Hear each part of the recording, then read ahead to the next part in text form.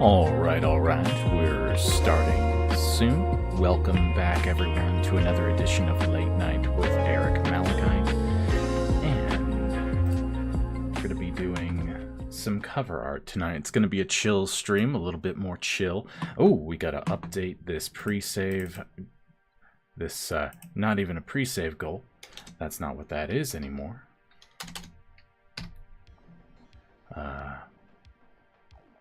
1977, I think. I'll double check it in just a second. Oof. Hope you guys are doing well out there.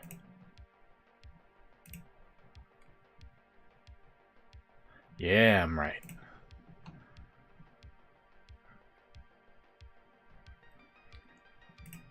I had a nice day off.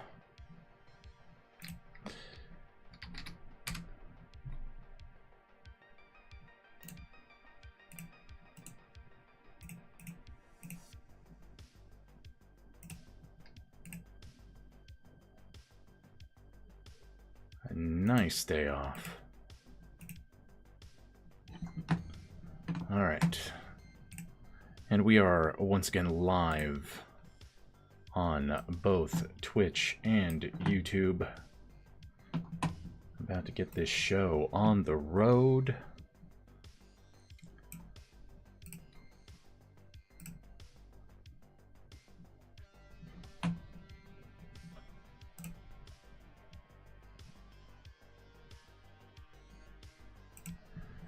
We're going to start off with thumbnails and everything, but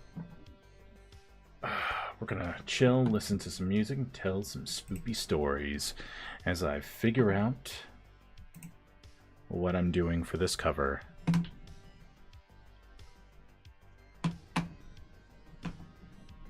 Oh, why is it slideways? Ew, no thank you. Let's redo that. All right.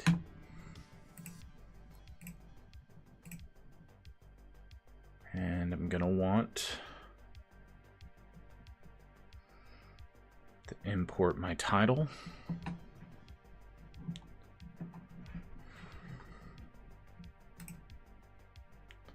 It is incredible that we are 116% funded.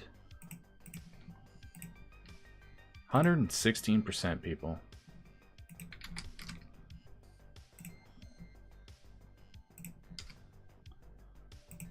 And we have stretch goals, which we'll be talking about later on.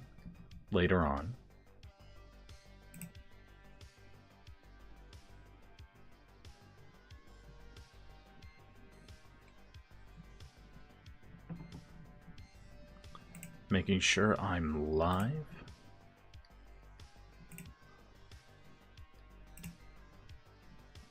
Why does it... And for some reason, OBS is still capping me. And I don't know why that is. The bitrate should be much higher.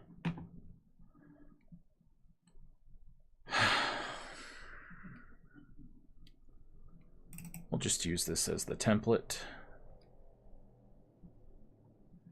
It'll be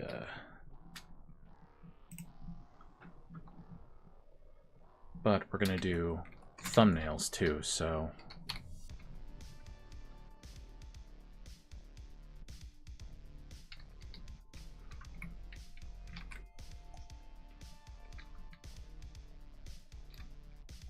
we're gonna do something right here as a mock-up.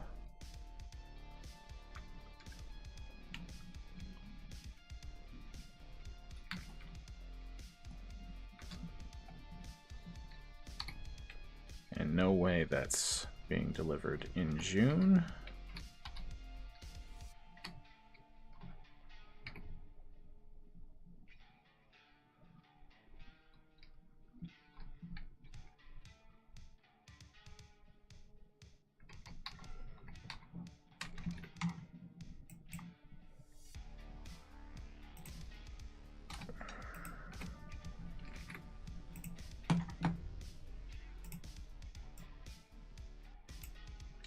We're gonna do a thing.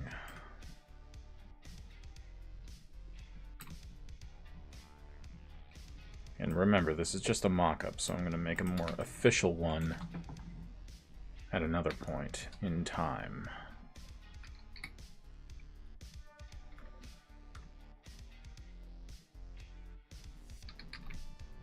Yeah, fuck it. That's fine. It's just a mock-up anyway, so who cares? Just gonna merge those.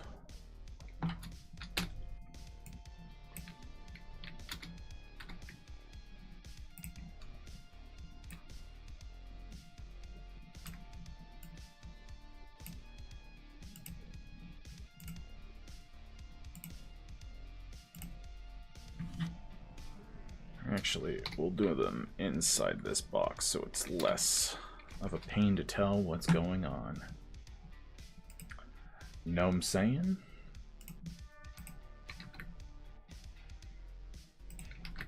Oh, come on.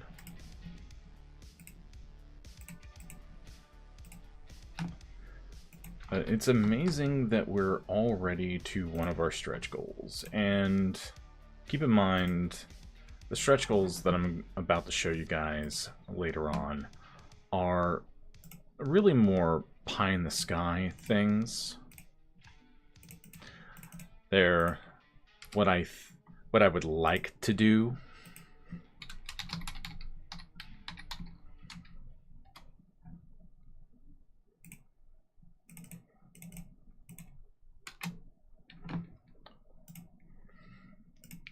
They're not necessarily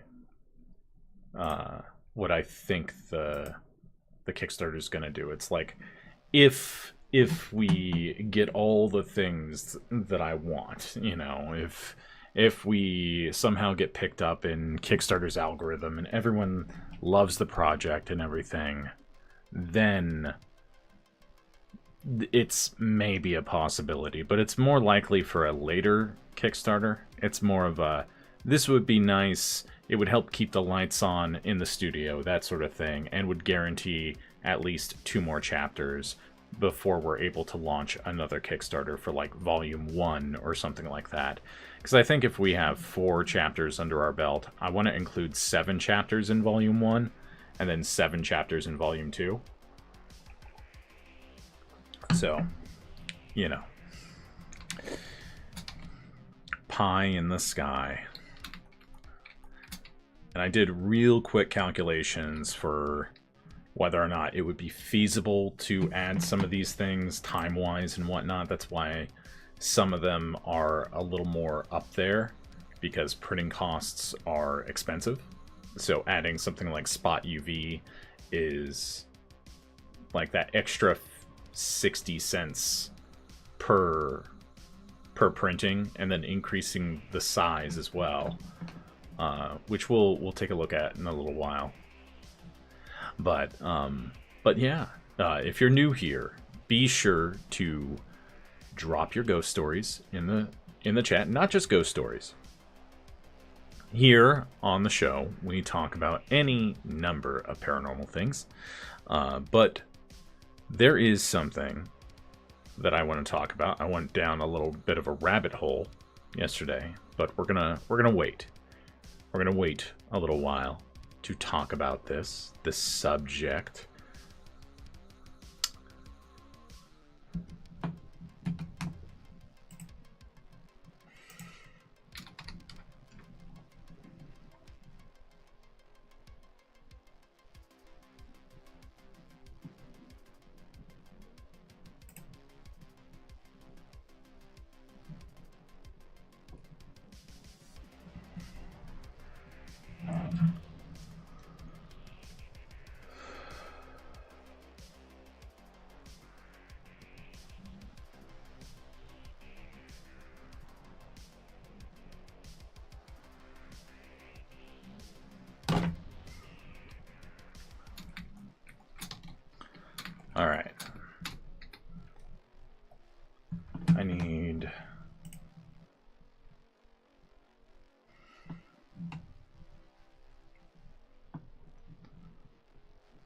character designs.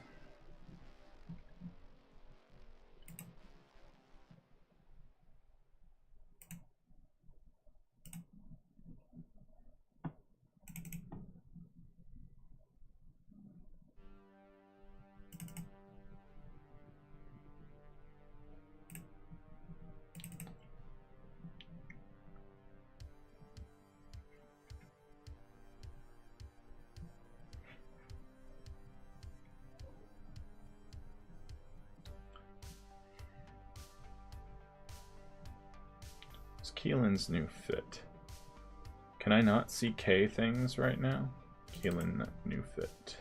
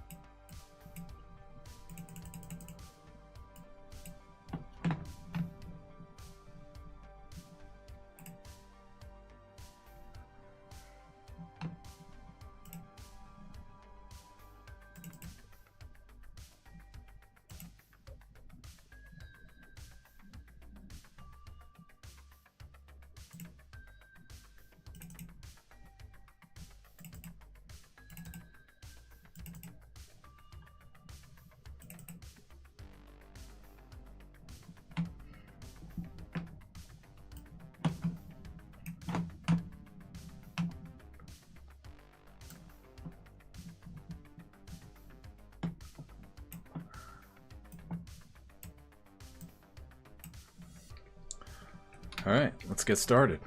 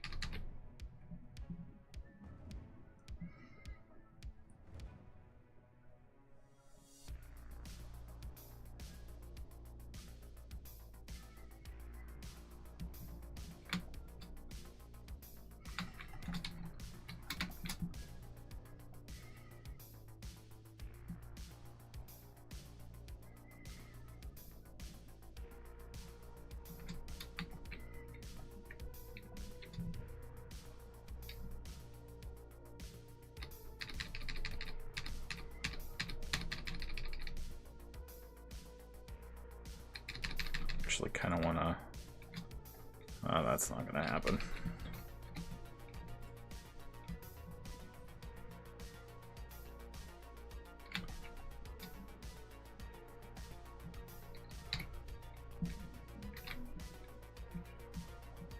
Let's do this.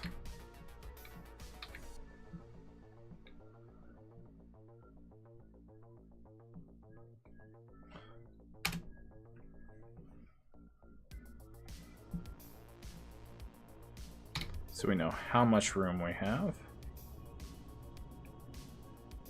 in thumbnail.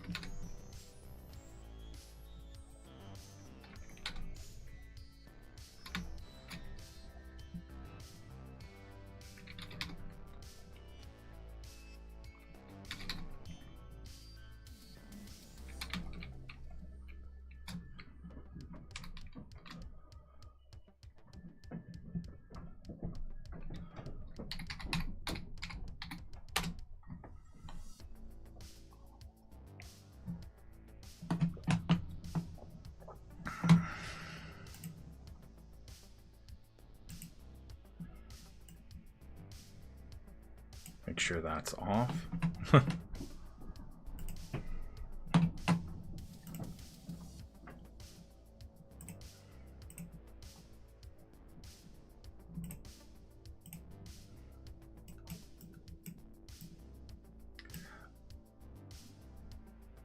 What is what? Oh, the story. I was waiting for some folks to get in here and for chat to get activated a little bit. What's up, Dark Side Tripper? How you doing? Just getting this file set up for thumbnails.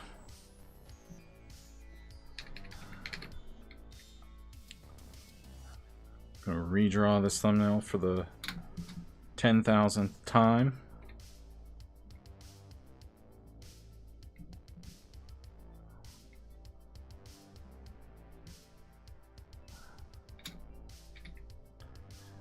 Since we've finished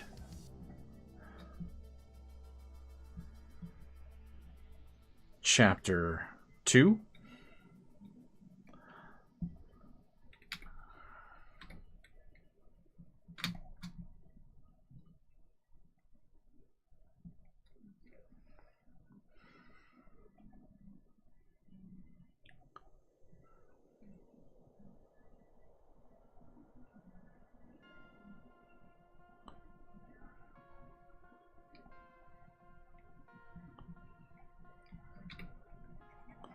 We can just make Viren ridiculous in terms of size if we want.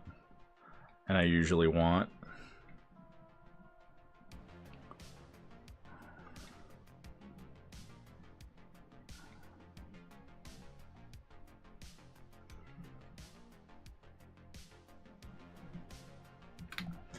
Not much, getting ready to eat dinner, then practice for a few hours. Practice?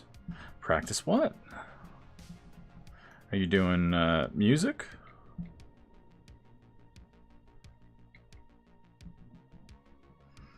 I know you said things were going a lot better for you back pain wise, and that's great to hear.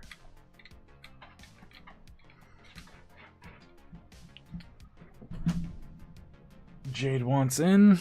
She'll have to wait.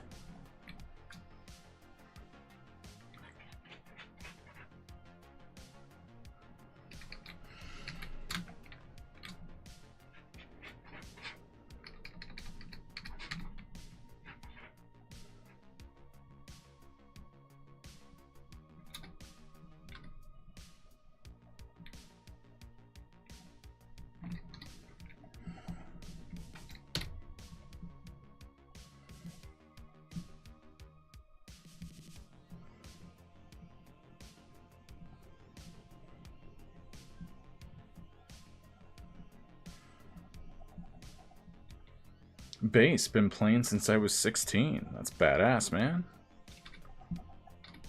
Sorry if you told me that and I forgot. There's been a lot of shit on my mind lately.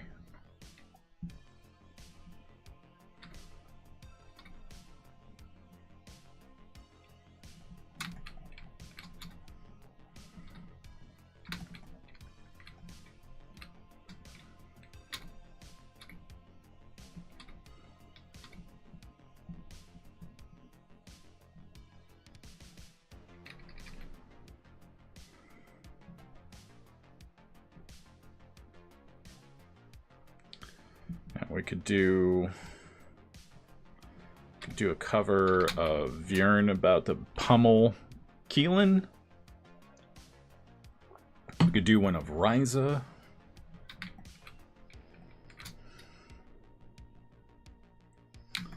We do have to be mindful of how much space we have. I don't like that. I mean, I know they're just thumbnails, but...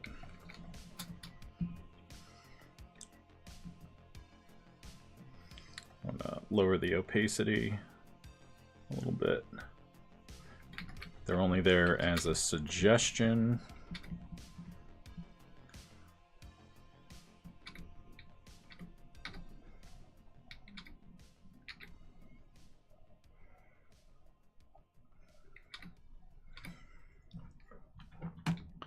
Look at some martial arts poses.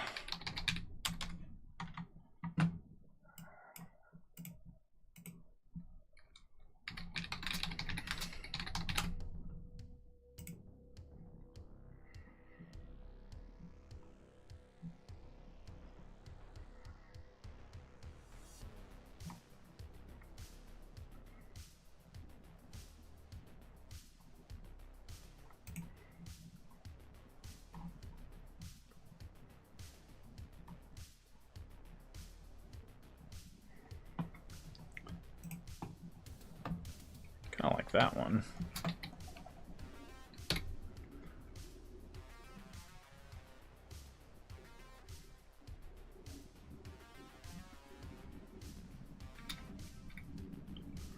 Do an automatic we're saving recovery information again, apparently. And just preemptively, I want to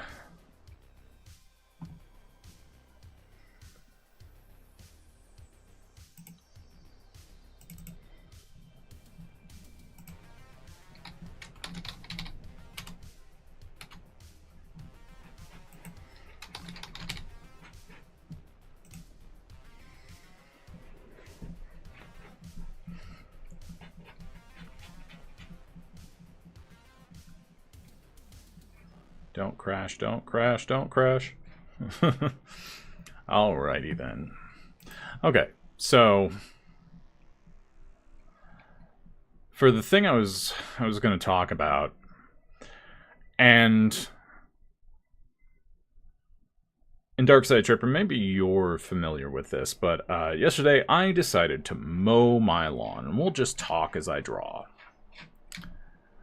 The way you do, you know?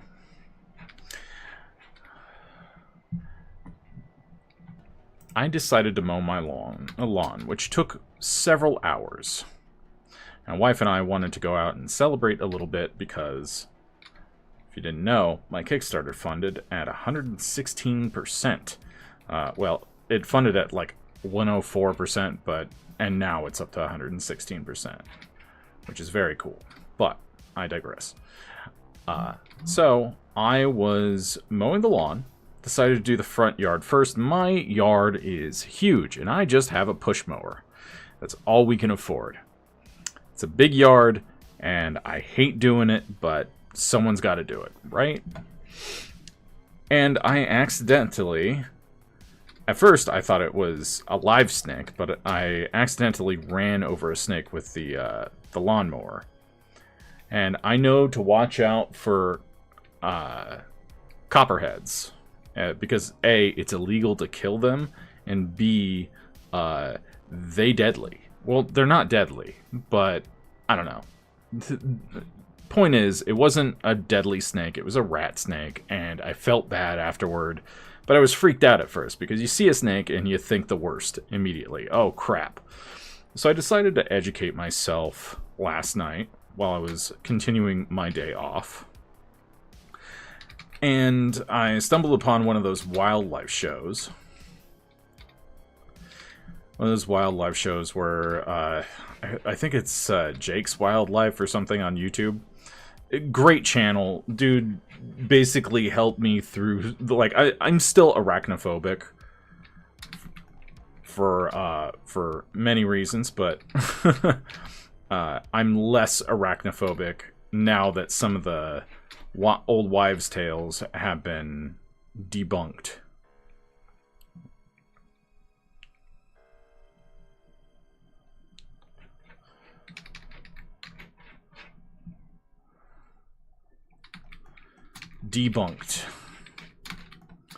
But, so watched a couple of venomous spider videos, and then another one popped up into my feed.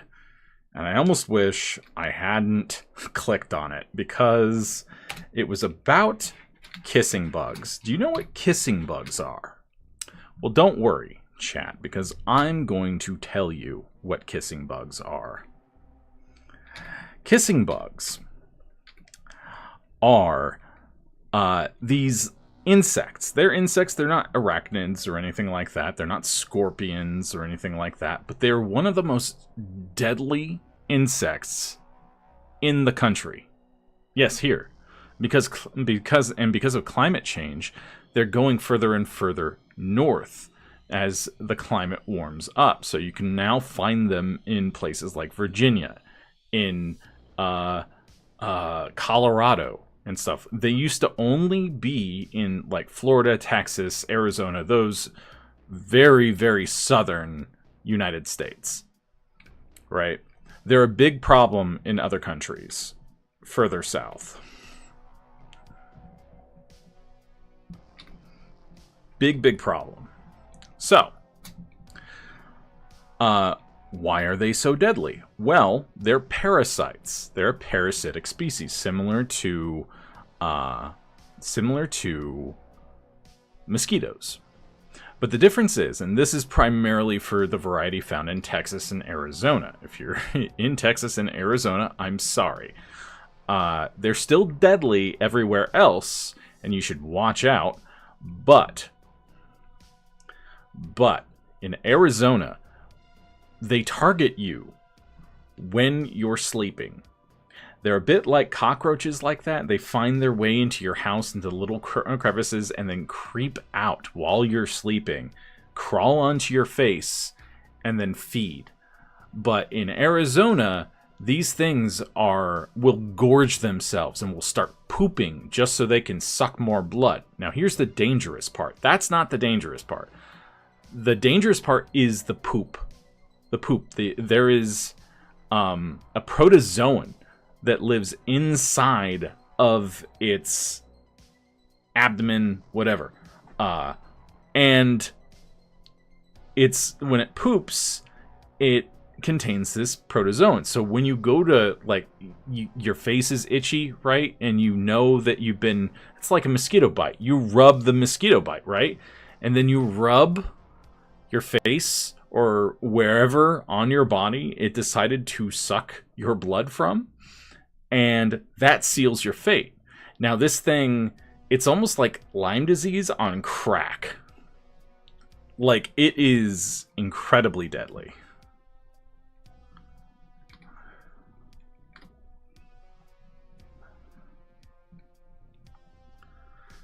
So, eventually, without treatment, if you don't know you've been infected, like, it doesn't even hurt. So you might not even know you're infected.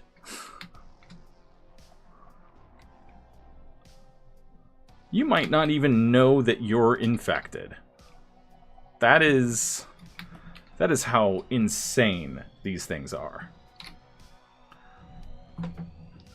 But they're all over. They're all over the mid to southern United States. A map just basically shows all the areas. They're here in Richmond too. They don't poop when they bite here, apparently, the variety that's here. But they're also, like, actively hunting us. They hunt us.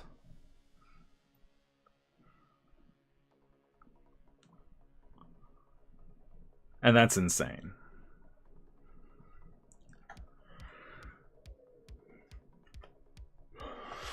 So the other thing about this is that the thing that attracts them to our homes is the same thing that attracts, like, other insects and spiders to our homes. It's our lights.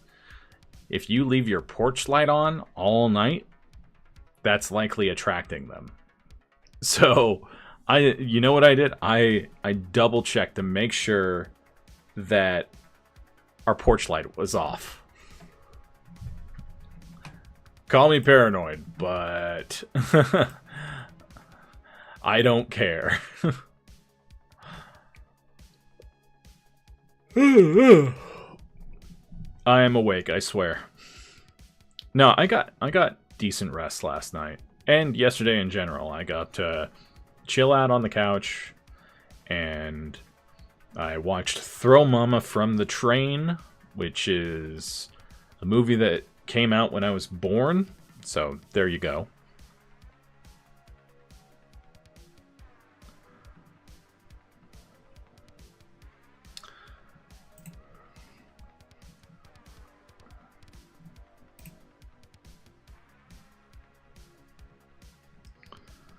I'm not satisfied with...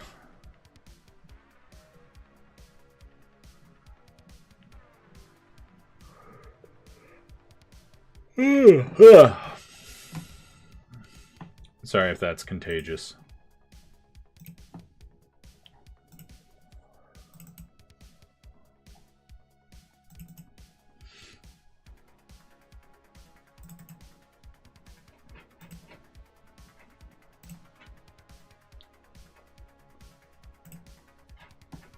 So yeah, makes you think twice about, God, Jade, hold on. Makes you think twice about leaving your porch lights on at night, right? Now, fortunately, I've been on a night schedule, so I guess that makes it less likely that they're going to try to suck my blood, you know. Since they're nocturnal, they are a nocturnal species, so yeah.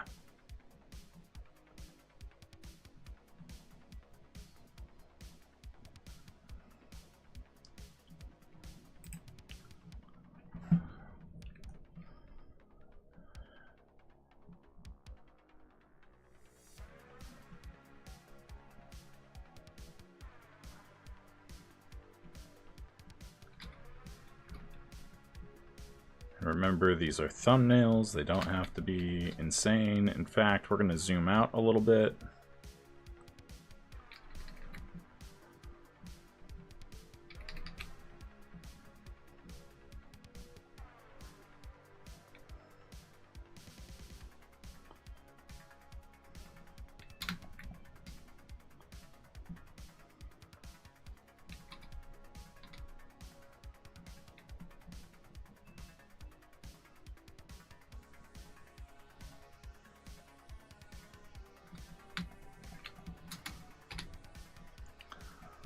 But yeah, hope that doesn't concern you guys too much. I mean, but maybe next time you find a spider in your home, a hobo spider or whatever kind of spider you have. We have cellar spiders, and they're fantastic. I leave them alone. They eat all the pests. Or hell, even a black widow. You might think, well, maybe I'll leave that black widow alone. Because at least it's not a frickin' kissing bug. I was telling my wife about it this morning, and she's like, so you don't ever want to have the porch light on? I'm like, not when we're going to bed. Why would we want to have the porch light on while we're going to bed anyway? Right? Leave it dark.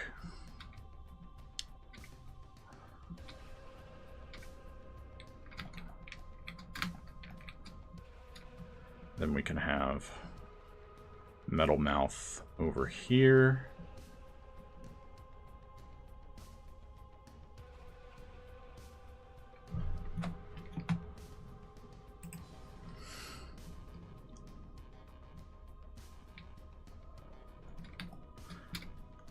So yeah, not a spooky story, but kind of terrifying.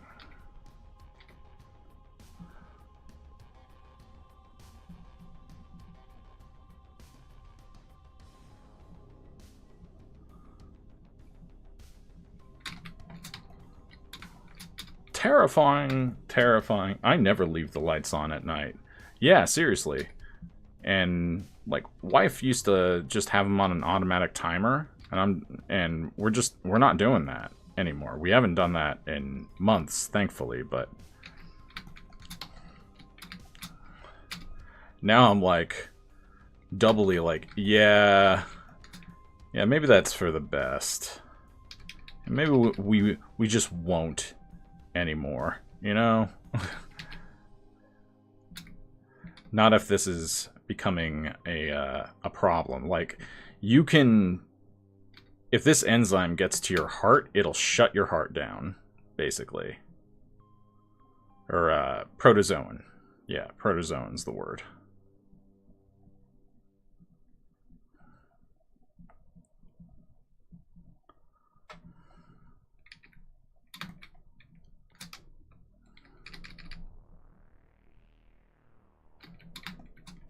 Shrink them now.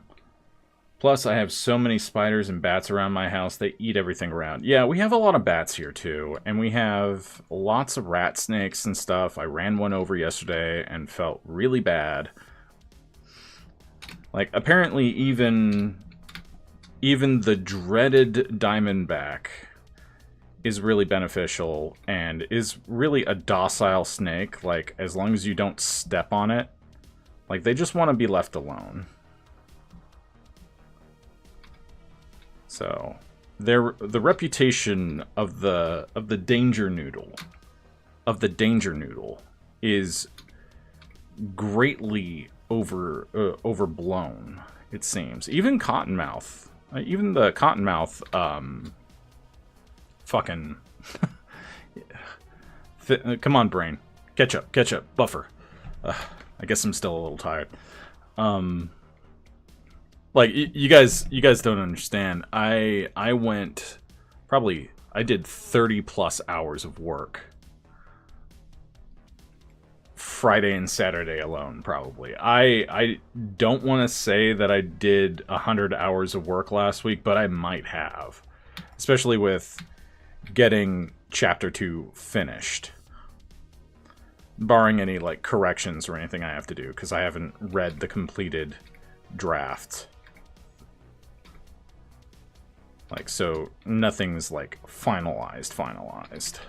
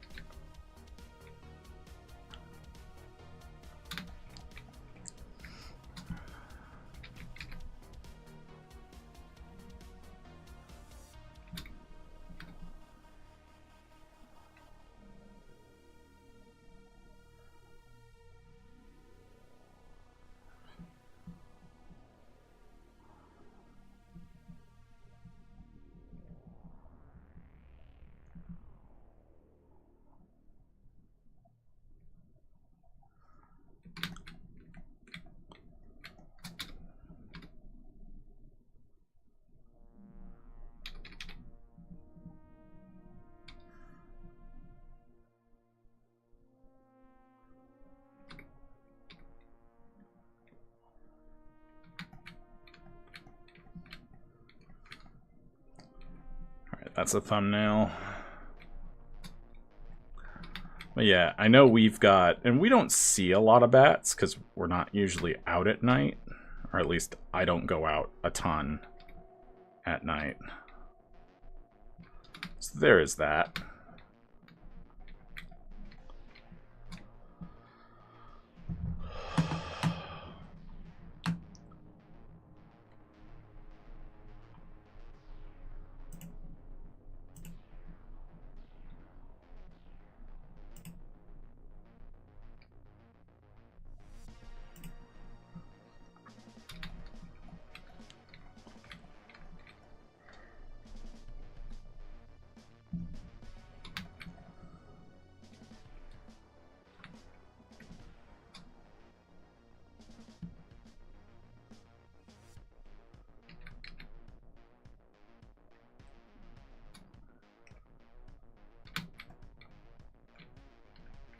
So far, the strongest idea, I think, is thumbnail 1. I want to open up Rise's design.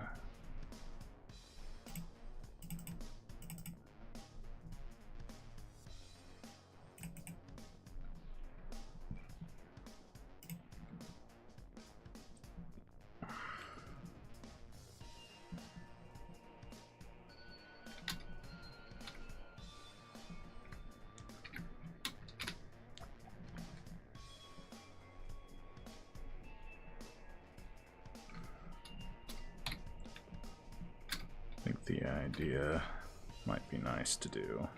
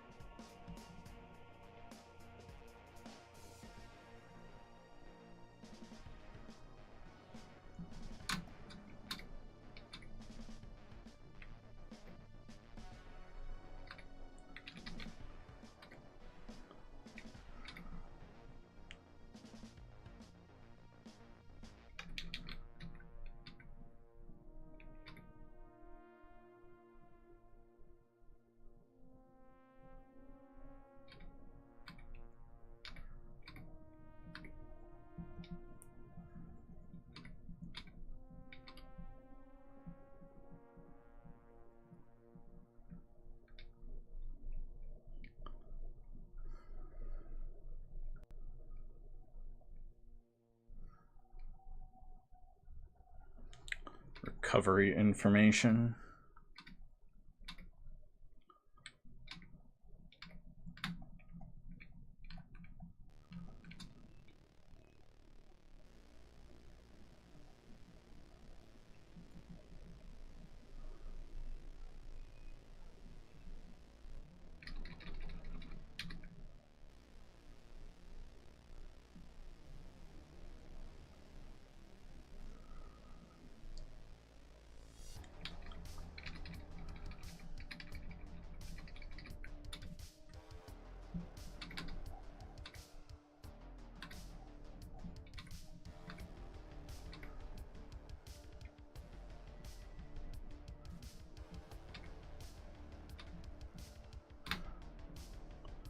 Hope you're all doing well out there tonight.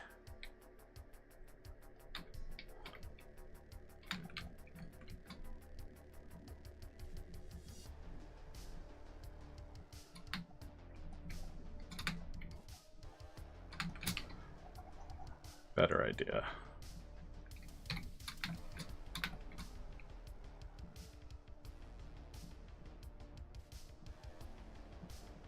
Maybe a better idea.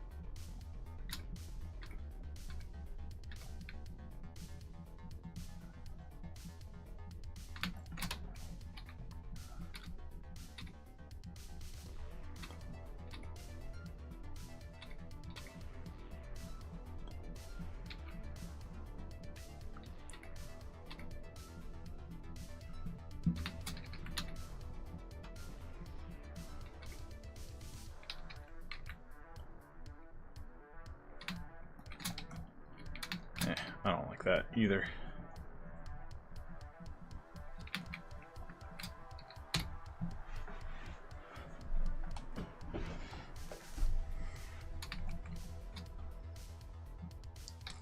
I think if I'm gonna do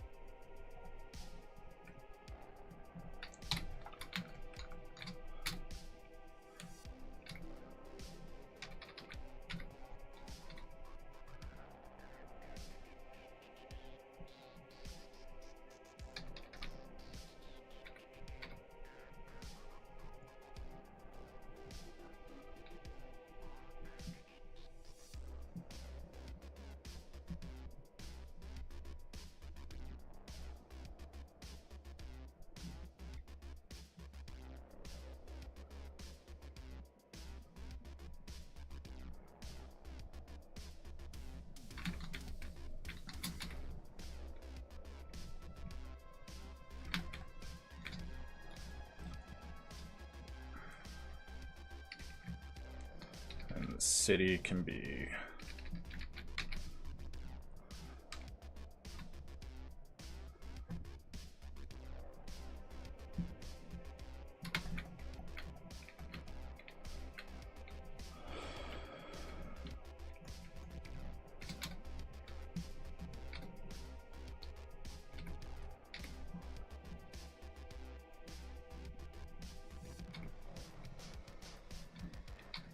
Be like a wanted poster or something. Actually, I'm starting to like this idea. And we'll be less sketchy once we figure out what we're doing.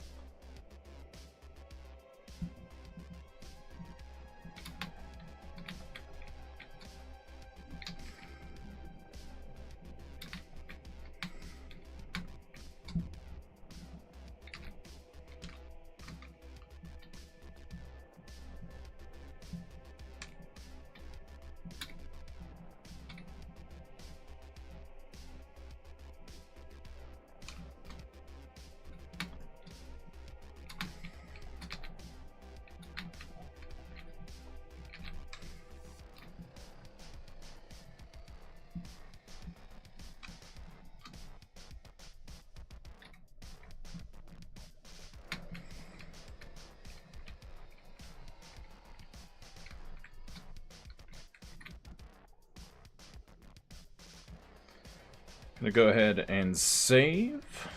But I'm strongly leaning towards this idea.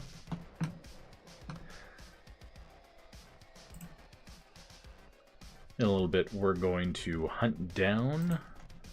Let's go ahead and do this now then. Now that I'm looking at the time.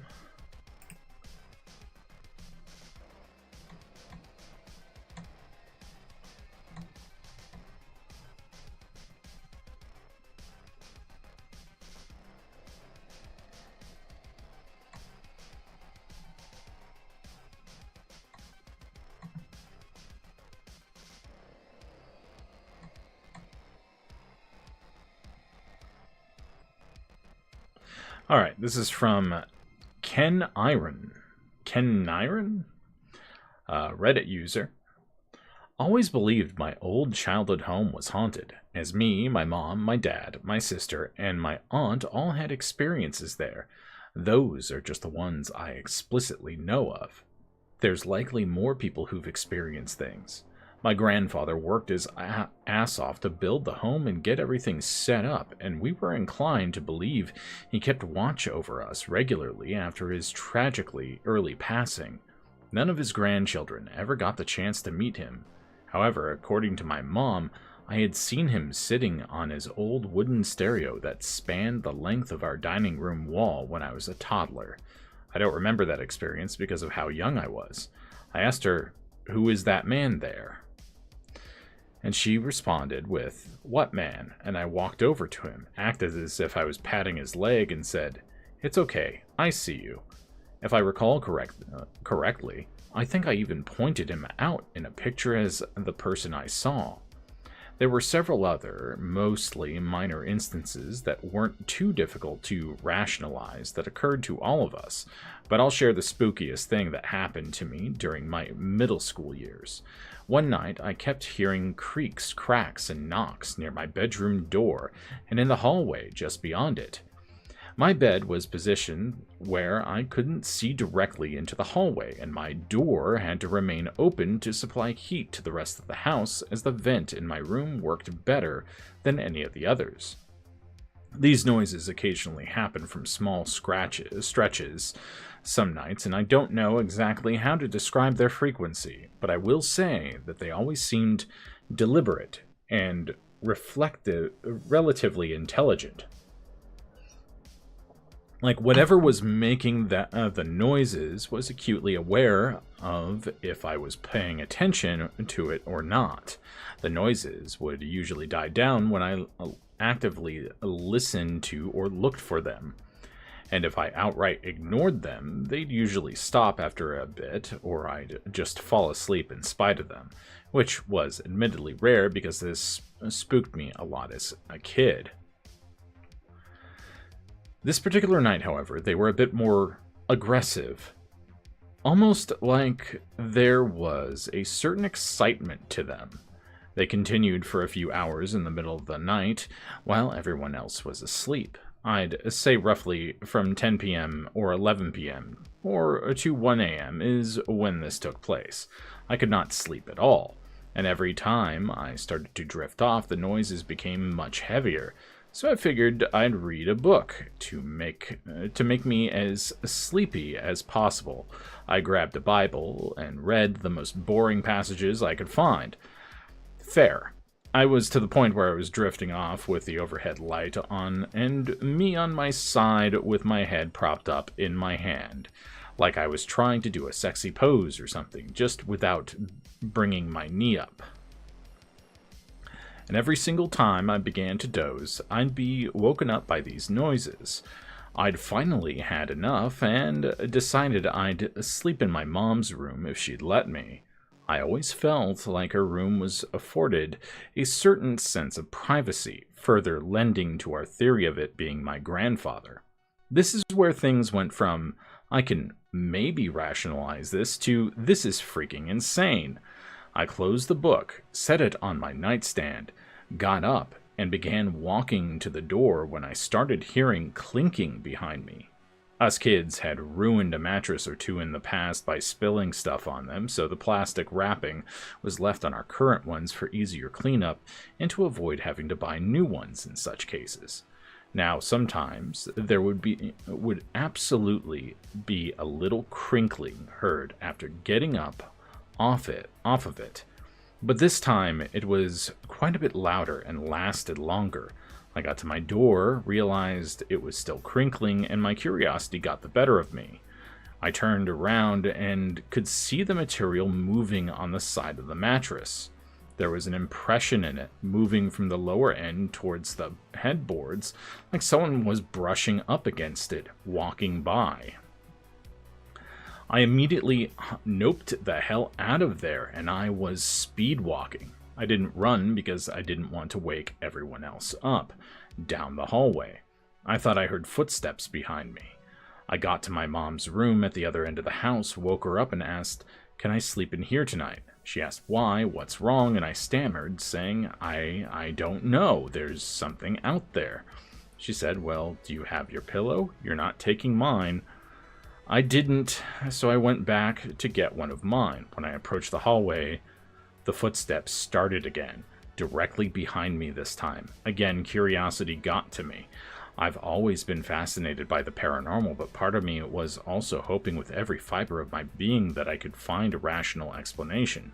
I stopped halfway down the hallway and listened, thinking maybe it's just the echo of my own footsteps or something, even though I'd never once heard an echo in that house.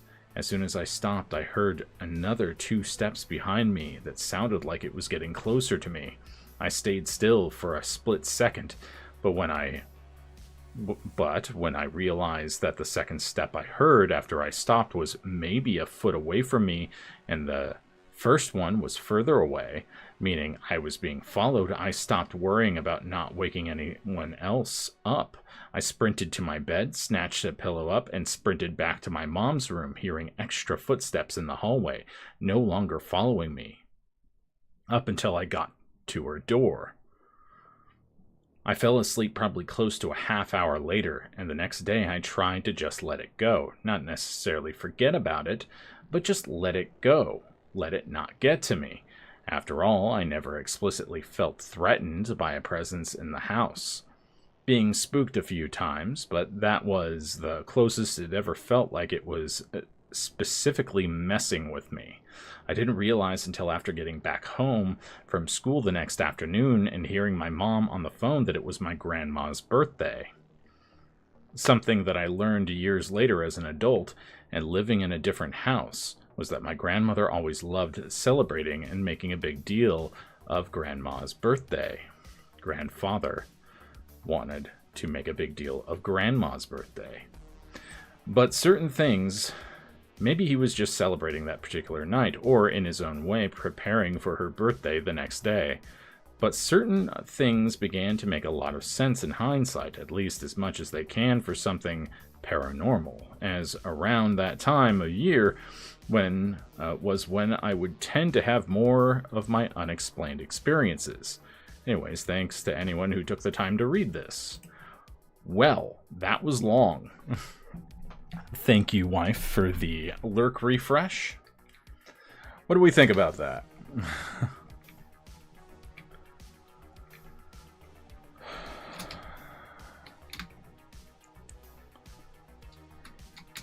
You know what? I think we're gonna use this one.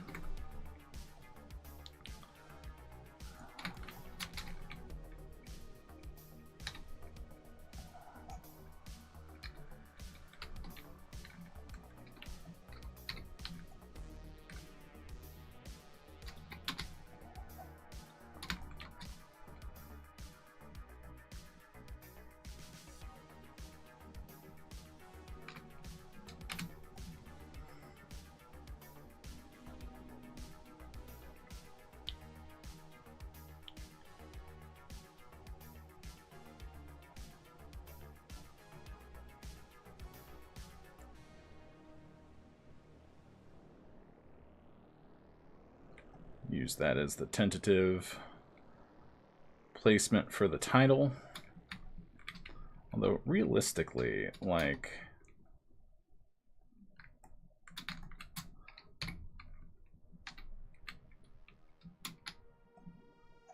it could be bigger. Like, it could be...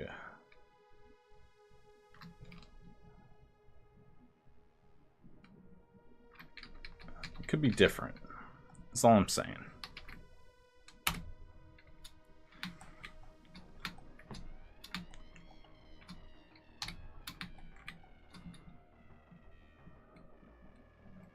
I don't know. That story was a bit long, and it was a little confusing, too. Like,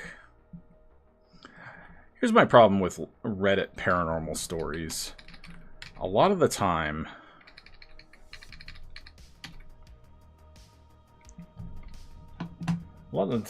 they're just way too long. You know what I'm saying?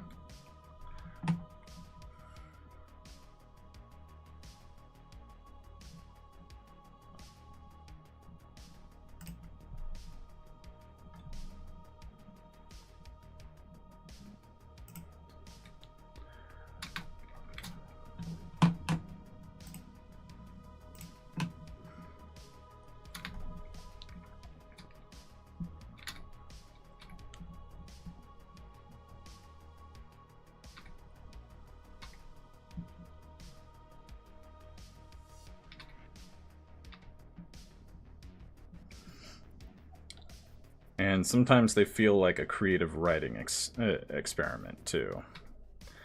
But, you know, I'm a writer, too. I've had weird experiences, and I've tried to capture them.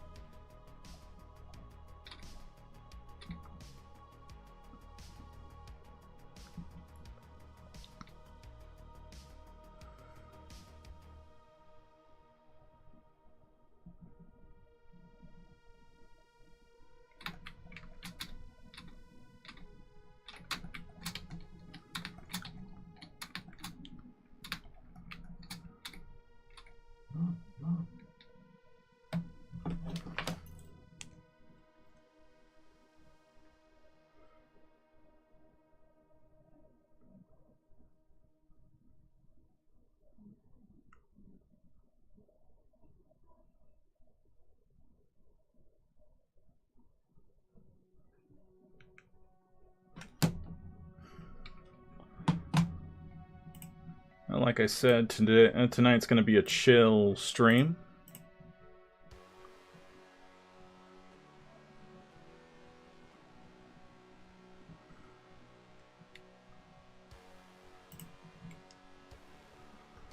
But if you do have a ghost story you'd like me to read, personal or passed down from family, friends, or what have you, feel free to drop it into the comments, and I'll read it off in a pleasing cadence.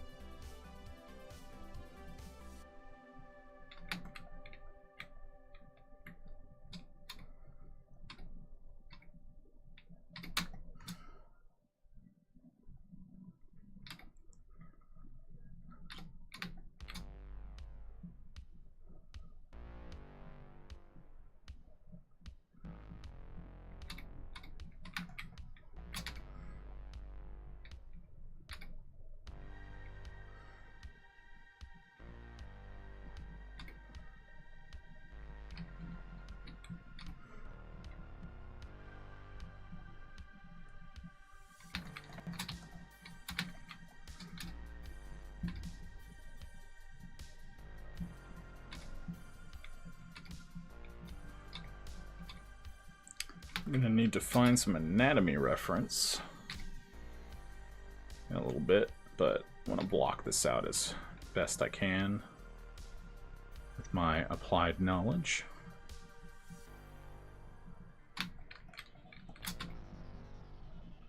Because Ryza is ripped. well, maybe not ripped, but compared to most cyberpunk and slash battle manga female protagonists, definitely.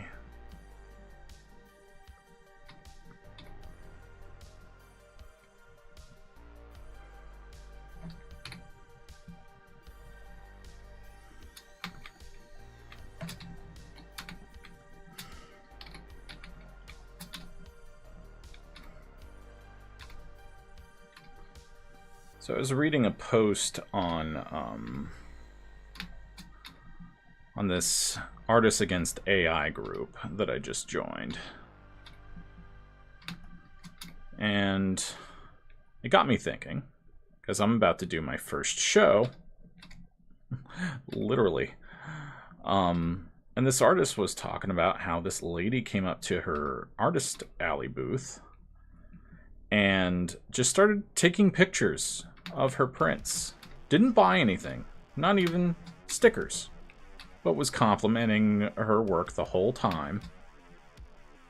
You know, and, you know, in today's age, there are people that will feed your art to the machine.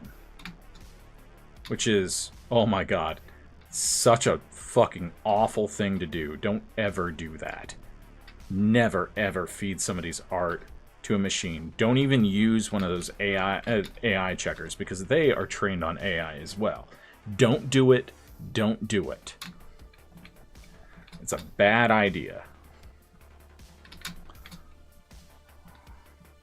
And it's just, it's rude too, because like, so I'm thinking of when I have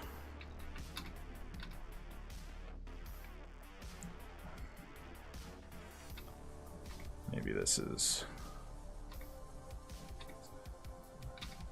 just a cell phone shape.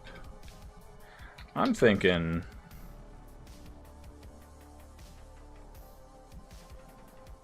of having a sign on my table that says no pictures of my art or books. Buy something or get out. Like, literally.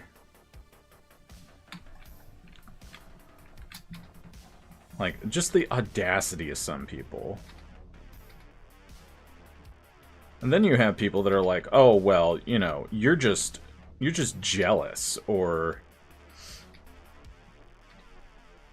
you know, whatever Karen response that they typically have, you know?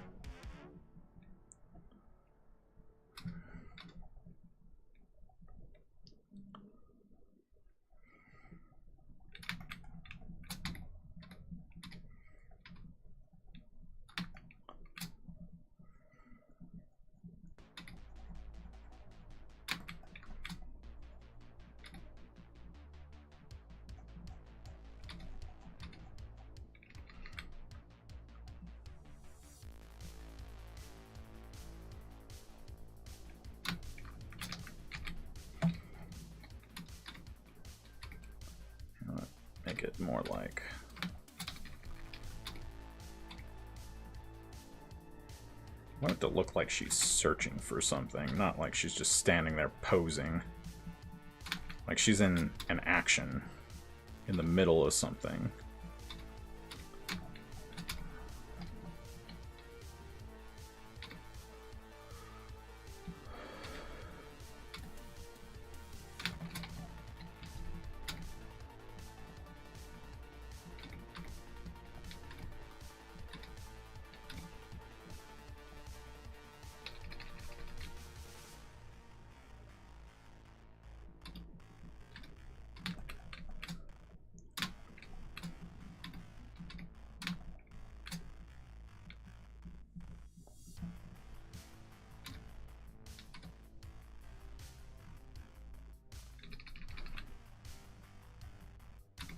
We'll do some foreshortening.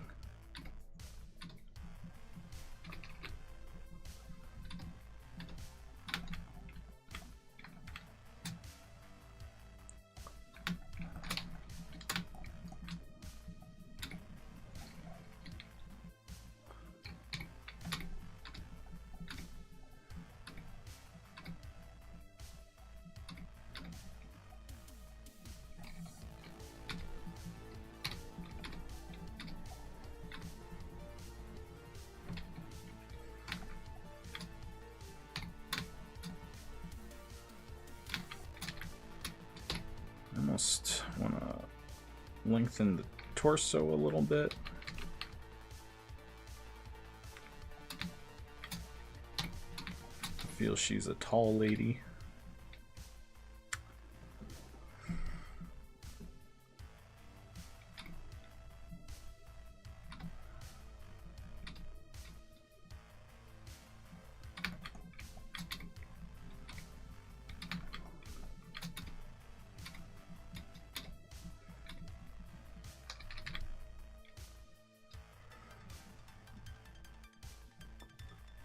Gotta have the eels.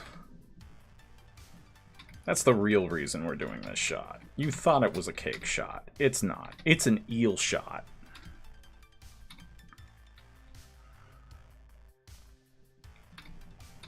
I feel like she needs a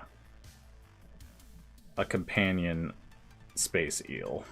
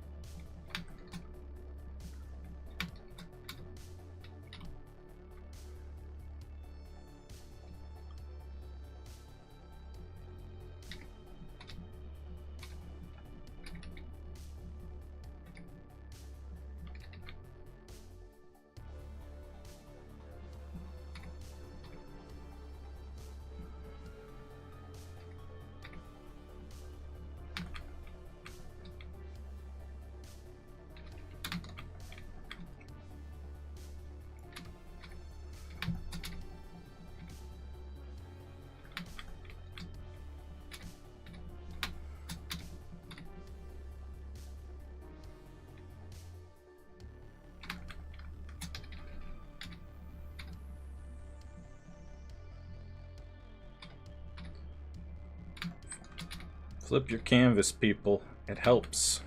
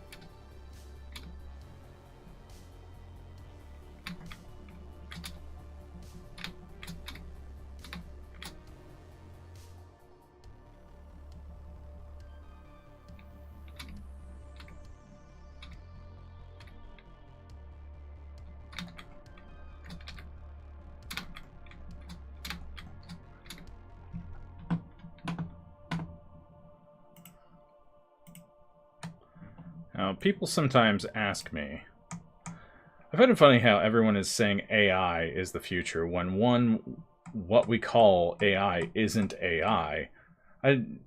I don't think or reason on its own It doesn't think or reason on its own. It hasn't turned a profit at all. Exactly. Exactly. Exactly, Dark Side Tripper. You see, they're not AGI. It's just... It's a Ponzi scheme. And I'll tell you, there's a reason why it's the favored tool of scammers. And especially crypto scammers. It's a scam.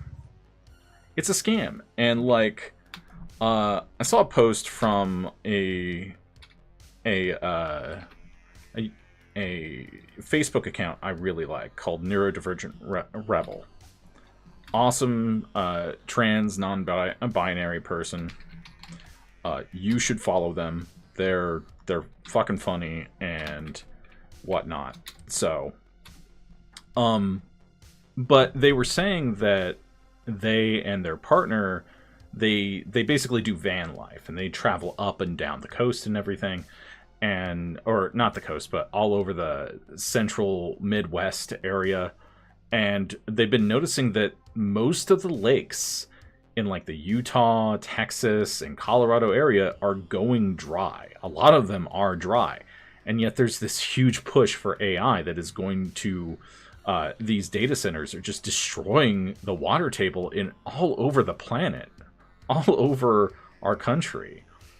I talk about Beverly down in Georgia, who had a meta data center installed really close, like 400 yards from her home, and had her water quality completely destroyed.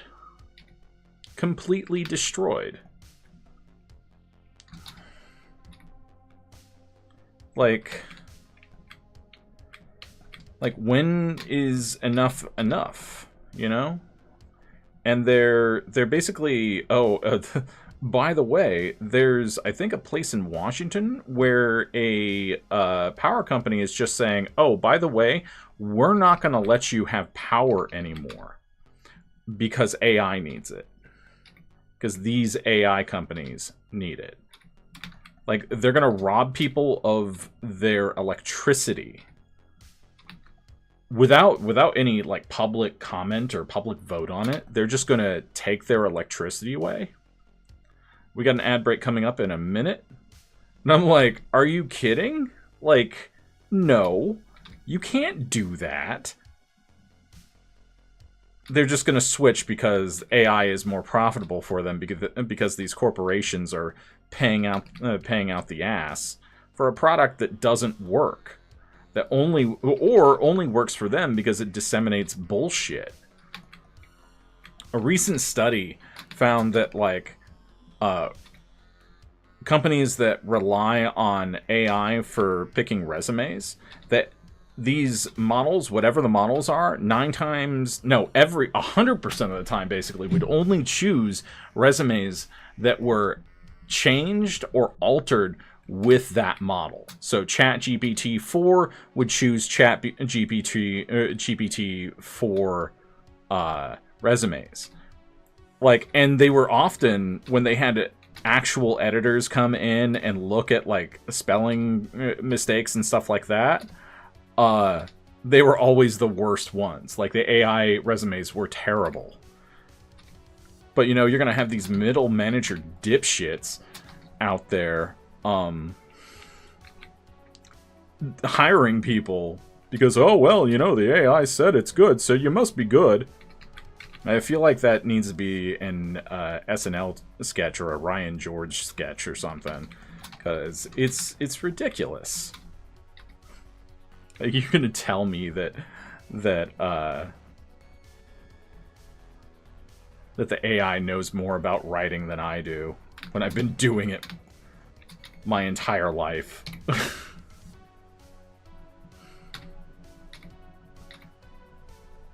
AIs don't know shit.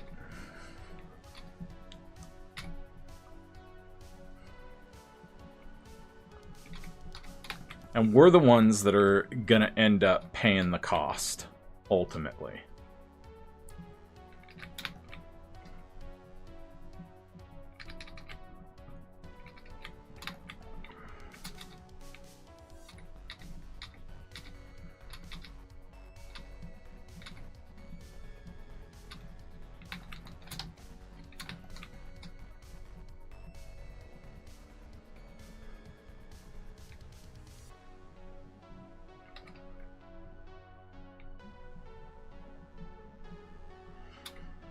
Don't forget about the high cancer rates around data centers. Oh yeah! We blocked 2 data centers in Henrico. And the next county over approved one right on our border, our northern border. So thankfully it's not near us, but it's still going to impact it's going to impact us. Guarantee it. Dominion Energy is too corrupt not to try to pass that cost onto us. And we need to... I swear, like, it is... Shit's about to hit the fan. People are not going to take this shit.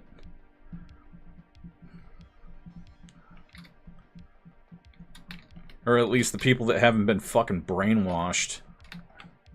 Like, and it makes you dumber.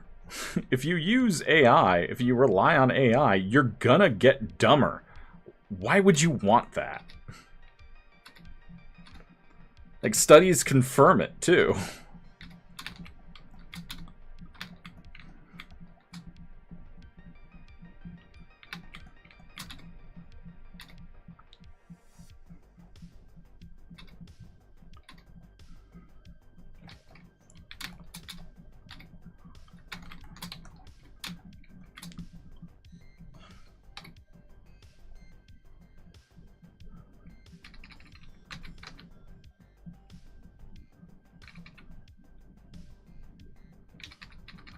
I think one of these days in the near future, it will be time for another life drawing practice session.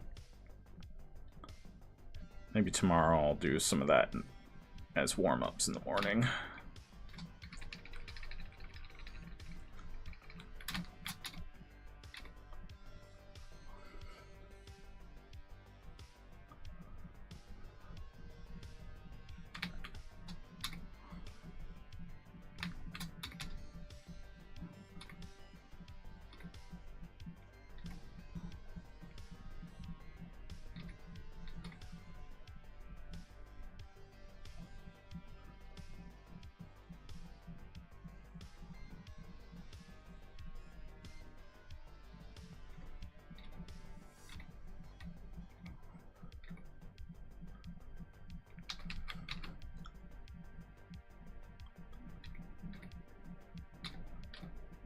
Like, that's not to say that AI doesn't have its place, but it shouldn't be being used commercially.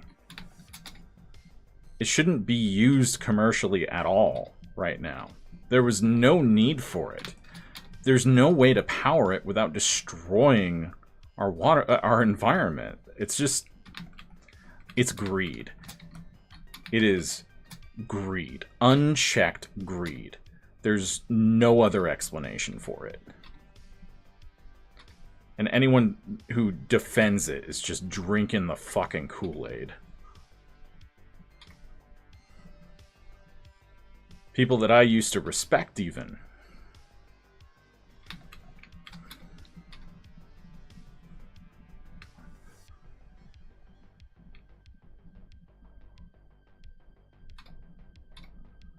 This is gonna be a pinky finger.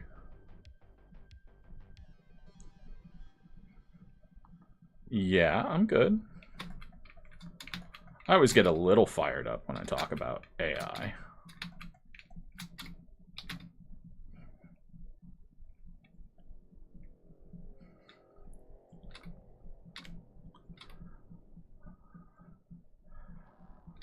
Like, seeing that story about that county in I think it's Washington or Northern California that is just kicking people off the electric grid.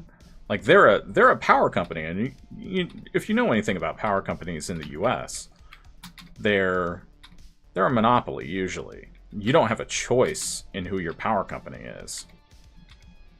Typically.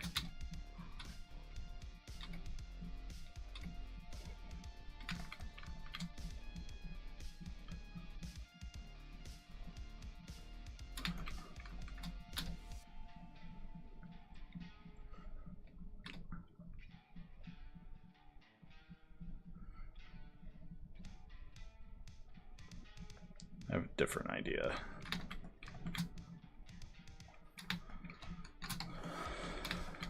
make this like a light pole or something on top of a building. Because this is going to be a wanted poster.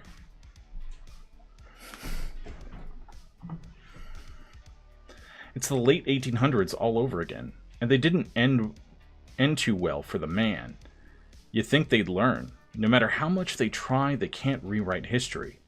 It won't end well for him. Yeah, but unfortunately, we're running out to to stop this, you know, and to prevent our own extinction too. I think we'll do it though. I do have hope that we'll pull ourselves, our collective heads, out of our asses and figure it out.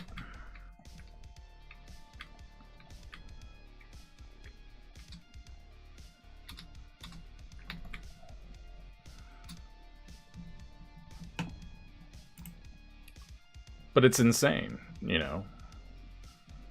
And nobody with a rational mind likes this stuff, you know. Just the other day, I think it was correct me if I'm wrong. It could have been Harvard, but I think it was Yale graduation class. The dean starts like jerking off AI, and the whole audience starts booing him. Like, it's not popular, and I'm at least happy that it's not popular, you know? If you're just joining us, we're not supposed to be talking about AI tonight. We're supposed to be talking about ghost stories and the cyberpunk battle manga that I'm designing a cover for right now. It's basically Dragon Ball if it had a Lovecraftian baby with Akira. And if that sounds like a great idea, head to the link pinned in the chat. Where's the link? The Kickstarter link is pinned in the chat. Pinned in the chat, pinned in the chat. Check out the first 8 pages plus 4 from Chapter 2. That's a total of 12 pages to read on the Kickstarter page. We've got stretch goals now. And we are going... I'll read that in a second. We are going to hit our stretch goal, our first stretch goal, in we're at $1,977 and we need $2,000 to hit that first stretch goal. So if you want to help us hit that, go ahead and stop by and grab something. There are rewards of all shapes and sizes, from $5 PDFs to $12 standard edition for the first chapter, variant covers for $20. And, of course, the Chapter 1, Chapter 2 bundle is $30, and there are still 5 Net Ninja slots left, which includes all of the covers, physical editions, which will all be signed. All physical items will be signed by me. They'll have my artist signature on them. This wonderful signature. My artist signature that I developed. But you'll also get a set of stickers, the standard version of Xenogaia Revolt Chapter 2, and it gets your name on the thank you page. But if we hit these stretch goals, and we're going to pop over here and look at these stretch goals real quick, because why not? Because I said so. All right. 1 second.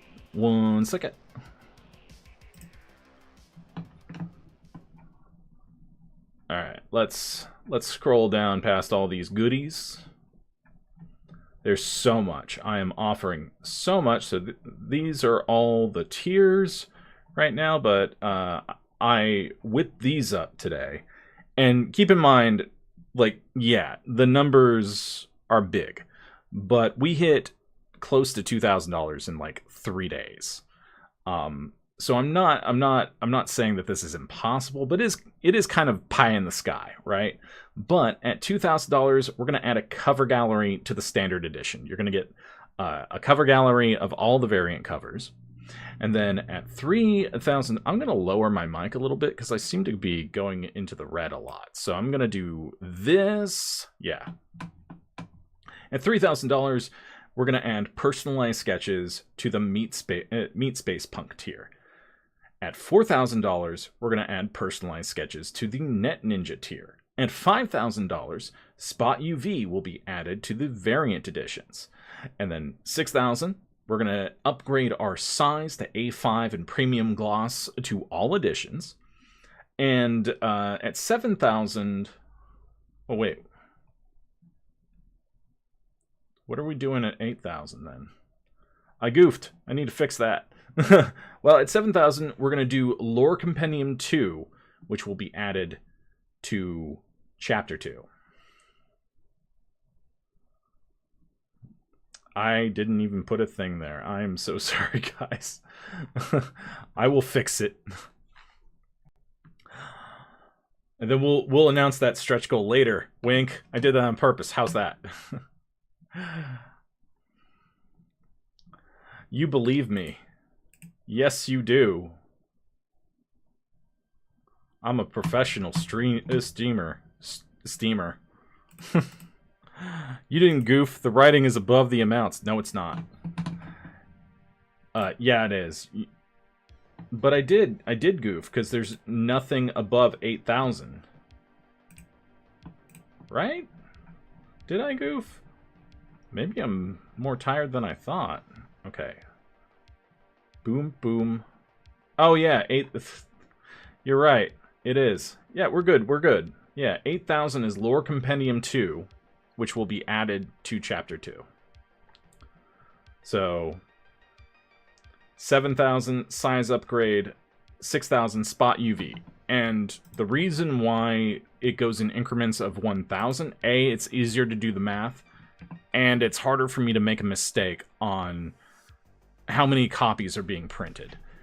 Because when you scale printing jobs, say if we try to do a holographic, that's adding $6 per copy printed. That's a lot. It doesn't sound like a lot, but when you go to print a large volume for Kickstarter rewards, it's going to add up quick. So this is me being extra, both optimistic and also extra careful, because I don't want to screw that up and then be in the hole with a successful Kickstarter. You know what I'm saying?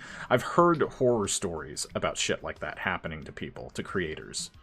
So, like, I have double-checked and triple-checked my numbers. So yeah, you're right, Mr. Chisler. Thank you. I didn't goof. I just got confused.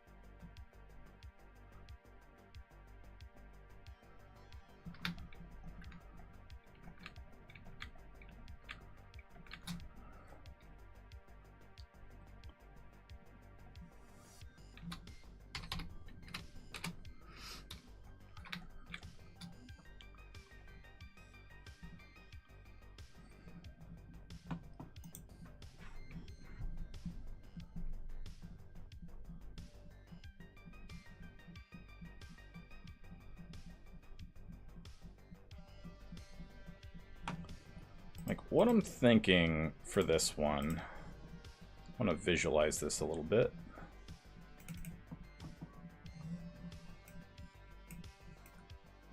Is to make the title smaller and put it up here. Son of a bitch.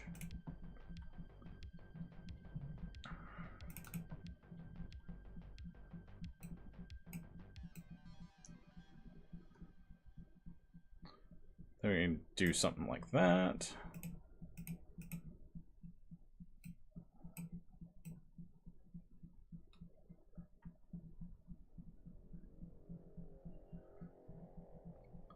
Hell, I even like, yeah, that might be fine. Something like that.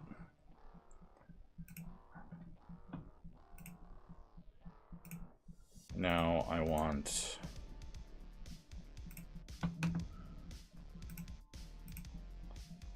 2-point perspective for this one because it's kind of a head-on shot of Shangli.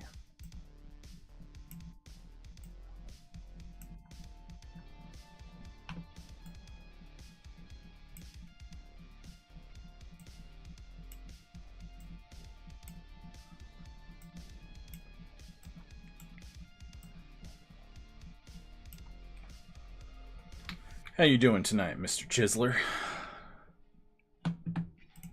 And back to Darkside Tripper. Dude, Microsoft bought 3 Mile Island and are going to use it to power data centers. How messed up is that? Yeah. Like, 3 Mile Island was kind of blown out of proportion from what I know. Like, it could have been worse than it was. Kyle Hill did a whole report on it. I'm good, thanks. Watched Fellowship of the Ring again, which is always a good time. How about yourself? I got a lot of rest, actually, yesterday. I got to hang out with wife for a bit, and we just kind of chilled on the couch. We were going to go out, and then it was too late by the time I got the lawn done. You totally didn't hear my story about the... If you weren't here for my story, my horror story about the kissing bugs, then, well, I'll tell it again at some point. But yeah, I have a new thing to be paranoid about.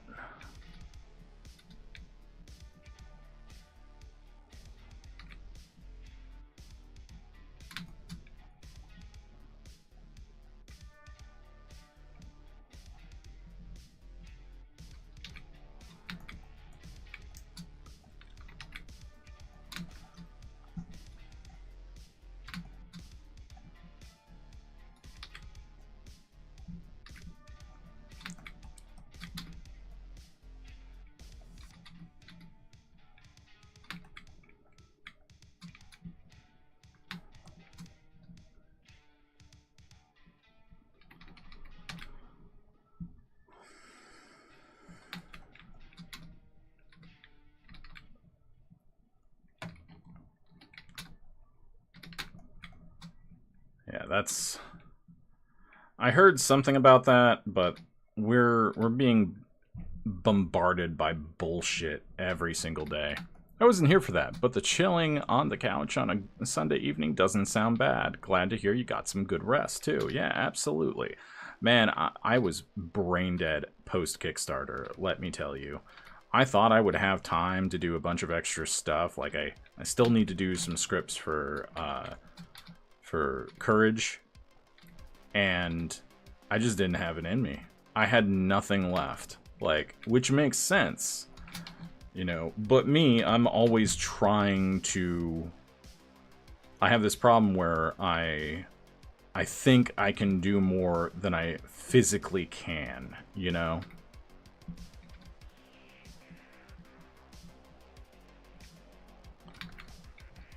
I think we're gonna move that.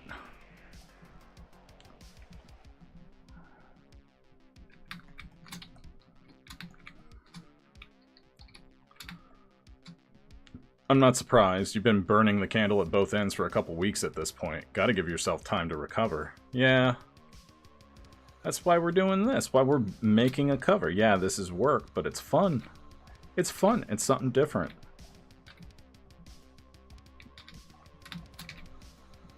And also, I think I need to give myself some couch drawing time. I miss doing that. I've been... Yeah, it's great hanging with you guys 5 nights a week, but I think we need to strip that back to 4. Just 5 nights a week is a lot.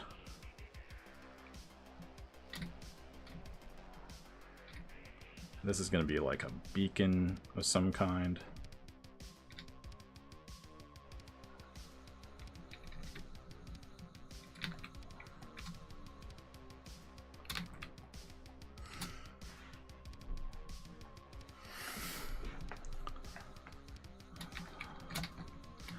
So yeah, if you guys want to help us cross that first stretch goal, you know what to do. Where's that link? The Kickstarter link is pinned in the chat. Pinned in the chat? Pinned in the chat. Zydrate comes in a little glass vial. Little glass vial? Little glass vial.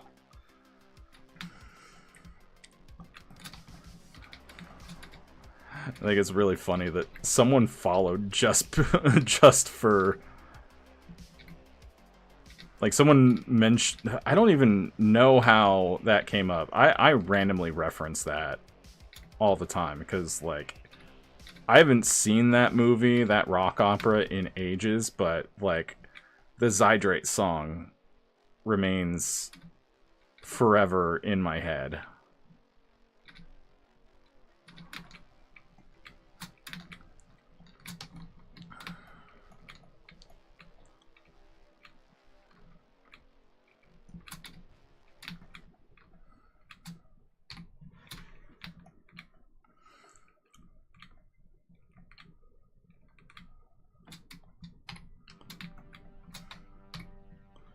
We're gonna mess with her proportions in a little bit.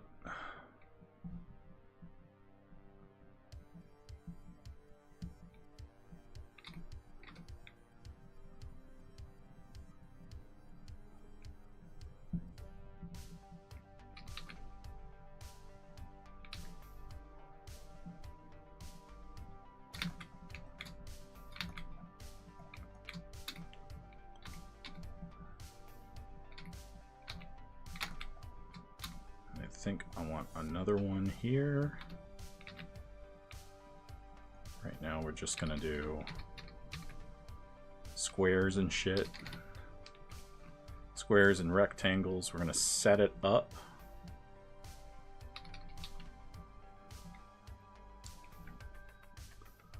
I'm gonna jump off. It's late, but good to catch up briefly. Have an awesome night. Thank you, Mr. Chisler. Yeah, I think out of all the nights that I'm usually live, Monday is probably the one that could probably be axed. Like, most people are exhausted when they come home from work. They're probably not hopping on Twitch and ready to go for a late night, 3 a.m. late night show, you know? So, I think if I'm and the more that I'm off stream, the more art I can get done off stream, you know. So it's definitely something I'm thinking about. So this might end up being the last week that I do 5 nights. If I have the energy to actually complete another 5-night run.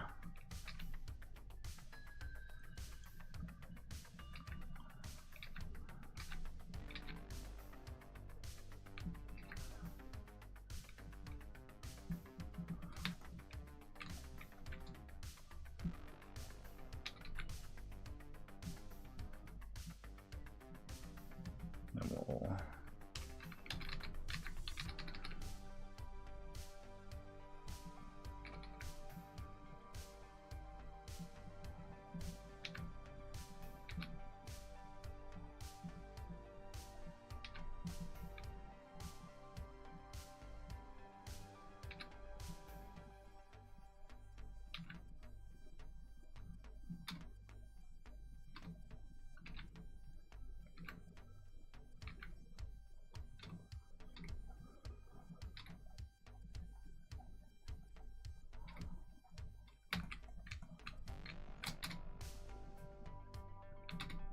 I want this to be a diamond.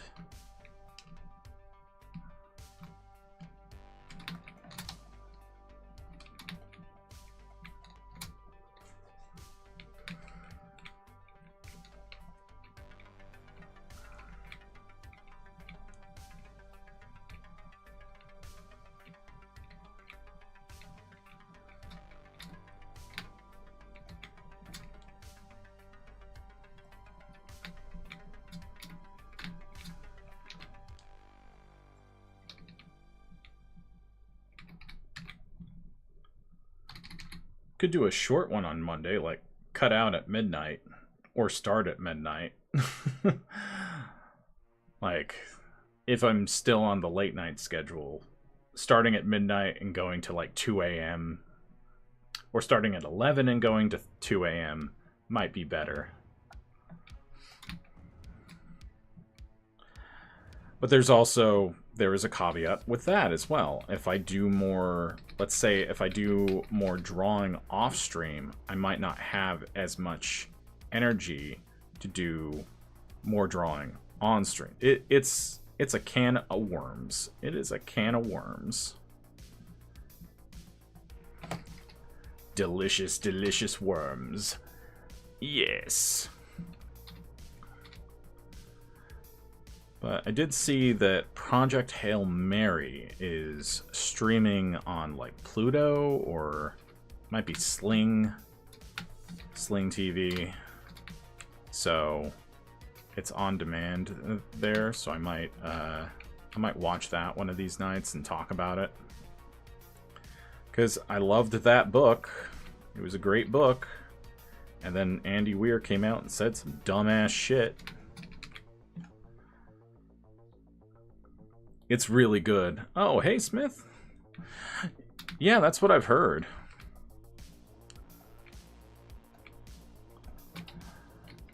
That's what I've heard. And I still want to see it. Like, I'm not gonna boycott the film because the Andy Weir said that none of his books are political. And which is a really weird thing to say, considering that, I guess, spoilers. There's a big thing that happens. I won't spoil Project Hail Mary, because I've read the book, and I'm a big fan of that book. But there is an uncomfortable thing in it that, and it's not necessarily uncomfortable. It's more that Andy doesn't know the history of this place where this thing is built. I'll say that. And like, it's inherently political that the most powerful nations in the world decide, in order to save the world, they build this thing there. And I'm being vague, but you get it. Like, Project Hail Mary is a political book, whether he intended it to be so or not. Like, so, and The Martian too. Absolutely. I don't know. Science has become inherently political too. So to say that a couple of hard science fiction books are not political feels really weird. I don't know. It left a bad taste in my mouth. Anyways, we have an ad starting in 22 seconds. Yeah, Weir, like, I want to like him, and then he says stuff like that. I'm like, oh, come on, man. Like, especially in this climate where Nazis have made a comeback and all that shit. Anyways, I'll see you guys back here after the break. As for those of you over on YouTube, we're not trying to get into all that. I mean, if you guys want me to, we can.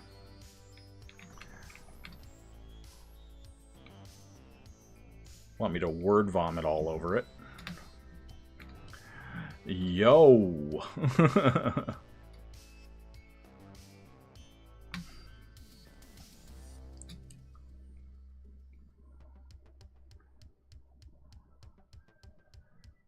Are you responding to what I said about Weir and his comments? Like, I feel like media literacy in general has taken a huge nosedive in this country. And it's really sad to see. Like, there are Gen Alpha can't read. So I'm like, actually, maybe politics is kind of important in media. Maybe we should be prioritizing learning media analysis and how to do it correctly, teaching critical thinking. It smacks of trying to play it safe while getting that bag, to be honest, which isn't surprising, but it is disappointing. Yeah. I don't know if you can hear me right now, or if you're stuck in ad jail, Smith, but he also said this by appearing on the Critical Drinkers show on YouTube. And the Critical Drinker, I don't know if you guys know who he is. He's kind of a loser. He's actually, he is a loser. But he's a alt-right grifter. At this point, he's just a Nazi, you know? But it seemed like Weir knew who he was, knew that he had a book and everything. Maybe he was just being nice. I don't know. Maybe he didn't know who this person was, but it didn't seem like it during the interview. So all I'm saying is that's pretty suspicious. And these tech bro guys, and Andy was absolutely a tech bro. These people coming out of software development and stuff. Smith, I don't know if you were stuck in ad jail or not, but I was explaining that the other weird thing was that Andy Weir went on the Critical Drinkers show on YouTube. And if you don't know who the Critical Drinker is, he is an alt-right / at this point, he's just a neo-Nazi. He is a MAGA pundit, and he's a grifter. He's the definition of a YouTube grifter. A YouTube grifter, right? He straight up lies about the media. Oh, that's shitty. I didn't know that. Yeah. So either Andy didn't know who he was, which doesn't seem like it was the case, because he seemed to have some amount of familiarity with Andy's, or with this guy's book. And yeah, it's not a great look. It's not good. It made me not want to support Andy Weir's stuff, like, going forward. Like, maybe I'll watch Project Hail Mary and that's it. Because I don't know. I don't stand that. And I don't stand channels that are okay with straight up lying to their audiences, like the way the Critical Drinker does. And Darkside Tripper says, yeah, but I kind of get where he is coming from. I wrote a story in high school. I wasn't trying to be political at all, but it was just the way the story came out, and I just wasn't smart enough to realize it. Yeah, but part of that comes, and I'm sorry, white people in the chat, that part of that comes from a certain amount of privilege that you have. If you don't know the history of colonialism, if you don't know the damage that, you know, Britain and the United States have done to other countries and whatnot when you're writing stories, it's like, and in high school you didn't have this responsibility. But if you're a professional writer and you're writing these things, it behooves you to tell the truth to a certain extent. I know we're telling lies, you know, these stories are lies, I guess, to quote Galaxy Quest again. You lie for fun? But, like, research is a part of the gig, right? And especially, like, it's weird that Andy was so flippant about this. Oh yeah, you know, my stuff's just entertainment. It's fluff. Glad I watched it without a dime going towards it, I guess. I mean, yeah, like, maybe he didn't know who he was. Maybe. I don't know. But it didn't seem that way from what I saw of the interview. And I left that feeling like, that sucks. But, you know, this is not surprising. What's up, Sewer Bat? Thank you for the lurk. It's not surprising, considering a lot of the people who broke into storytelling and selling books and stuff that came from the tech world, you know, and like IT is guilty of this, ended up being not so great people. And, you know, I'm no saint, but I try, you know, I try. None of us are saints, right? But I draw the line at kind of, I think I draw the line at appearing on a known alt-right Nazi grifter's channel right there.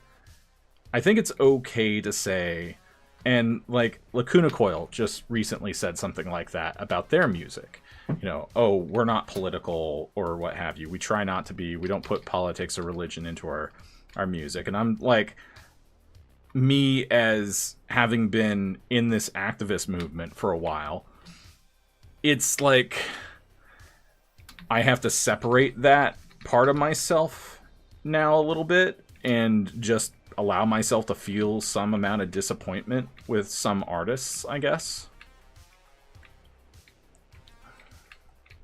when they say things like that. Like, the frontman for Devil Driver said that too recently. He's like, man, people are getting in trouble for that. And I'm like, so? Seems like good trouble to me. I don't know. I get it. It's a business decision. It's just like, I don't know. Doesn't feel great. And I really like Devil Driver. I like their sound most of all. Like, so I don't know, because I know that the guys from Trivium would have very different answers. The guy from Lamb of God, would. Are absolutely political, and I love them for it.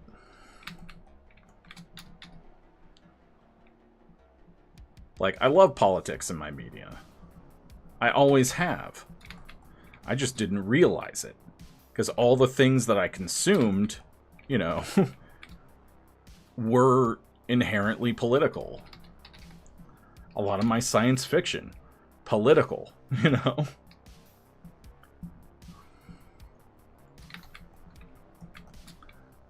Politics and media is dope. There, I said it. Like, one of my favorite Ray Bradbury books is Fahrenheit 451. You're telling me that's, like... And it's one of the greatest science fiction novels ever written. Inherently political. 1984. Inherently political. Written after... after George Orwell's experiences in World War II.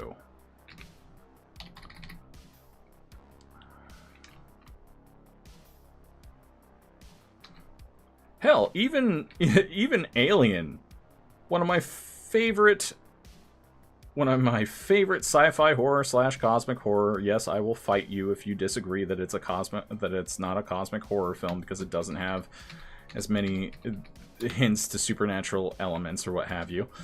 I will fight you. And I will win. Political. The company being this boogeyman that just decides to destroy people's lives, sacrifice them, just for this, so that they can obtain this organism, this perfect organism. Political.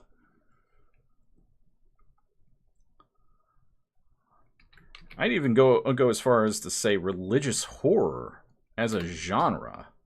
So we're talking the Conjuring series. That's political as well, because they are treating evangelical Christianity as if it's fact, which I have a problem with. I also have a problem with the hero worship of Ed and Lorraine Warren, because they were opportunists. They were liars. And it's kind of weird that the Conjuring films make them out to be these heroes and whatnot. But then, you know, that's a whole ass thing. That's a whole ass subject when it comes to, you know, Coast to Coast AM helped project that image of them because they were guests on Art Bell and Coast to Coast AM a lot.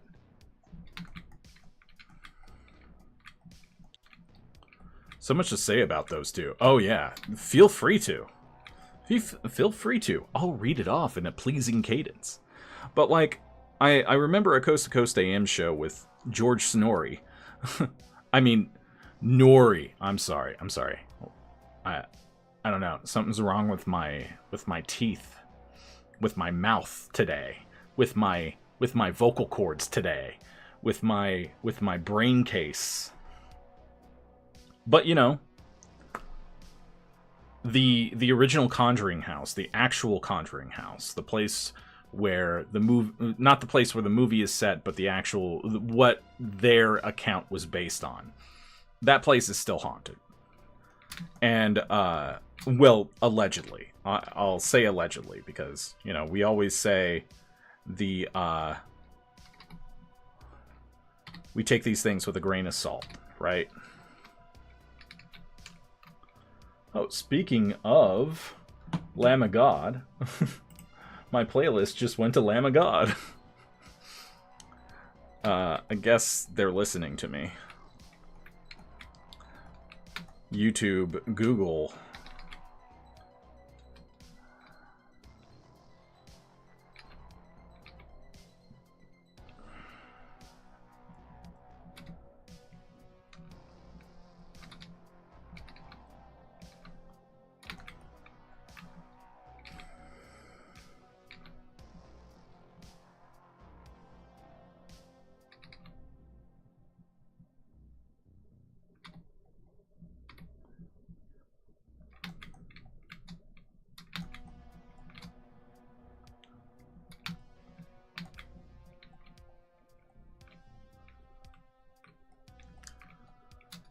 But yeah, they, and the daughter of the couple, I guess the couple that dealt with Ed and Lorraine, you know, in the whole Conjuring scenario, did not have great things to say about Ed and Lorraine Warren.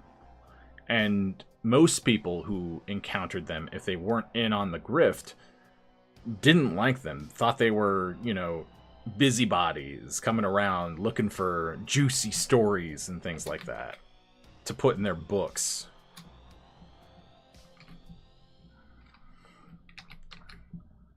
It's so funny how the UFO phenomenon and like, they were gross. Ed was a pervert and Lorraine enabled him. Oh, really? I didn't know that.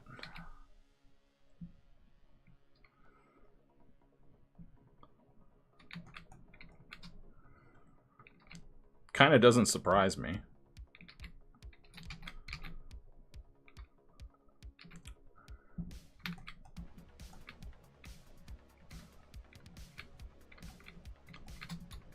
Does not surprise me in the least.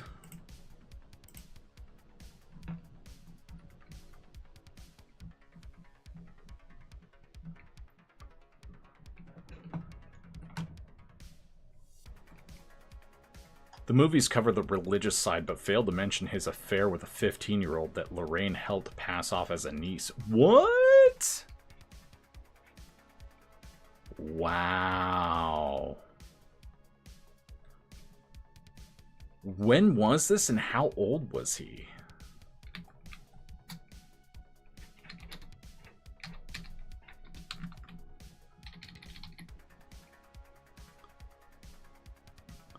One sec.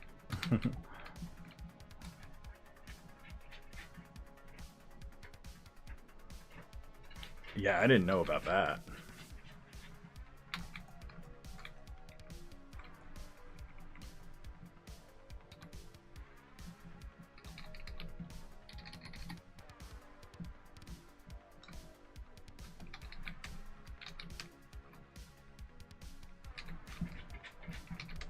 I think we need to let this cat in, and I need more water, so we're going to take a break.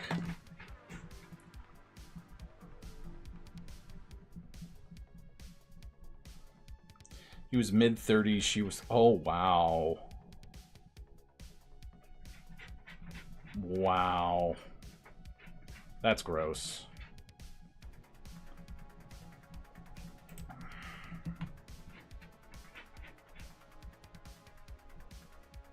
All right, we're going to pause on that note.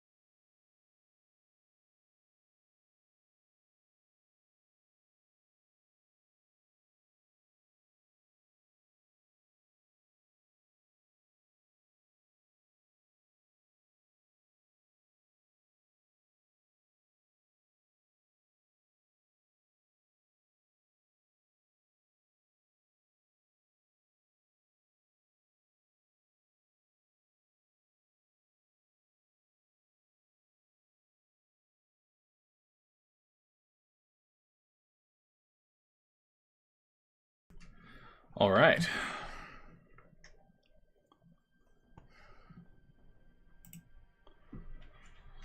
I am back. That was a short break. Yeah, that's... Oof. That's some Epstein Island shit right there.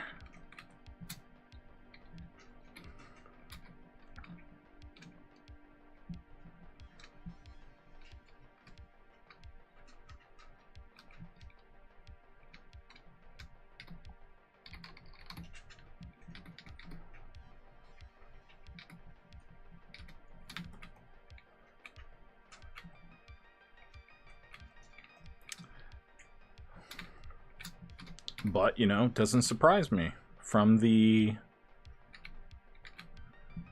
extreme involvement in the evangelical movement. Like, he was an evangelical, I believe, right? So many reasons aside, I folks who yearn for the good old days, absolutely.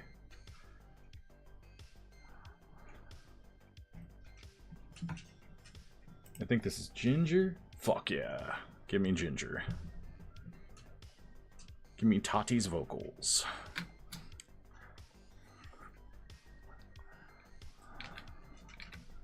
And side-eye, just unpacking so many things from my youth that conditioned people in our age group to either be okay with stuff like that or to pass it off, you know, whether it's the Catholic Church or even the evangelical movement, which is a white supremacist movement. You know, just a lot of unpacking going on these days. How our media kind of normalizes it as well.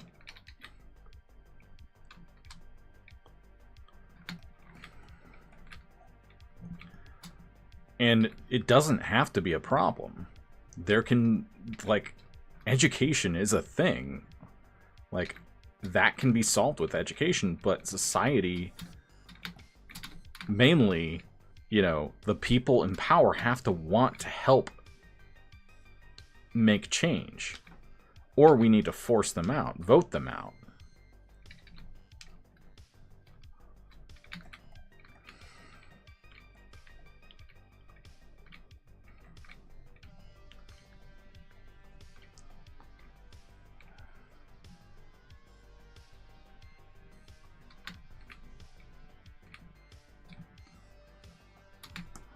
I'm having second thoughts about this pose.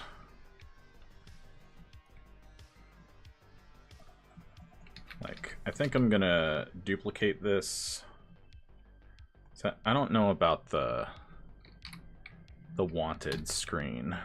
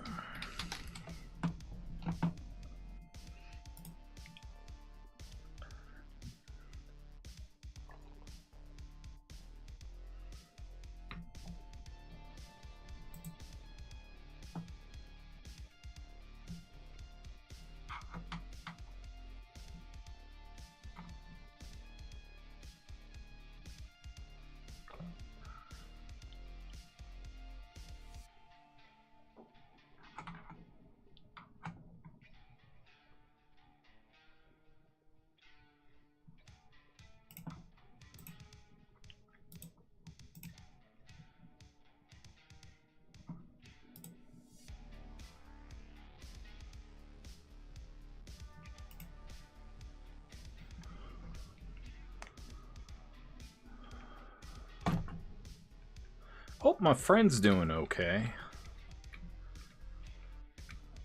Just been a little quiet.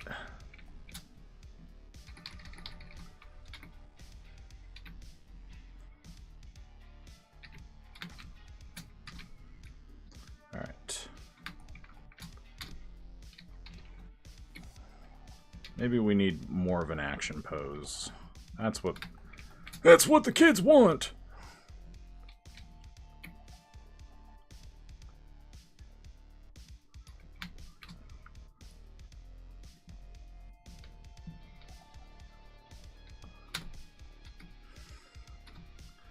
Yeah, when they say go back to the good old days, you know exactly what they mean.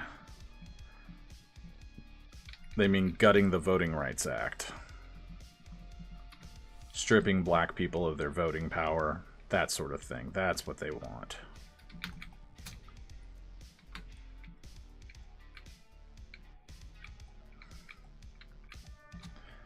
Maybe I could... We don't stand that here. Bro, I'm brown. I know exactly what they mean. Yeah, exactly.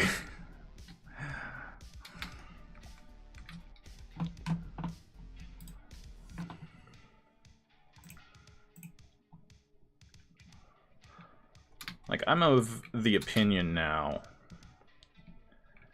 and some folks are gonna just disagree with me here. Like, it is our responsibility to use, if you have some a kind of political privilege like that, you kind of need to speak up against white supremacy. You have to help dismantle it.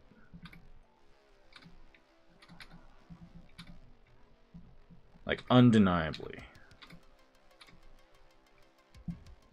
And even in small ways, just like in private conversations, I can tell you,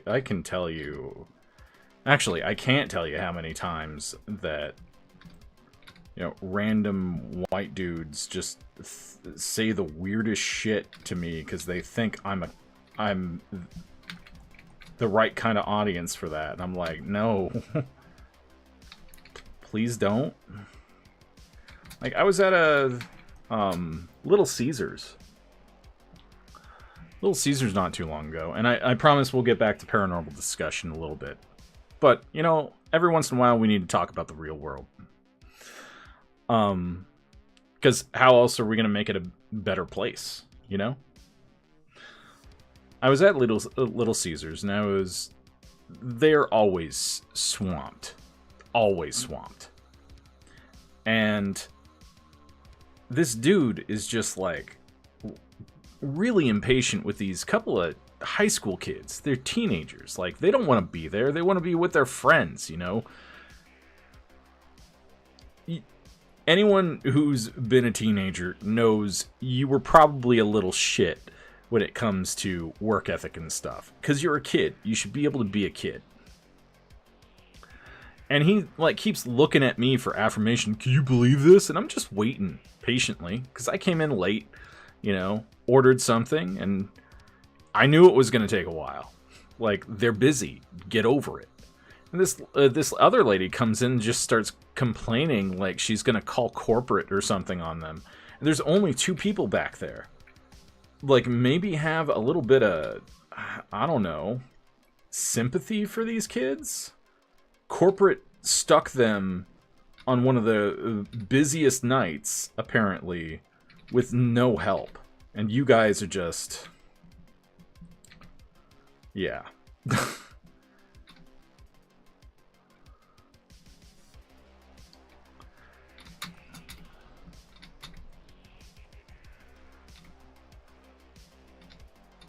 Yeah.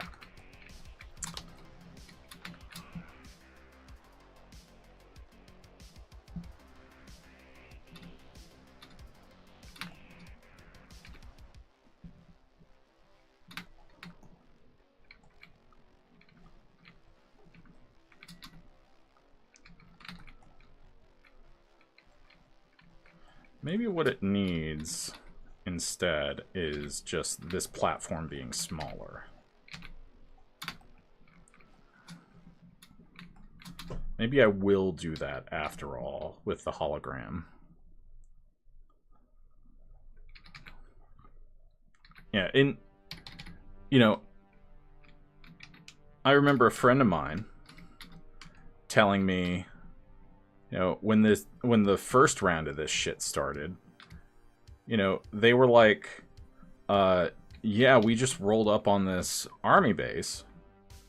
And they were like, yeah, all of you immigrants better be on your best behavior. Like, they've always known what they're about.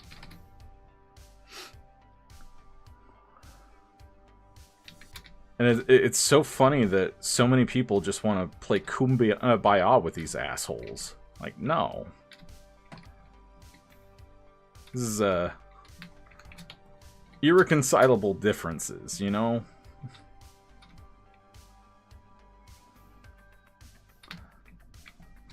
We got an ad break coming up in just a minute. Literally. And then we'll be taking your ghost stories again.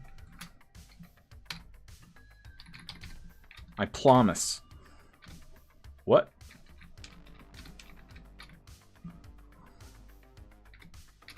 That's another show I don't think I can watch again. That 70s Show.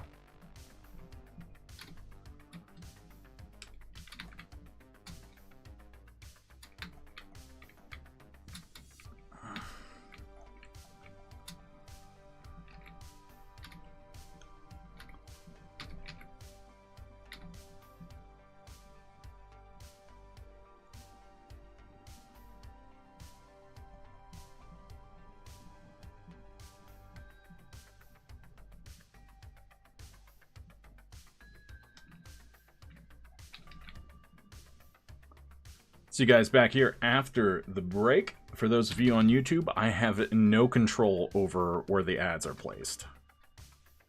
At least as far as I know.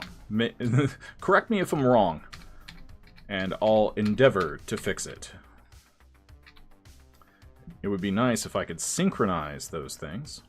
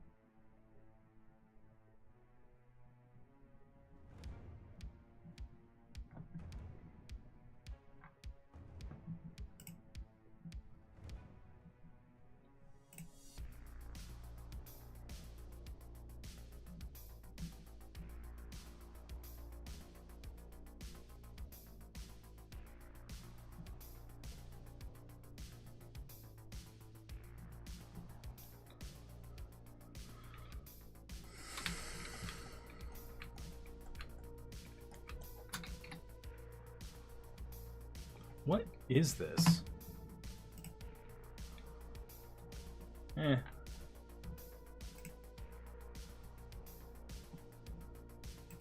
Welcome back, everyone.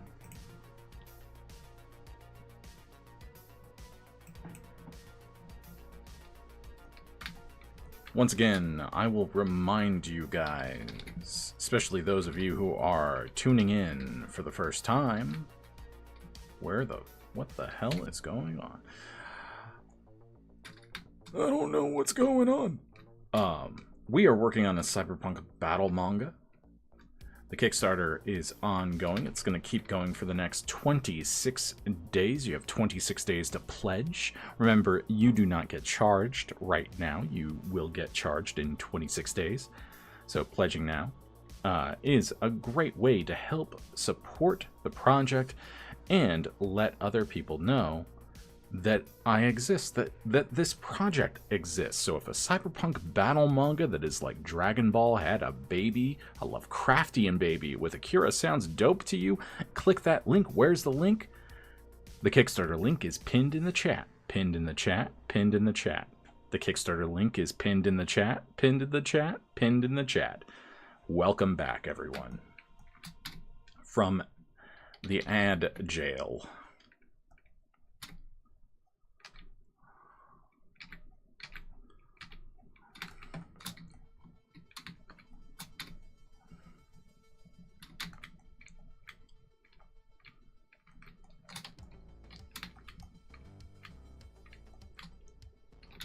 Kind of want to do something with this.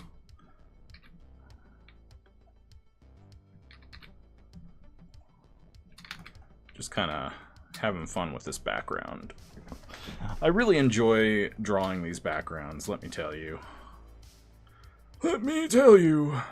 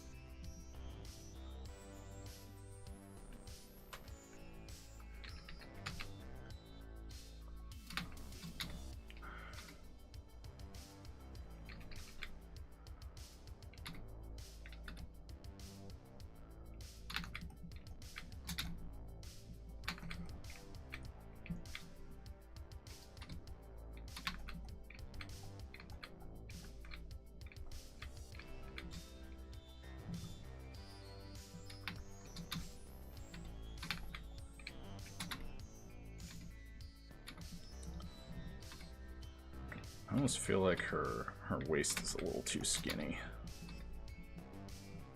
She's a bit muscular.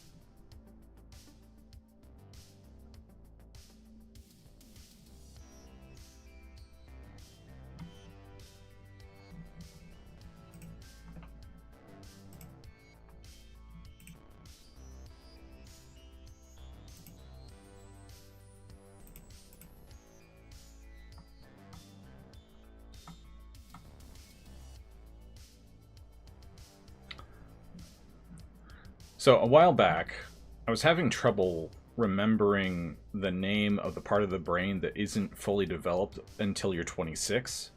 And for people with ADHD, sometimes it's longer. It's the hypothalamus, I believe. And this is the part of your brain that is in control of risk assessment and basically executive function to a certain degree. So until you're 26, this part of your brain is not fully developed. And again, if you're neurodivergent, it could take longer to fully develop. thought I should issue that. Like, hey, I remembered. Eventually, once I got some actual rest. But I'm also going to have a day off tomorrow, so that's neat.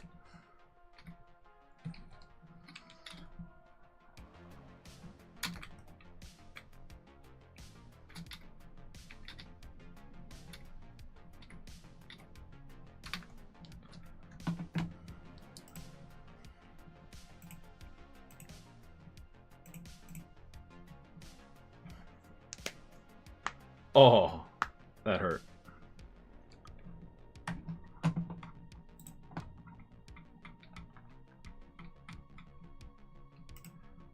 So it is kind of interesting also thinking back to like how I got scammed into going to the art institutes. The like for-profit colleges shouldn't be a thing. You know, there's just a lot of ways that big companies, corporations, billionaires prey on our brain chemistry and manipulate our behavior. And it just feels like there should be some regulation about that. You know, just maybe they shouldn't be creating algorithms that target the brains of teenage girls, you know, to get them addicted to Instagram, for example. Maybe they shouldn't be allowed to do that. Maybe we should do something about that? I don't know. But, like, that sounds like something that came right out of a cyberpunk book, you know? Except, you know, they'd probably make it, like, I don't know, average, everyday citizens. And, like, they do manipulate our brain chemistry, too, don't get me wrong. But, like, there are ongoing criminal investigations happening in other cases, other countries like the UK and whatnot.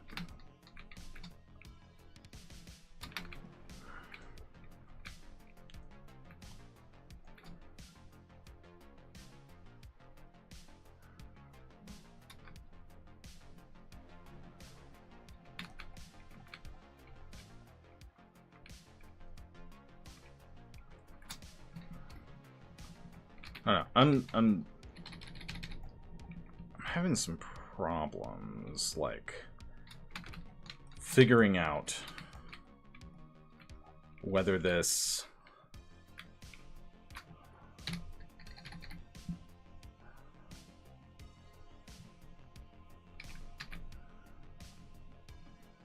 Like, I kind of like the idea of the wanted poster.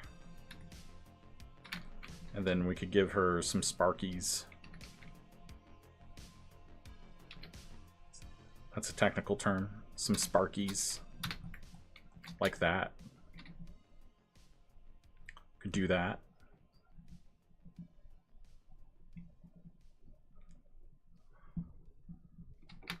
Ooh, maybe it's like this. Maybe it does this sort of thing.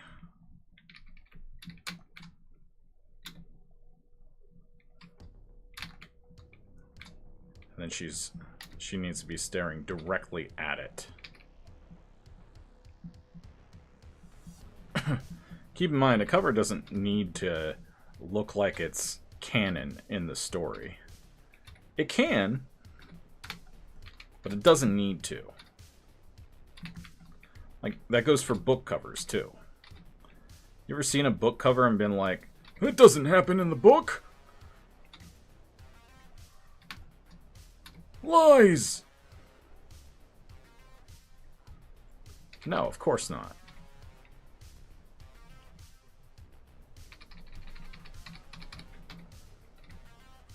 Now, I do remember, like, I'm a big Roger Zelazny fan.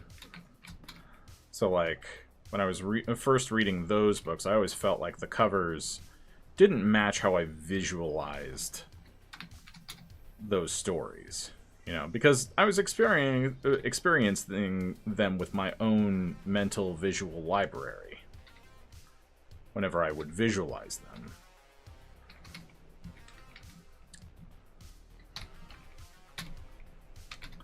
probably people thought those books had perfect covers back when they first came out in the 70s. Because they sold like 1 million copies each. They were short too. Like, they're good. They're not without their flaws, because like it's fantasy written for dudes in the 70s, so you know. You know. We know. We know.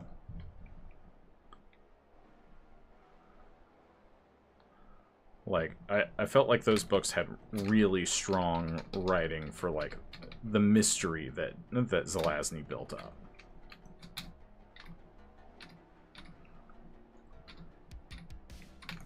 I used to reread them, like, every year.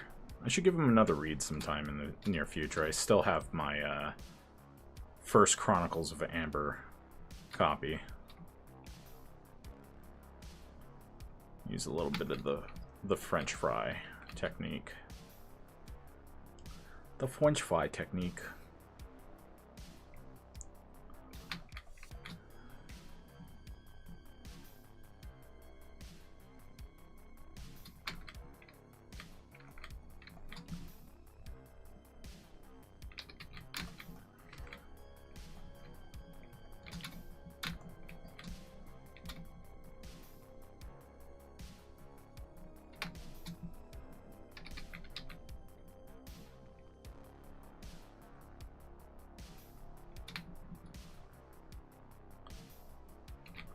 And then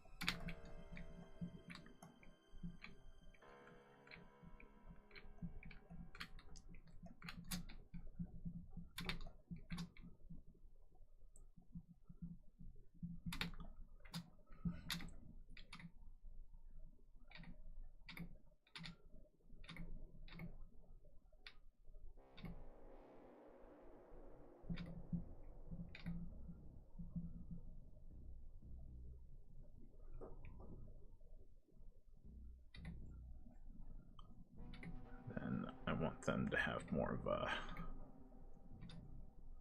snout look. I'm definitely going to be looking at more reference of snakes and stuff in the future for whenever they're coiled up and stuff. So I think they would probably have a lot in common with snakes and other invertebrates like that, since they're, you know, they still have to deal with gravity and stuff and junk. All right, let's read off another ghost story.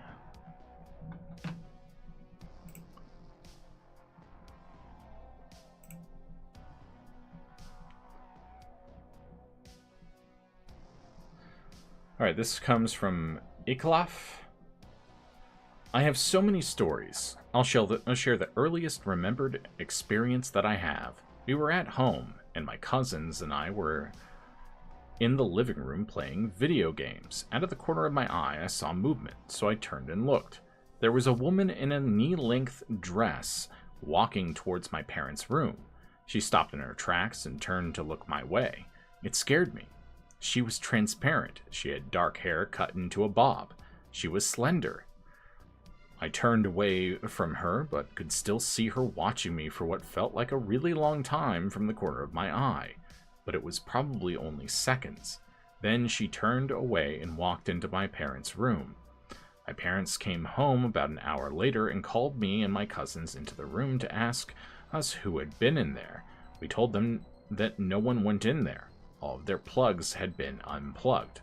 A couple years later, I saw a picture of a woman and told my mom that's who I saw that night when all of the electronics were unplugged. She told me the photo was of her mother, who had passed away when I was only a year old.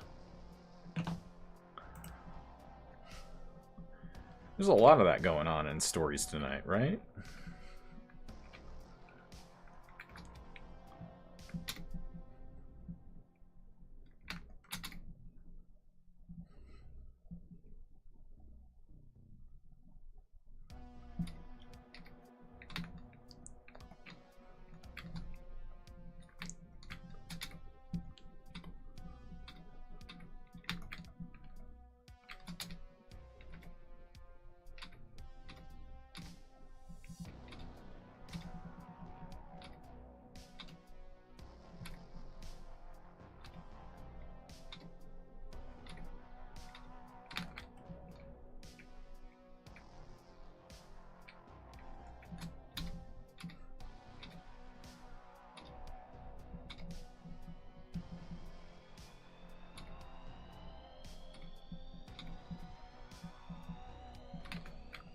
Hi, booty. Yeah, we got cake. Cake alert.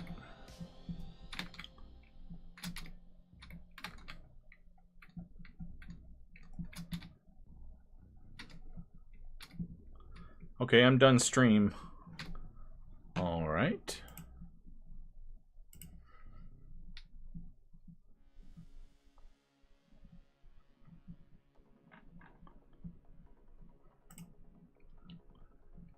Yay!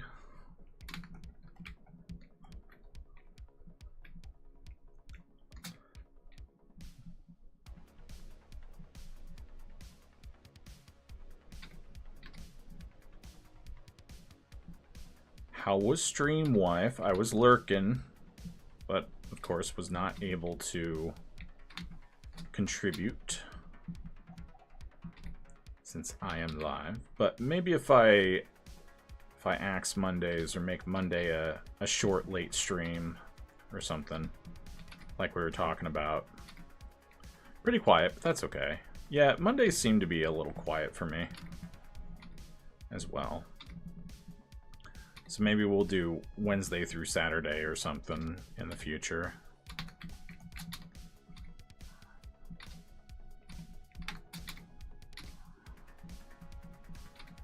Yeah, I think Mondays might get the axe for me as well. Yeah, especially with you starting the new thing.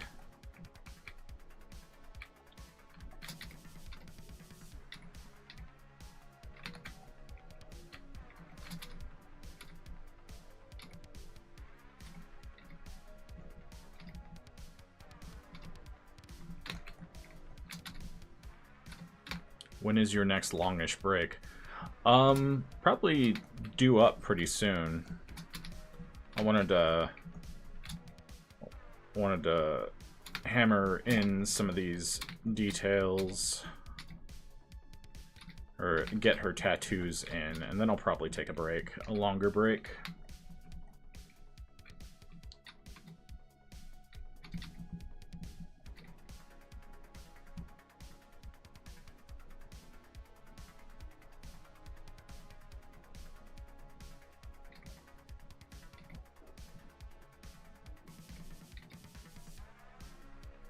I like this detail in the concept art. You can see their little necky things here.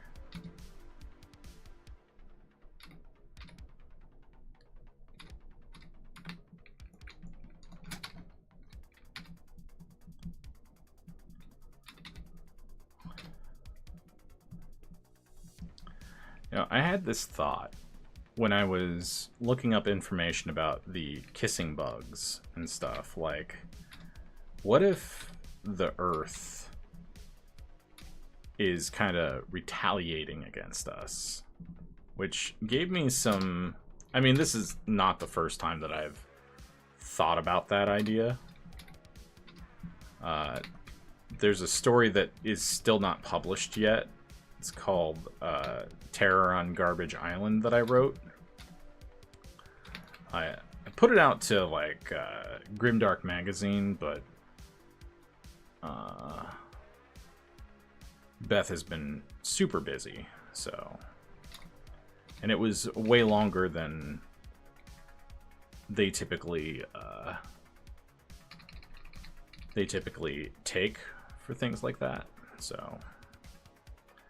Their cutoff is usually 4,000 words.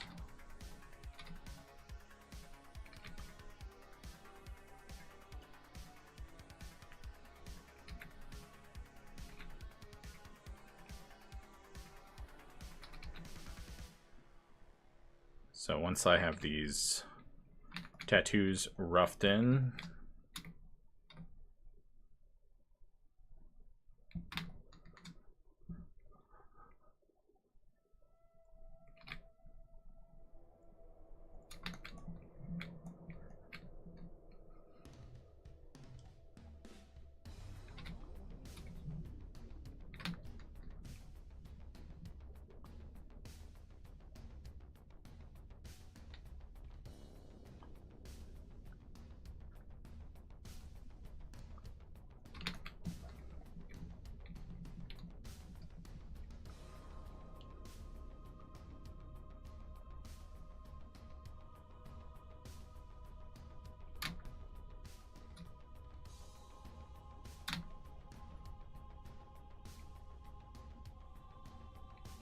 guessing that's the right position.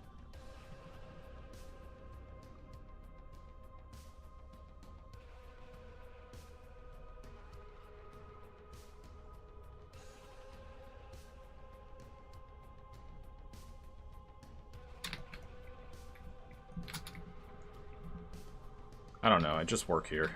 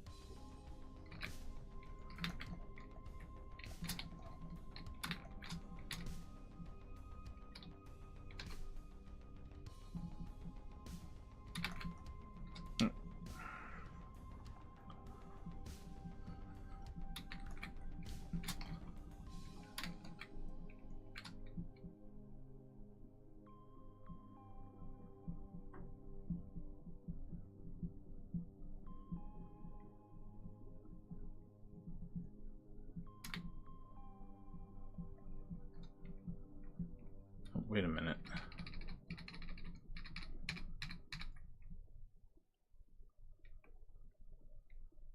Yeah, that's right. What am I thinking? Just because it's inverted doesn't mean that's not still right. Brain. Alright, brain. So pretty.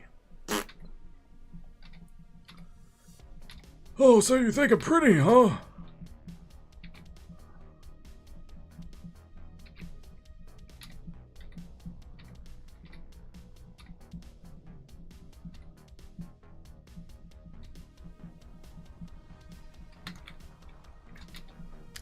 Nope. That is not enough room. I'm struggle busing.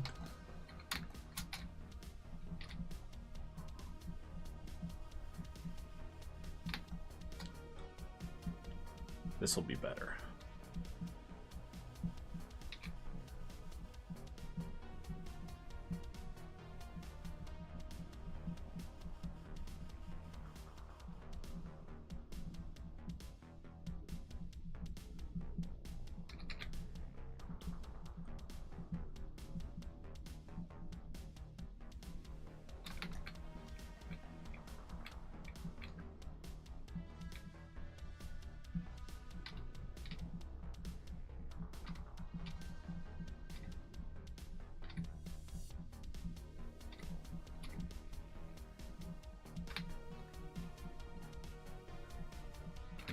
these go in.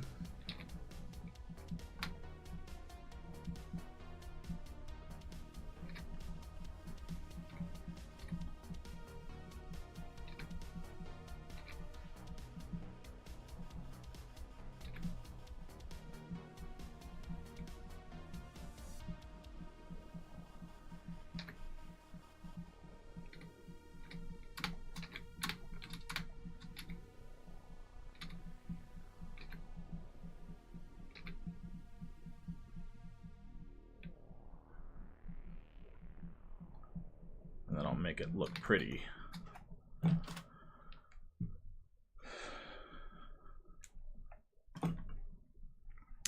I learned something yesterday. I thought I'd share it here. The vid says to help drawing hands, you need to start with drawing the finger that is making the main gesture.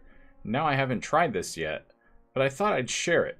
It seems like a nice way to hack time while drawing hands. I think you should look at videos, like, usually the middle finger is, because it's part of this wedge shape, usually the middle finger is the first thing that you draw, right? But, and ad starting in 15 seconds, and I'm going to take a break. But the French fried method, look it up, and also look up the method in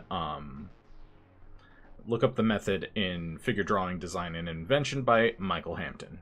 Anyway, I'll be back in a little while.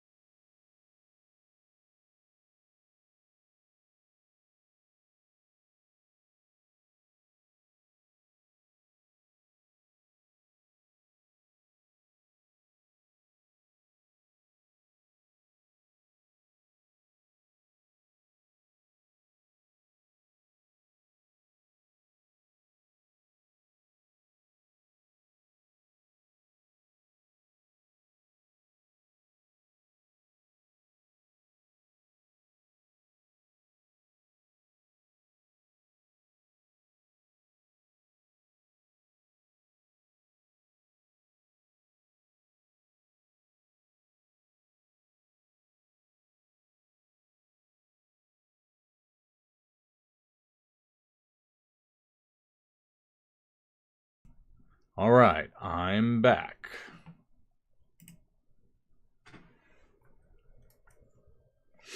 Did I leave my mic on?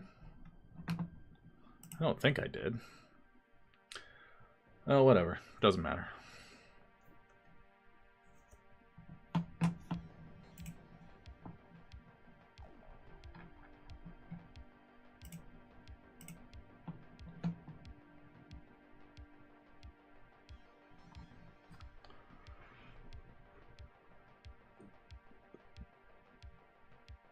This nib's still good. Welcome back, everyone. Welcome back. We're going late tonight. A late show. For you, my friends. And yeah. Yeah, Sewer Bat. I definitely recommend looking those techniques up. I think you'll see a big increase in your skill level. But also that shouldn't stop you from drawing. Part of how you get better is just by doing it.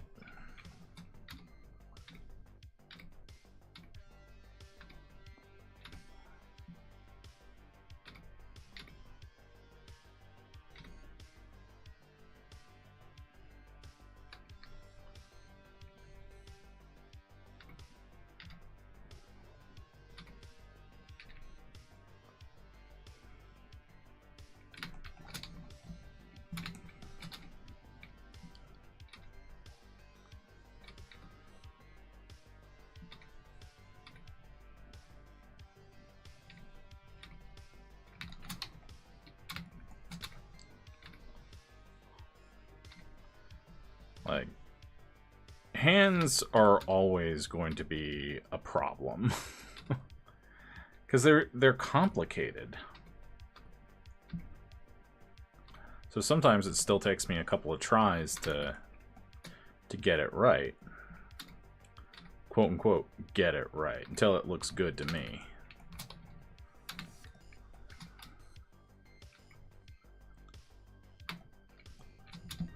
But even this right here could probably...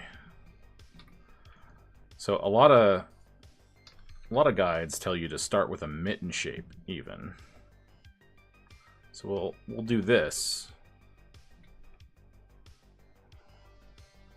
And then you divide it.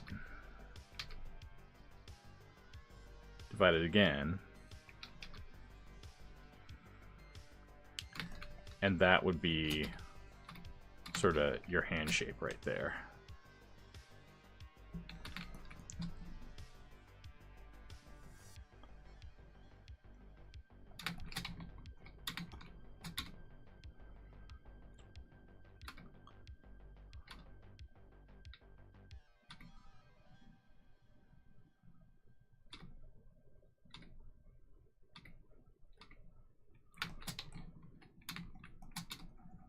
Then you can do that.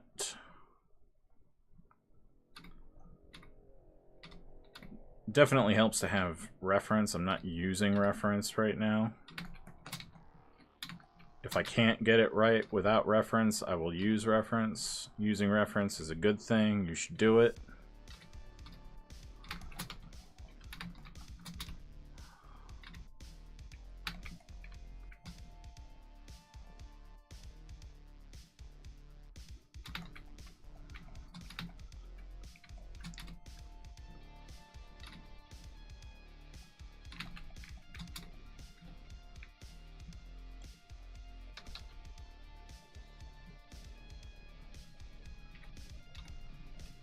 Yep, I can't grow if I don't try it out. I also need time to rest everything from hands, minds, and bodies. So I look and try to absorb everything I can for a faster growth. Yeah. Yeah. Helps also to know basically where all the divisions and stuff. Plus, you know, you can get away with drawing things quote-unquote wrong in your style. Like, for example, there are a lot of styles that have this sort of shape to fingers, right? Let's say that.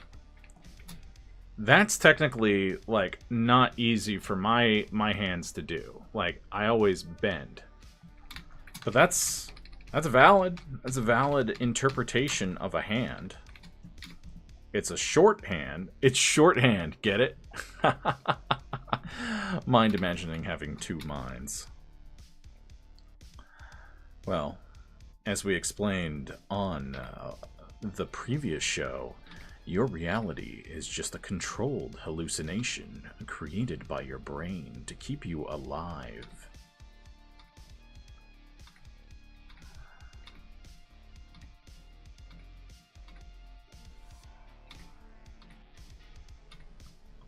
That doesn't mean that consciousness isn't non-local. However, your perception of reality is certainly local. So in that way, you are still a brain in the jar.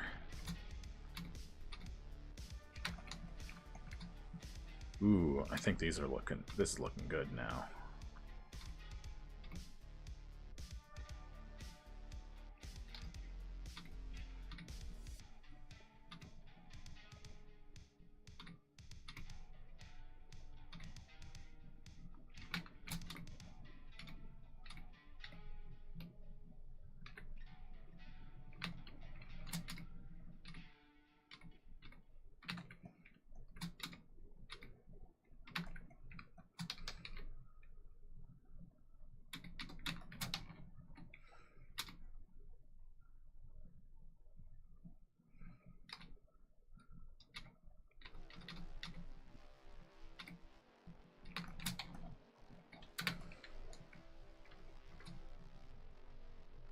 Wait, where'd the pinky go?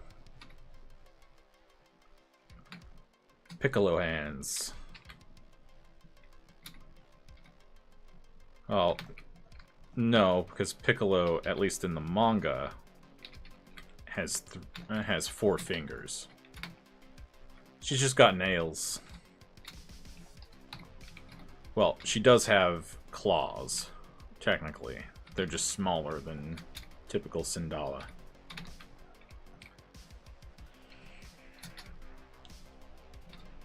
So she could scritch you.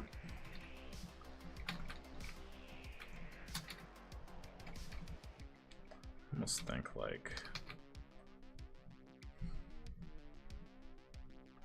do something like this. Have it conform to the perspective ruler.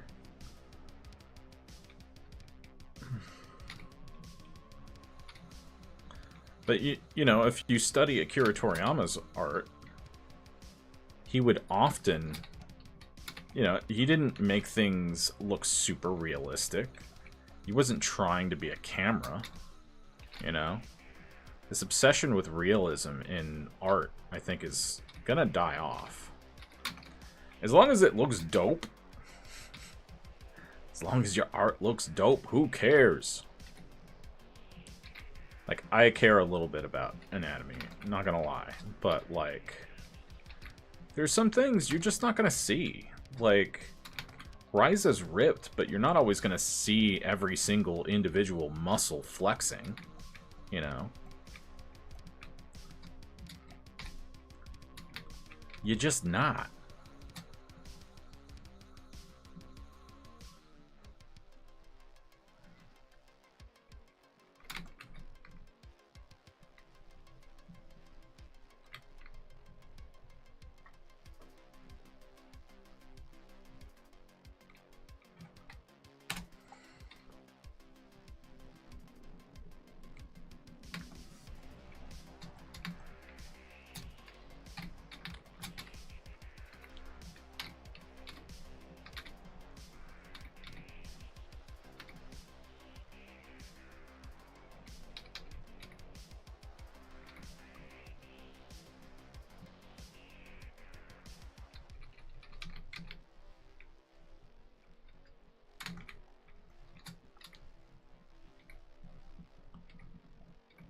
Kind of struggling. I think this needs to be lowered.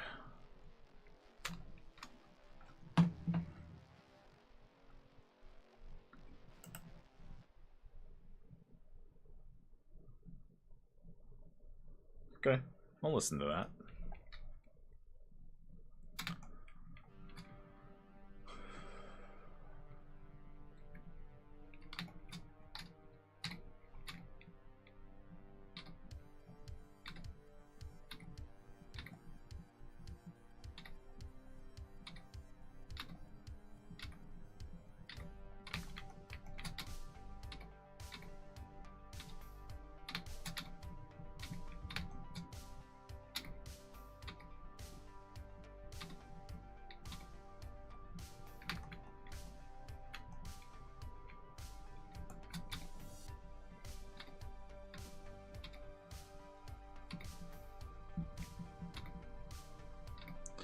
Yeah, that's true. I mean, if the scene demands it, sure, put it in, but that is not always the case, and there's always a but, right?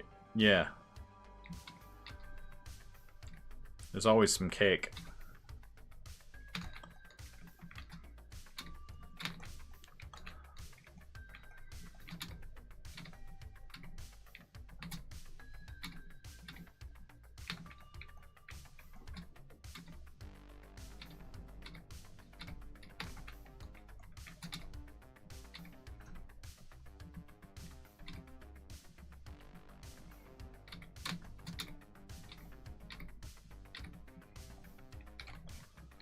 Lately I've been drawing her fro a little more angular, or not angular, but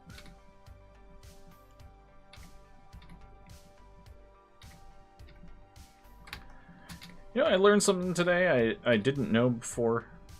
The Boondocks used to be a newspaper strip before it was a show on Adult Swim, an animated show. I was like, holy shit. I don't know if you can still read them anywhere, or if they're collected. I was like, shit, I'd like to read those, considering I'm not going to be able to finish rewatching it, because I canceled HBO Max and won't be renewing for the foreseeable future.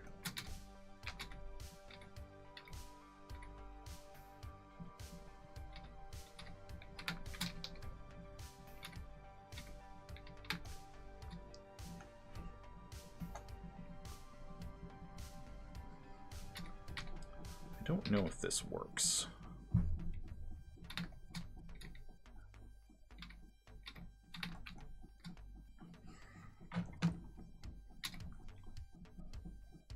Actually, it doesn't work.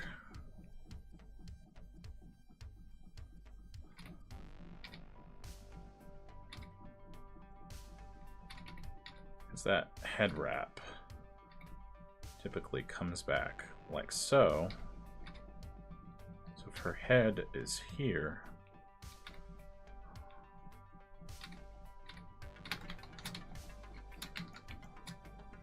then it would be like that.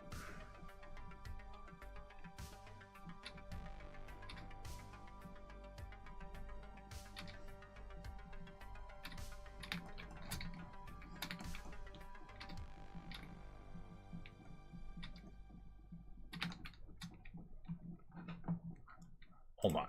I need some reference.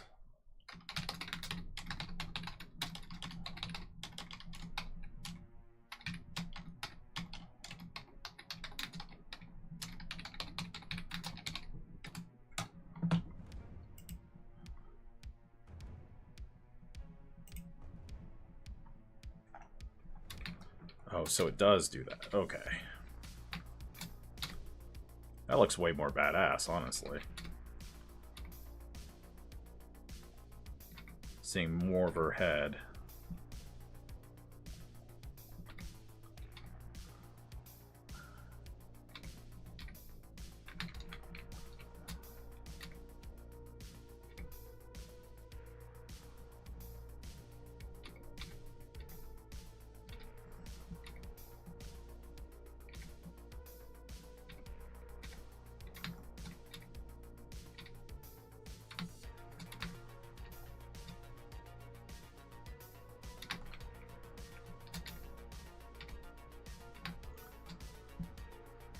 I almost wish I could see one being tied. I could probably look that up on YouTube.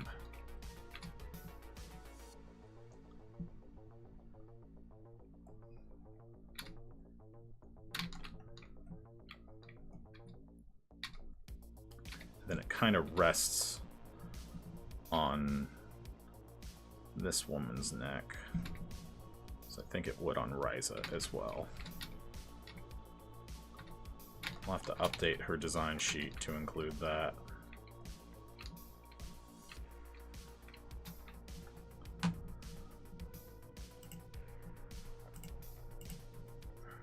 We love cakes.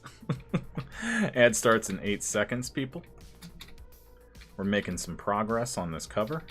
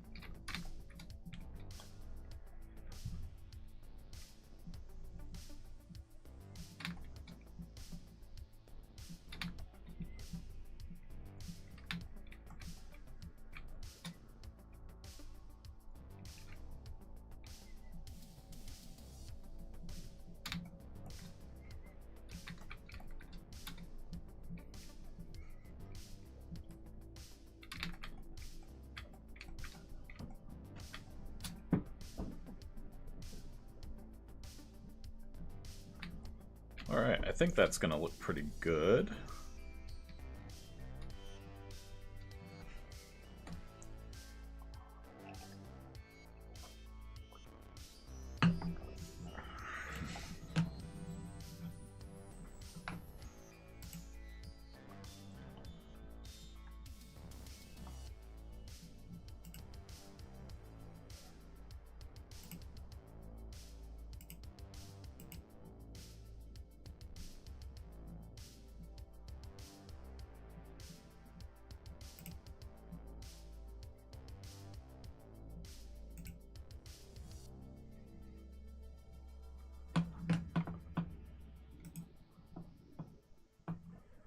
Alright, I think we're ready to start inking things.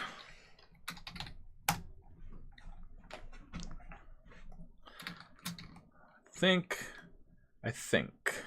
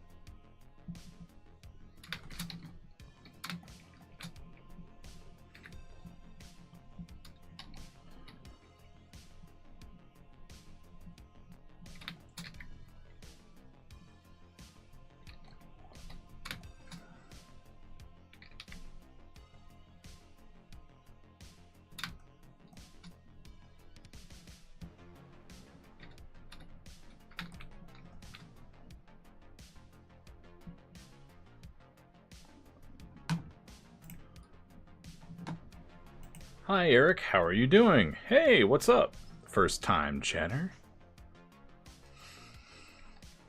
I'm doing alright. We're just working on the Chapter 2 cover.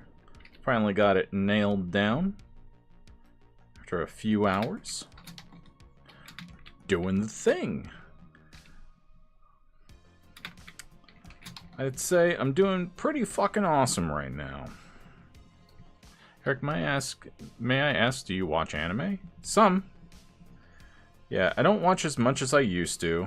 I'm much busier. Like, I'm a huge Dragon Ball fan. I love Cowboy Bebop. Like, I like a lot of classic anime, I guess. But my style is very anime influenced. It's very Akira Toriyama influenced. But like I've got a lot of influences. Flex with T-Rex says, "You mean you're less than $25 away from 2K?" Yeah, Flex. Oh, by the way, hey Flex, how you doing? Have you watched this anime called Demon Slayer? I have not seen it yet. I've heard great things about it, but I kind of want to read the manga first. I just haven't had time. I keep hearing great things about it though, and the art style does look pretty dope.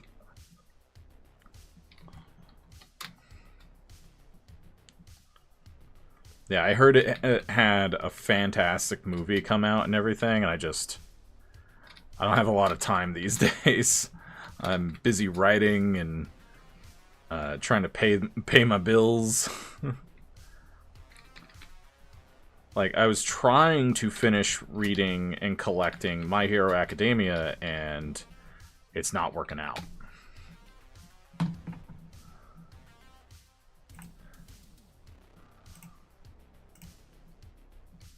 And yeah, Flex, we are $25 away.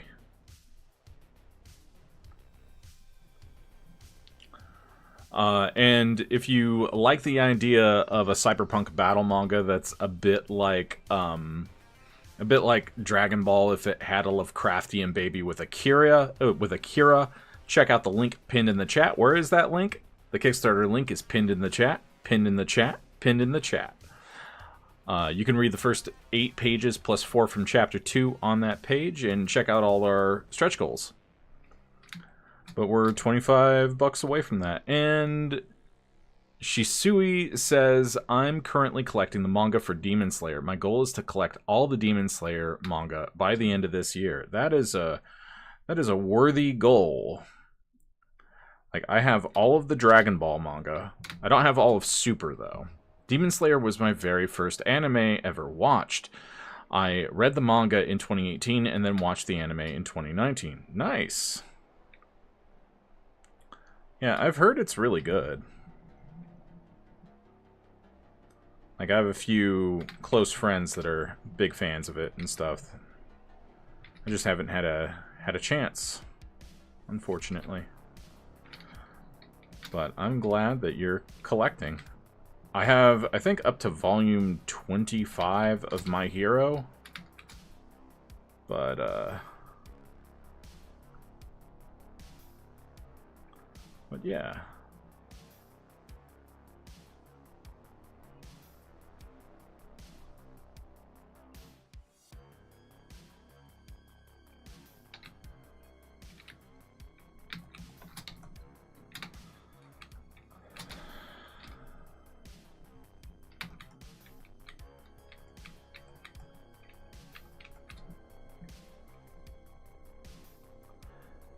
MHA is okay, but Demon Slayer caught the love for me. Yeah, I liked a lot of the opening chapters of My Hero Academia because it was doing things that the shonen genre really hasn't done. Like having an intelligent main character, for one. But, like, it is cluttered with characters. Like, and unfortunately, the artist has just been absolutely abused by the company and the pace of releasing it. So his art quality has gone down a lot. Or did. I think he finished it, right? I still haven't watched any of the big 3 anime. Oh, I recommend Dragon Ball, beginning to end. I recommend reading Dragon Ball, though. Maybe watch Z-Kai if you can get a hold of it. It's the best option, I think, because it cuts out all the filler in Z. But definitely read Dragon Ball. Read the opening chapters, because Akira Toriyama was a master. I do feel that like modern mangaka kind of clutter their compositions, their pages up. I thought the big three was One Piece, Naruto, and Bleach. Yeah, it is. But I'm telling you, read the granddaddy of all shonen manga, Dragon Ball. Trust me.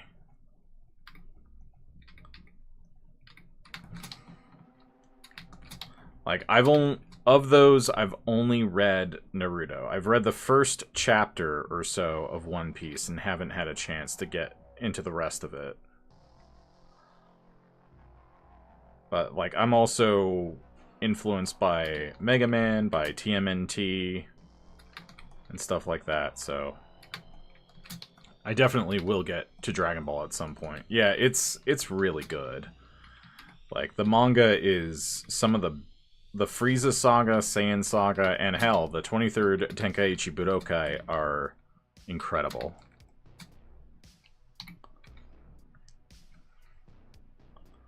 I love Dragon Ball.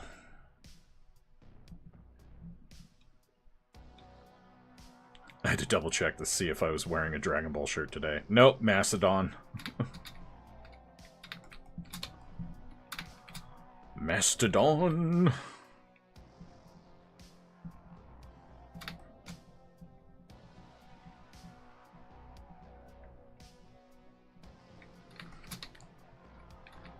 Yeah, I definitely enjoy... I don't enjoy, like, every anime. But there are some good ones. Studio Ghibli is usually a good time. And usually, tearjerkers. They're tearjerkers.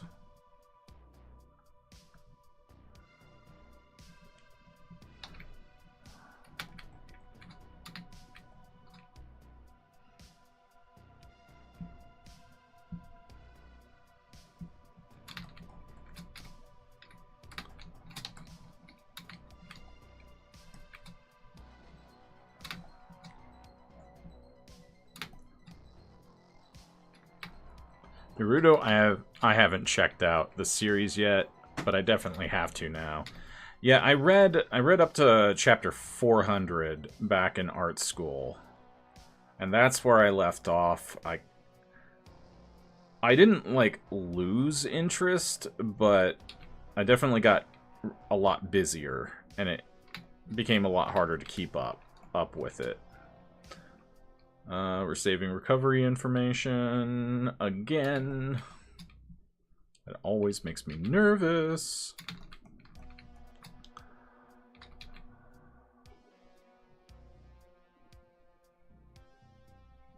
I definitely need to read more One Piece. So I hear it's really good. But, like, I'll tell you, Naruto's first, like, episode always kind of makes me tear up, because they illustrate being an orphan so well. The loneliness that comes with it, you know. And while I'm not, like, technically an orphan, I didn't know my mom, you know, so she was in hospice from the day, from, like, 2 years old, when I was 2 years old with MS, so I get it. I get that. And, like, as someone with ADHD, other kids just kind of knew that I had ADHD, or that I was different somehow. So, and when kids can pick that out about you, they're kind of cruel about it, you know? Or at least my generation was.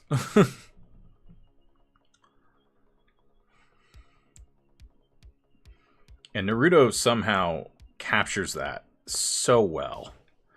I really wish they wouldn't have leaned into the whole dipshit or stupid protagonist who gets where he goes by like, I just don't like the idiot protagonist trope in shonen anime. I think it's tired.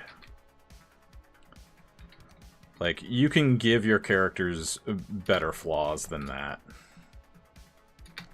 So I'm hoping that when I do get to One Piece, that they're not like, that it's not like that, that Luffy's not an idiot.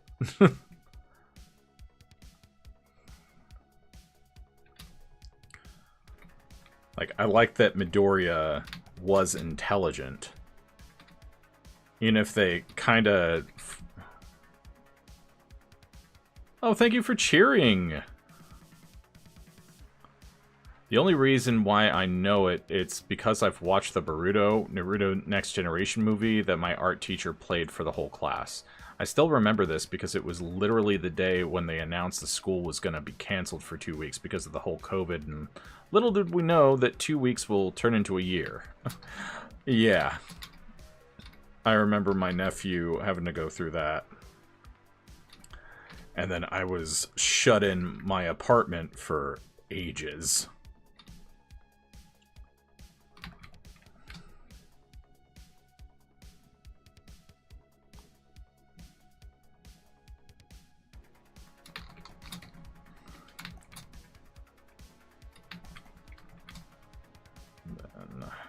These are going to be hot pink neon. But yeah, I'm a big fan of the cyberpunk genre too. Like, I hop around in terms of genres, so like, I write a lot of cosmic horror. I read a lot of cosmic horror. I watch a lot of cosmic horror. I watch a lot of cyberpunk, read a lot of cyberpunk. And I read a lot of battle manga too. I'm kind of, like, tired of the children being the center of those stories a bit. Like, I think young adults kind of need their own battle manga a little bit. And that's what XGR is. But not like young adult as in the genre young adult, more like 20-somethings and what have you. Thank you for the cheer again. That's when I was curious about Naruto, but I totally forgot about it because Demon Slayer was on a lot, and I've been watching Demon Slayer a lot during COVID lockdown. You can probably guess my age, to be honest. I don't know. Are you Gen Z?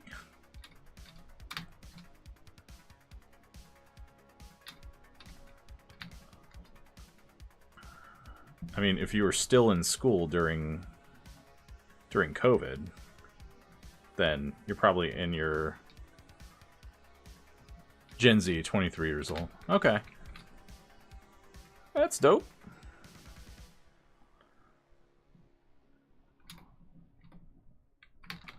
Yeah. So I'm guessing you're in at university now? Are you in the workforce?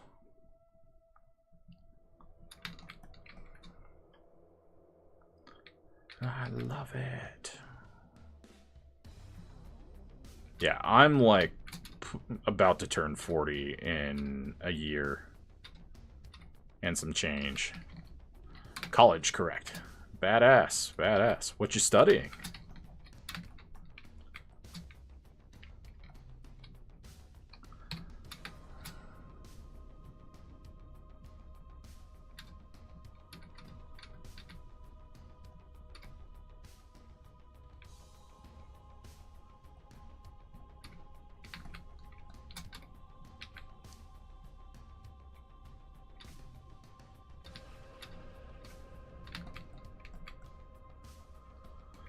Cybersecurity. Oh, nice. That's gonna be important. It already is.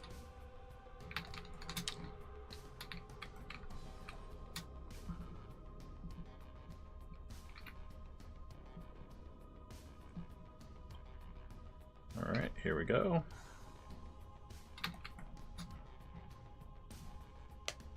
I will say I love my dress up, darling. Another series. Oh, nice.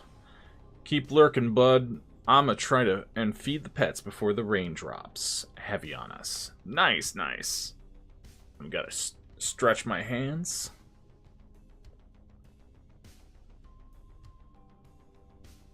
Oh. Gotta.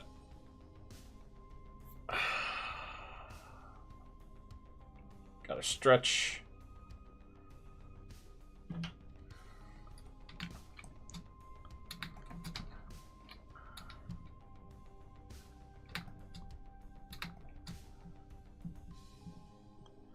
Very nice, very nice.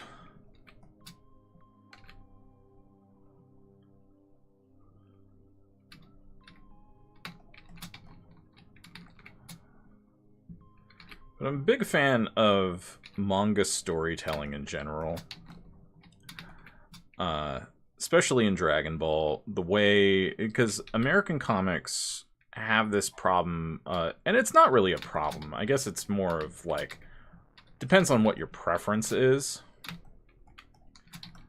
But how time is measured in Western comics is totally different from manga. In manga, it's all, you know, time is measured through individual panels, you know, whereas Western comics are more about still images, like you're looking at still images from a movie or something like that. It's like our culture is obsessed with movies, but we're not obsessed with movement in comics for whatever reason. Like, movement is not necessarily a priority. And I've often wondered why that is. I think this needs to be higher. And I like to show a lot of movement. And I like the idea that what happens on, say, in the manga example, what happens on the right side of the panel happens before what happens on the leftmost side of the panel. So if a character throws something in the beginning of the panel, your brain can kind of fill in the gaps and inform that movement. Now, I do think that, like, some of the modern shonen stuff has gotten away from, like, some of the fights are near unintelligible in My Hero. I started collecting manga in 2023. Cool.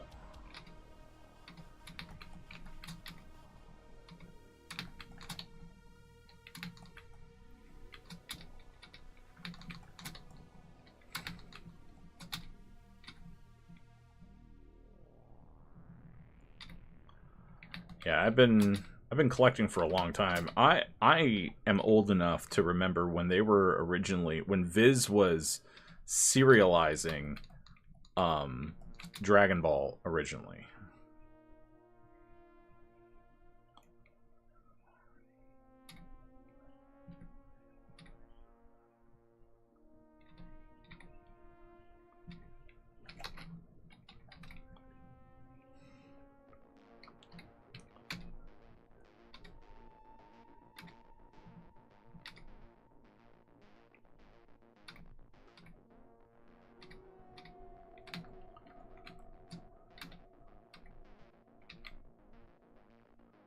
Yeah, I still have some of those issues too. They would, like, pack 3 chapters together and then basically they were split up in parts.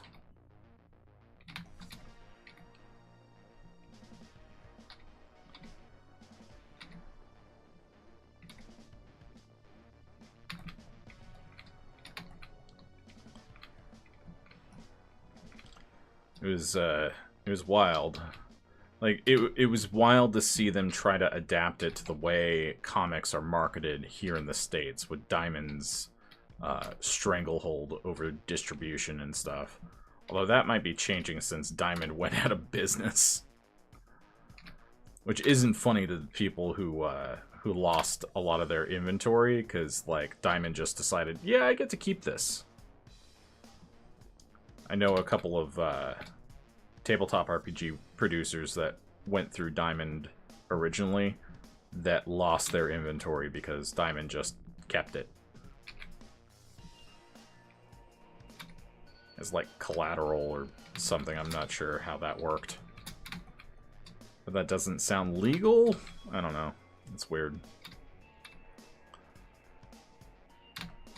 So I own most of the Vizbig versions. I own pretty much all of Dragon Ball Z like that. My cat is being adorable. I just remembered I forgot to give you guys a cat tax. I've heard manga industry people are buying manga more these days than comic books. I mean, I think that's a little bit true, and I do think that the industry kind of needs to pivot more and adapt. But, like, Western comic superheroes are still really fucking popular. Like, but it is interesting that my Kickstarter for a manga style, hybrid style approach funded within like 26 hours. Like, whereas some comic book Kickstarters, they really struggle to get up there. But some like American produced mangas also don't do great. Maybe I just was inspired into a great niche. Who knows?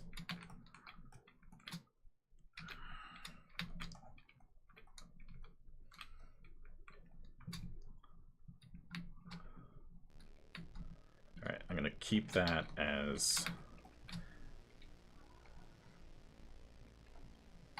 hologram.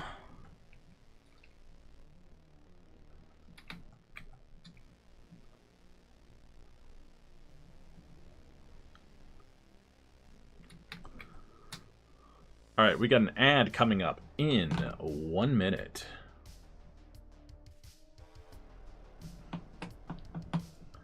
And by the way, if you guys want to take this break to check out the Kickstarter and maybe get us to that $2,000 stretch goal, the Kickstarter link is pinned in the chat. Pinned in the chat. Pinned in the chat. Pinned in the chat. Zydrate comes in a little glass vial. Little glass vial. Little glass vial. The Kickstarter link is pinned in the chat. Pinned in the chat. Pinned in the chat.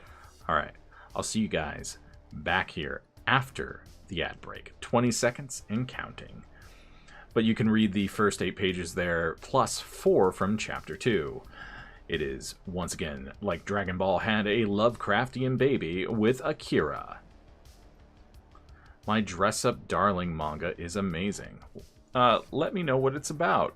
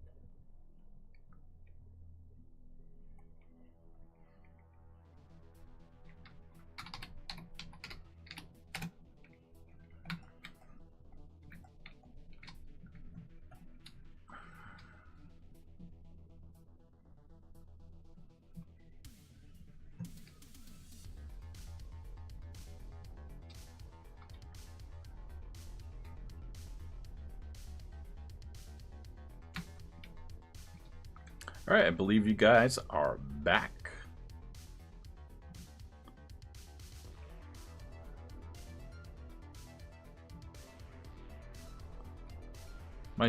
My Dress-Up Darling is a whole romantic comedy about Wakana Gojo, a socially awkward boy who makes traditional Japanese dolls, and Marin Kitagawa, an outgoing and passionate cosplay enthusiast.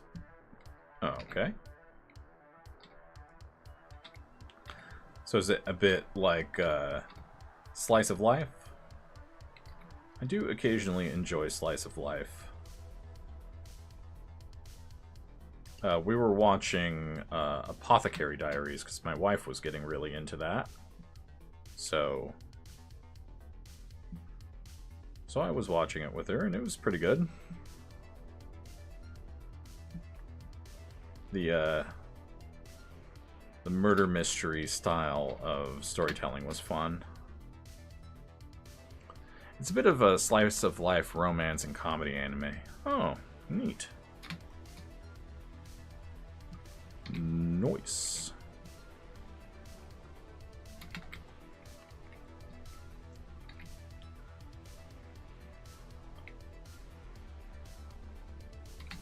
Yeah, we were also really enjoying the new Ranma series.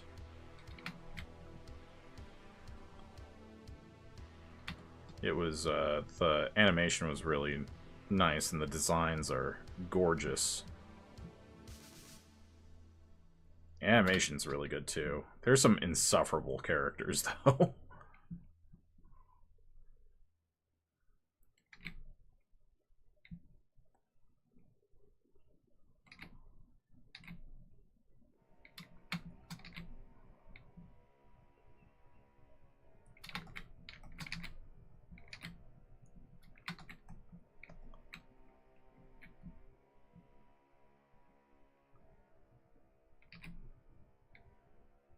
I haven't watched or read Apothecary Diaries yet. Yeah, I've only seen the anime, but... yeah, and I haven't seen all of Season 2. Like, I haven't had time to go back or anything, but my wife really loves it. She's super invested in all the romance stuff. There's Jinshi.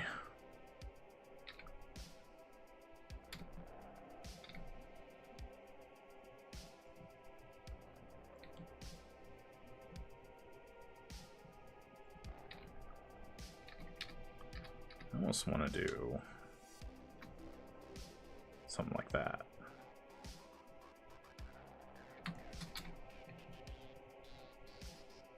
And then... now, what I like to do with my backgrounds is I like to improvise like a motherfucker. I like to improvise, improvise, improvise, because I have ADHD.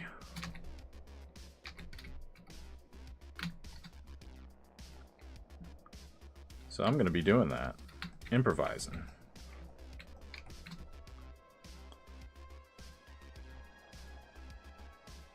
Oh, miss a spot. Whoops.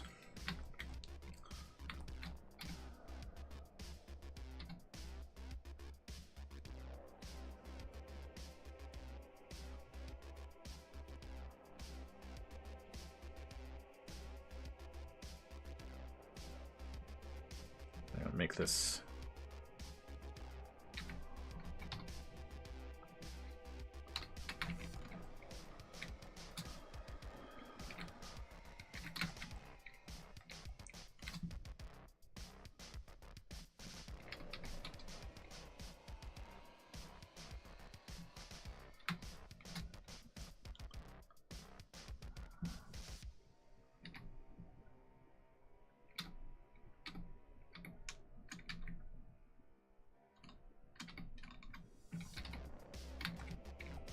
then we're gonna put neon lights on these things. These mega buildings. Mega structures.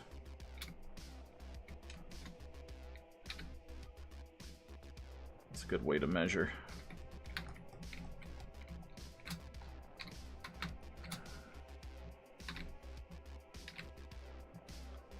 then I want to break this one up.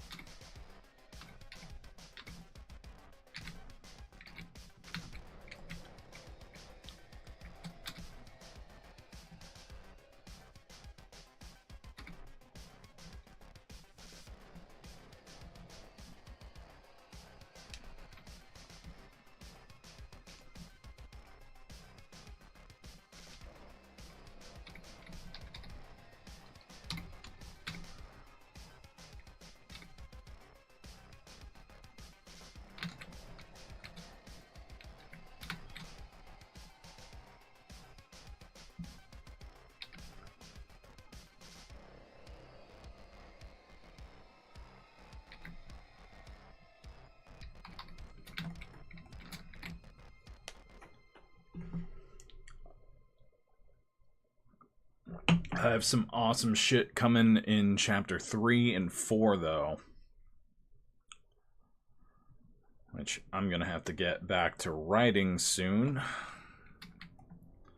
And editing. Primarily editing, because I have the first 7 chapters written so far. Ooh, you know what we can do? Cut into these shapes a little bit. I want to do this. Oh, didn't close the gap.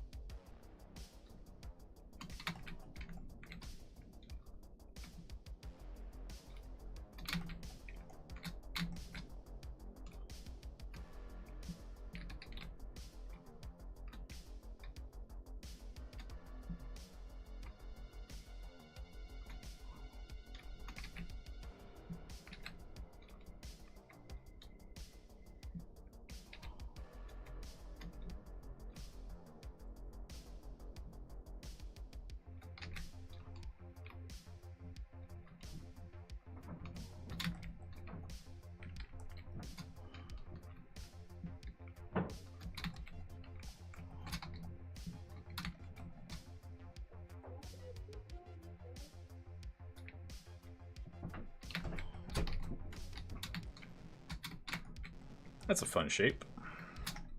These eyes I will see, these lying lips for me. Listening to some classic KMFDM.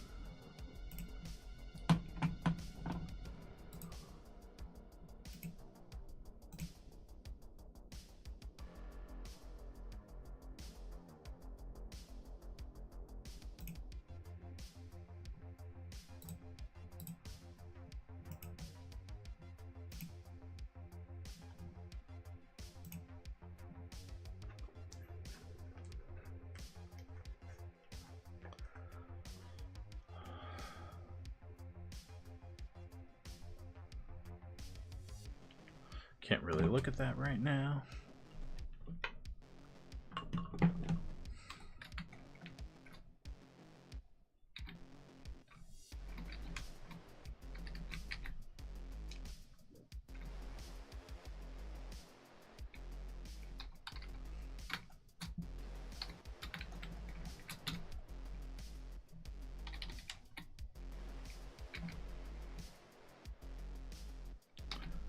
We've got 2.5 hours left in the show.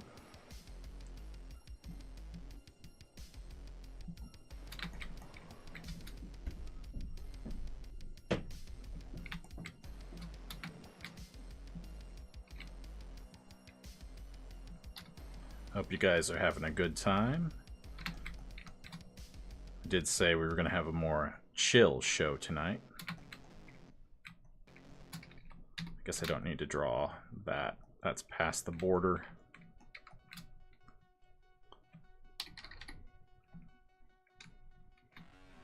Sometimes I can't help myself, though.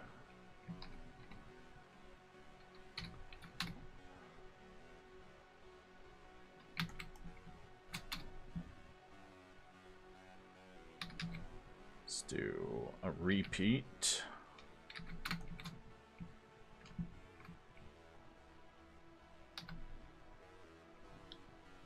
Did I say something meow?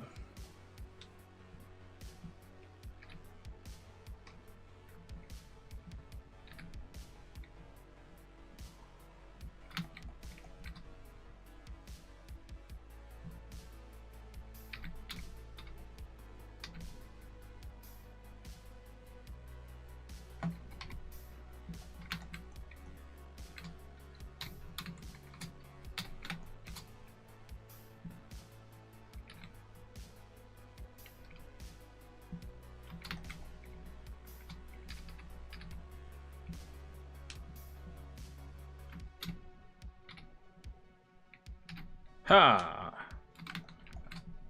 Eyeballing it worked. Well, mostly.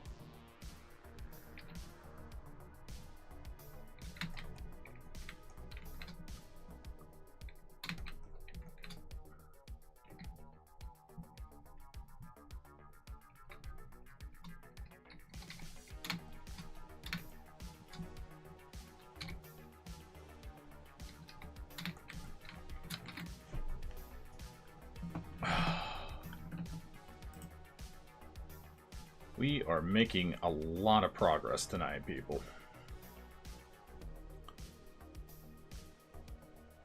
I'm a little surprised. I thought we would be stuck in thumbnails longer, to be honest. Because we just finished Chapter 2, so I figured the cover would take a while. But it's going really smoothly, which is nice. Always nice. But it is midnight, 12:39 Eastern, to be specific.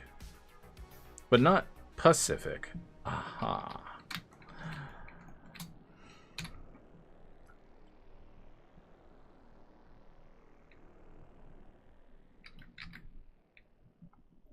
Want there to be something like this. Then let's just divide this sucker down the middle. A little bit of asymmetry thrown in for good measure. I like that. Actually, I want to do something. I want to do something else too.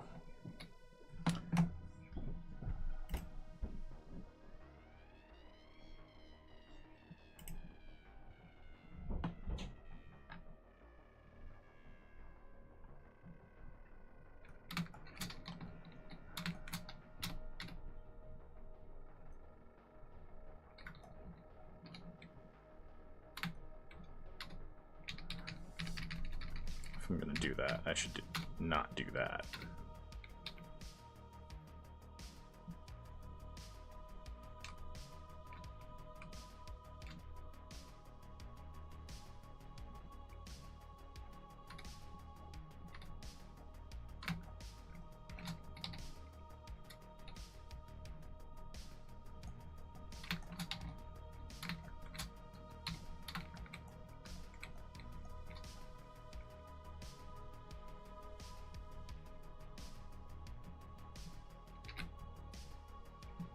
Kind of just gonna wing it.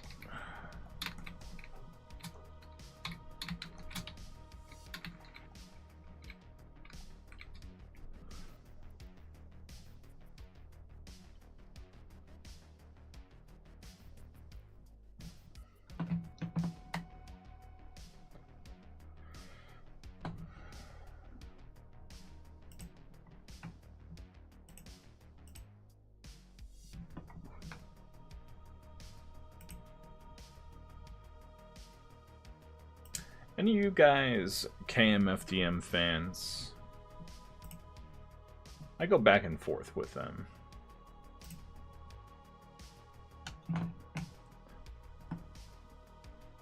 Like I always feel like World War III is their best album, personally. But I just re-listened to Nile. It's pretty good. I don't know if it's better than World War III, though. World War III is really good.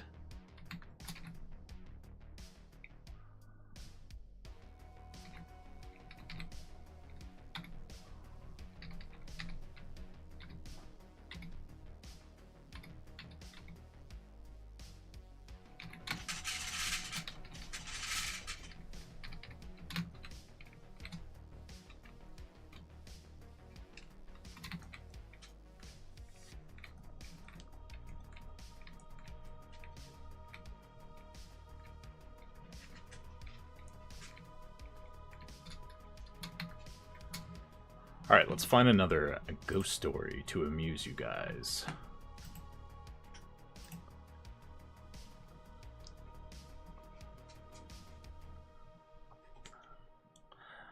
This is from Happy Crouton 123. I grew up in a house that was haunted by a child spirit. Being so young myself, I was very aware of it and had no concept of speculating about whether it was real or not. It was just the simple fact of reality that there was a little ghost in this house. There were knocks on the walls on the back porch. Small things would inch off shelves and drop. Innocently, but definitely happened. My mother would see a small figure run down the hallway leading to her bedroom, and she'd say my name, wondering why I wasn't asleep, and then come to check on me to see me fast asleep. Orb caught frequently on disposable camera pictures, which our family was big on. Lots of disposable cameras in my childhood days. My most wowing incident was watching a Mary-Kate and Ashley VHS in my mom's room and the TV going static and getting annoyed. My big brother and I called the ghost Larry, and I yelled at Larry to stop messing with my movie, and it worked. I remember being kinda shook that I could talk to it, and it would hear me and respond. Ha. one of my earliest memories. Later on, learned that my mother asked our landlord if she knew about the paranormal activity at the house, and she had confirmed that a young boy fell from the second-story window to his death. Growing up with a ghost really set my path into adulthood. I am now a very curious, spiritual, mystical individual. I have experienced a lot of very odd things in my day. When you come into this world knowing undeniably that there's much more to life than most people are even comfortable considering, it definitely creates a fringe element of perspective and kind of leaves you wondering what else there is. What do we think about that?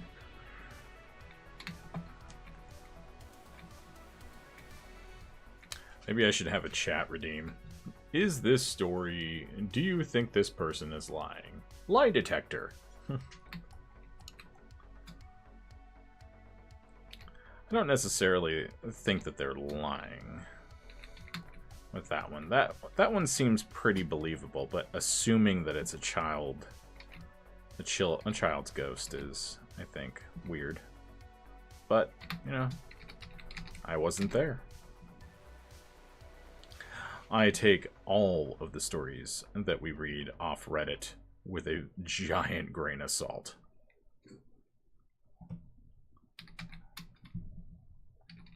Not like that. You know what? Let's divide this up. We need to break this image up a little more.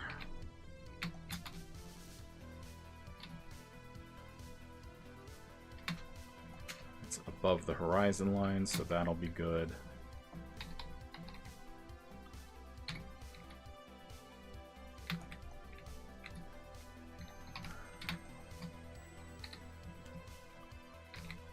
Then we can just keep dividing it.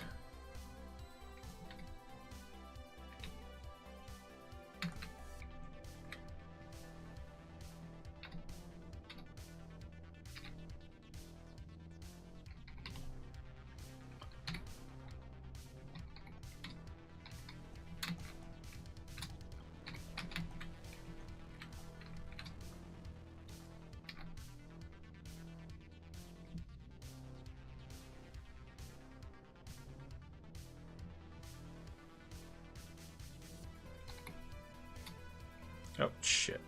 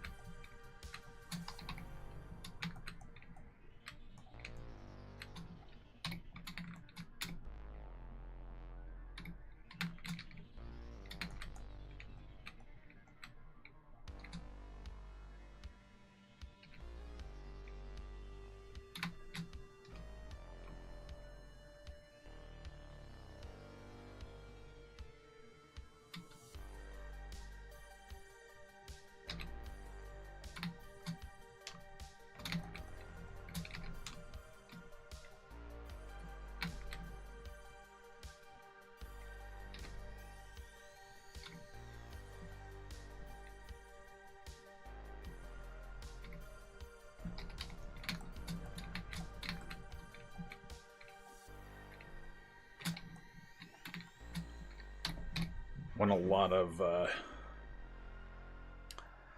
interesting shapes. I like playing around with shape languages, with shape language.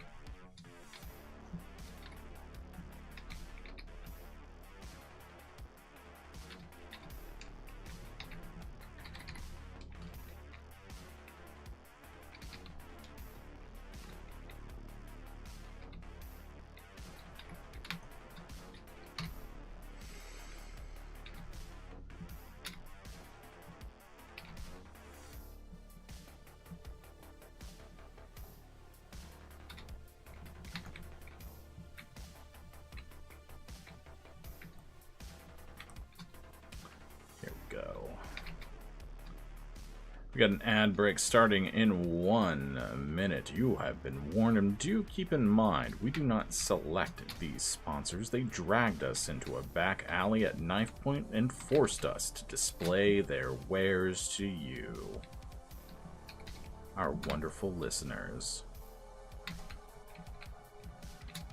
We'll have more of this low-key edition of Late Night with Eric Malikyte soon.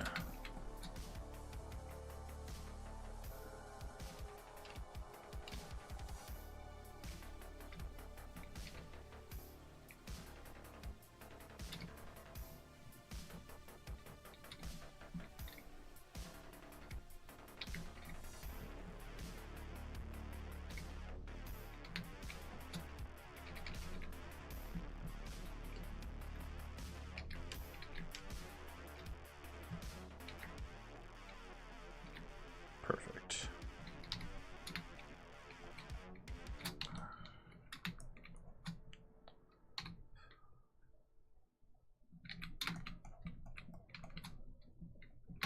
I don't need to detail that. That's off the page. Literally off the paper.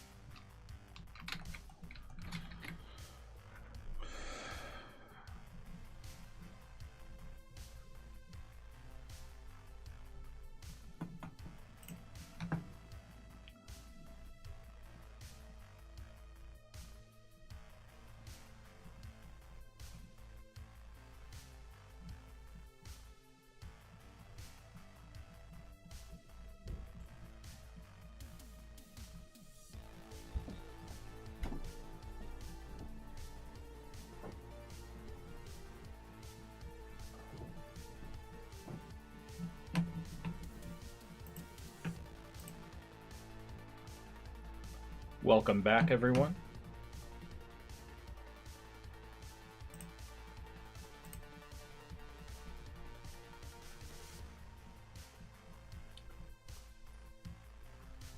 I think we're going to be able to get to the flatting stage.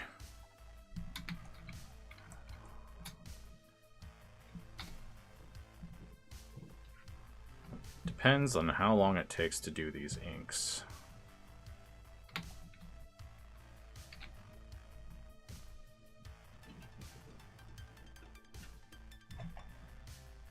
Oh, Jade wants out.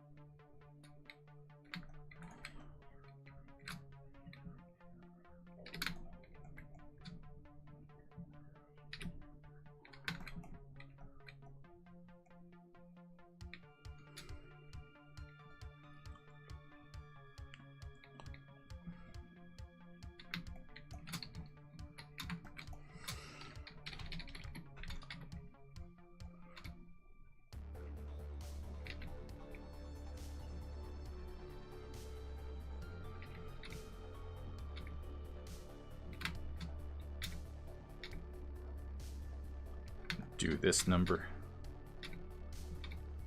I gotta do this number.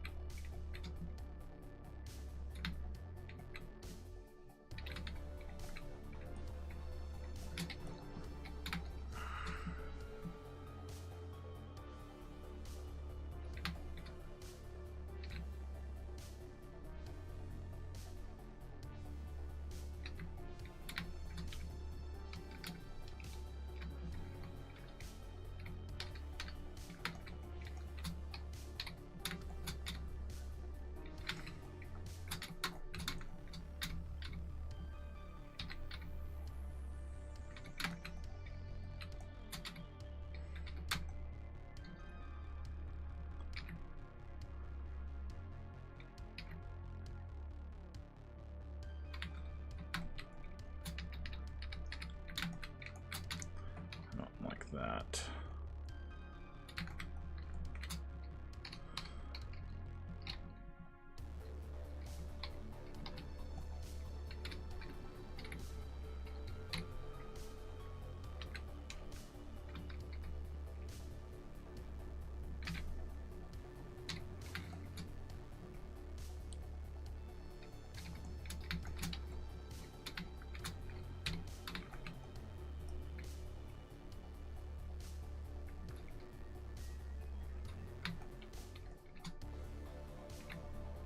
Just outline these real quick, I guess.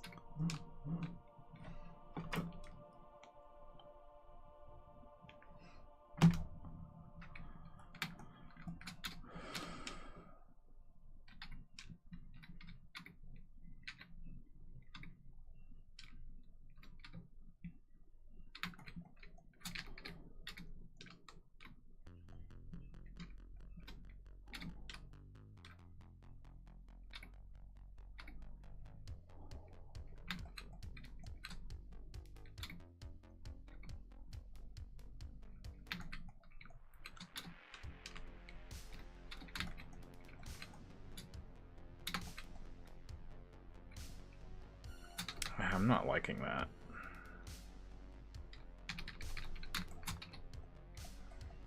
Okay. Not liking that. So, new plan.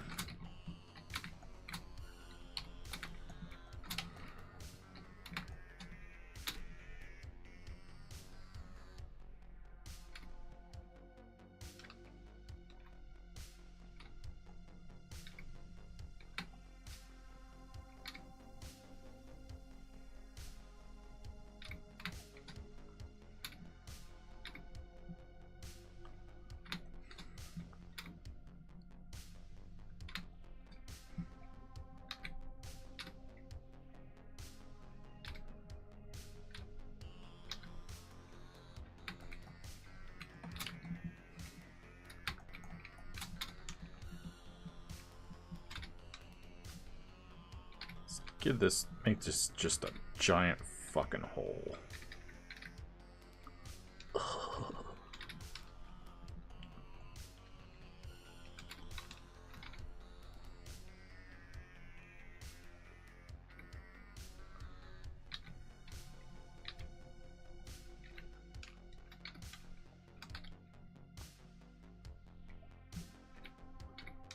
Almost.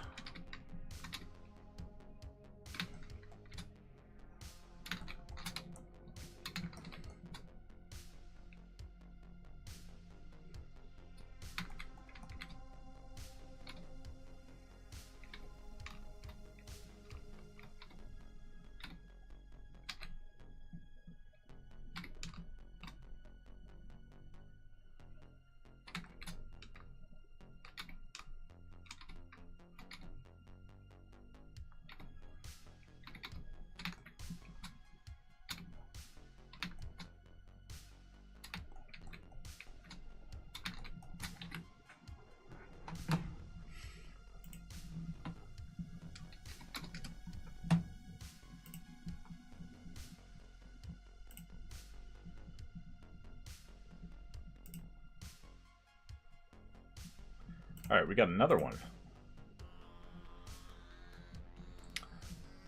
This one's titled, "Someone Give Me a Rational Explanation." Alright, this one is weird, and I am hoping someone can give me a rational explanation for this. Little backstory. I've owned this home for 4 years now and can only think of one other weird instance. I was out... Shit. I was out with a buddy this past week with my wife, kid, dog at home. My wife, kid, dog were in our bedroom with the door open. My wife heard a loud thud and then a sliding noise. She came out to find this. That shorter cabinet is 35-ish pounds, filled with kitchen items. The taller is around 40 pounds, stacked with plates. She did not hear any rattling plates, etc., which I would think you'd hear if a small animal had pushed the cabinets. The next thing I woke up at midnight at 3 very distinct knocks. My dog didn't alert or anything, so I just laid there and went back to bed. Last night I was laying in bed and heard the 3 distinct knocks around 9:30 p.m. I paused the TV to listen and then heard the 3 knocks again. At this point, I'm thinking something's going on, so I walked around and nothing. I woke up again at 1 a.m. to my dog absolutely vibrating, scared. And then again, 3 distinct knocks. Some background. It was raining outside, but not bad. The only other weird experience I've had in this house was when my wife was out of town. At 11 p.m. I heard what sounded like plywood clattering in the hall. I walk in and see the hatch to my attic was open with the cover pushed almost 2 feet over. At the time I thought it was a weird pressure thing. Can someone give me a rational explanation to this?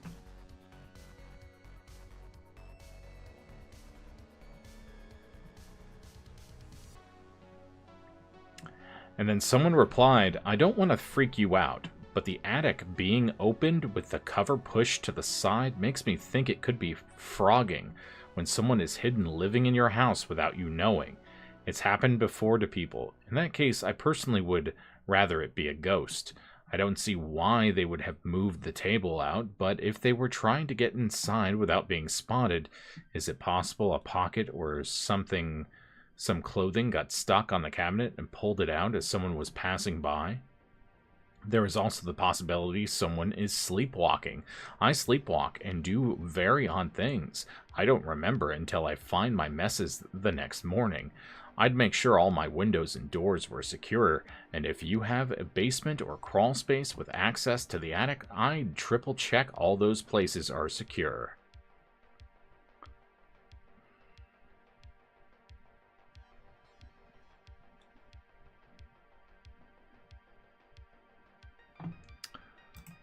Interesting, right?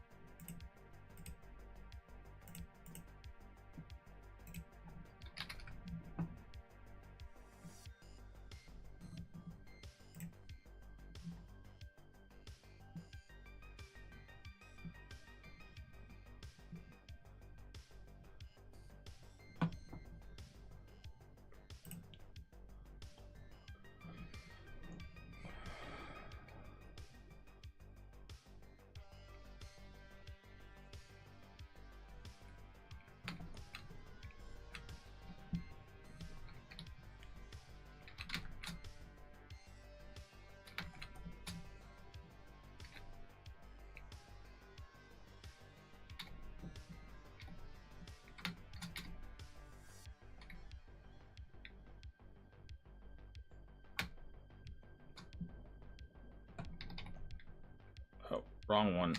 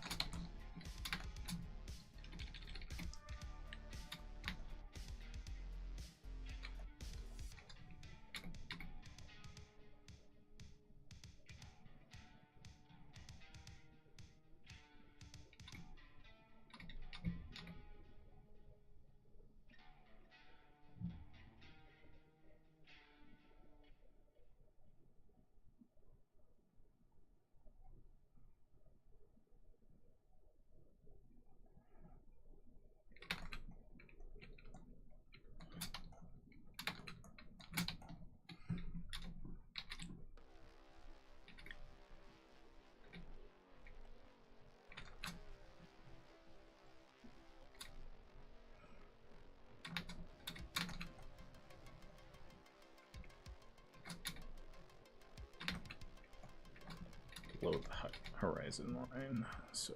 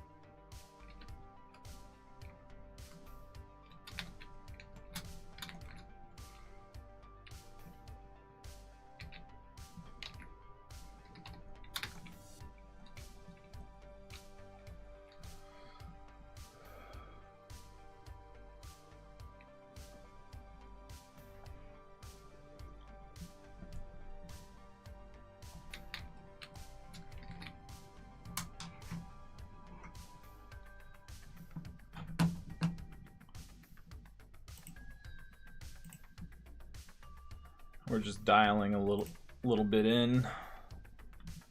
I'm getting hungry again.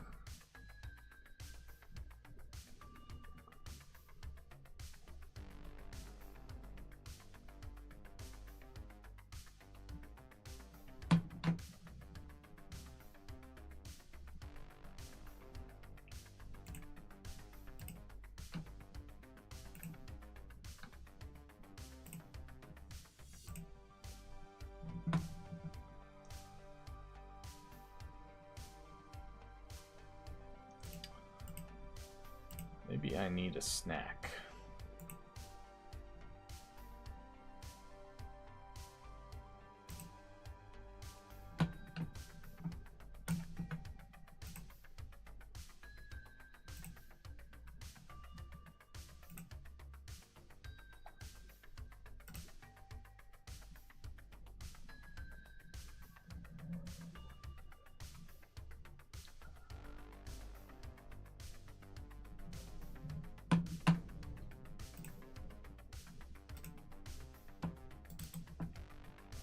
See if I have this in my reference.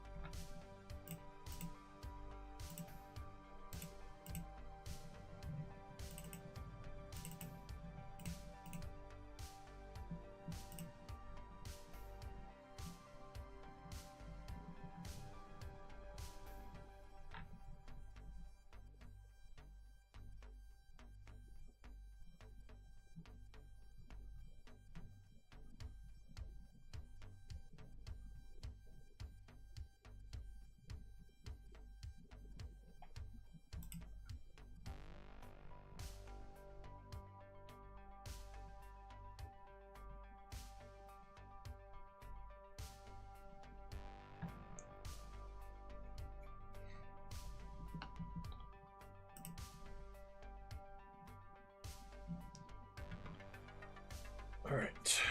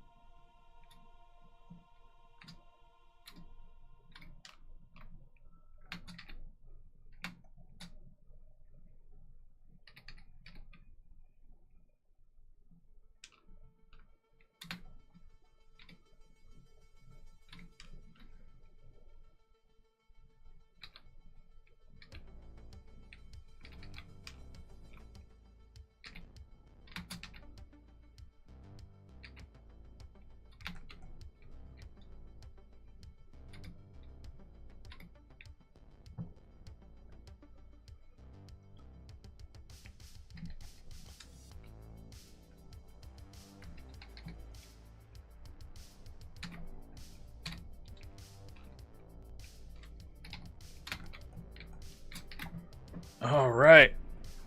Oh. Yeah, I don't know if we're going to get the colors. Even flats, like...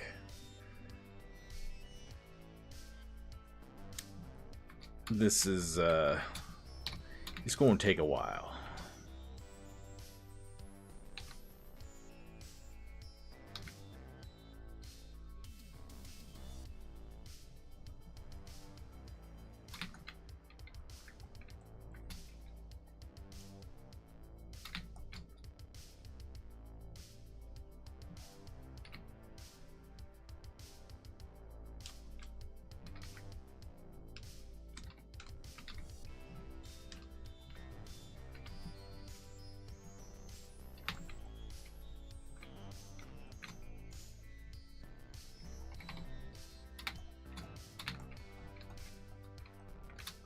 Ad break ends in 1 minute, 30 seconds.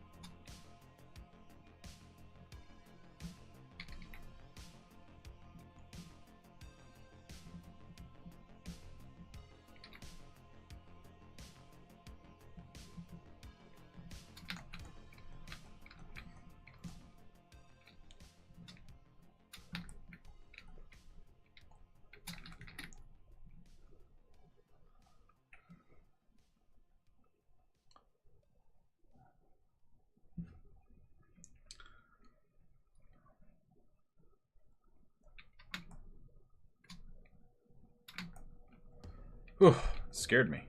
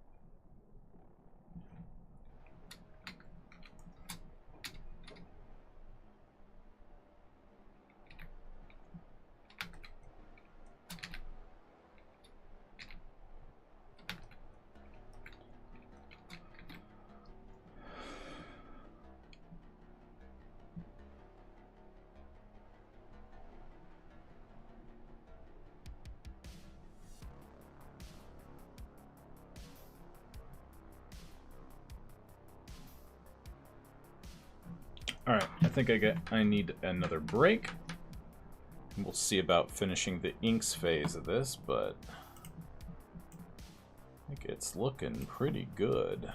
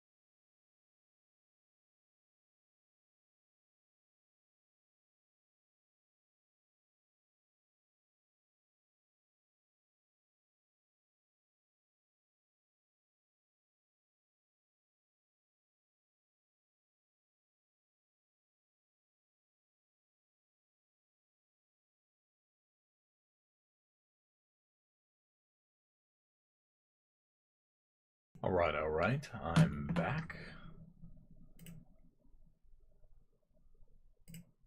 Let's go ahead and finish up some of these ink details and call it a night. Been a quiet night, but a good night nonetheless.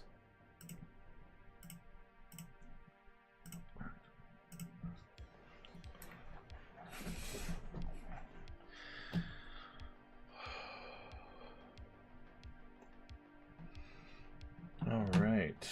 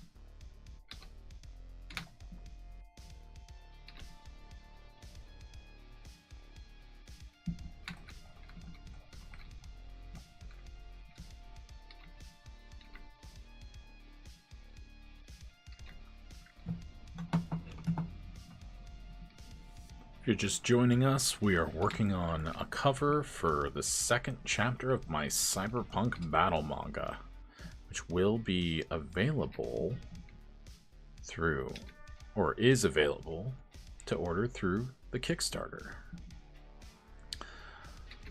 If you think a cyberpunk battle manga that's like Dragon Ball, if it had a Lovecraftian baby with Akira, sounds dope, click the link pinned in the chat, read the first 8 pages, and get ready. Because this thing is just getting started.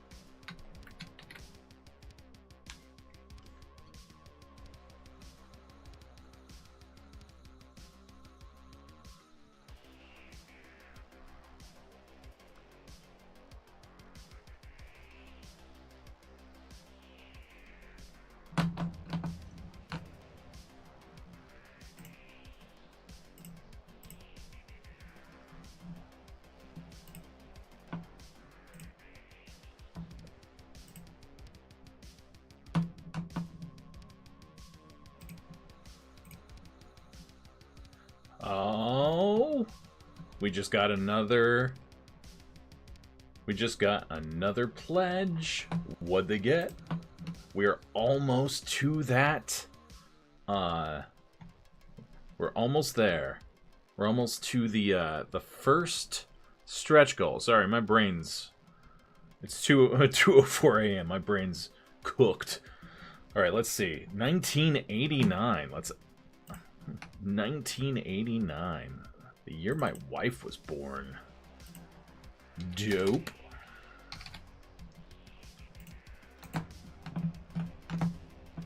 Was burnt, as Ricky would say.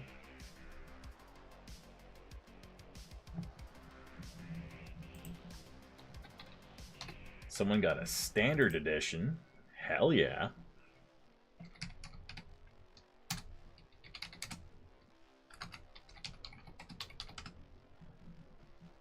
Hell yeah.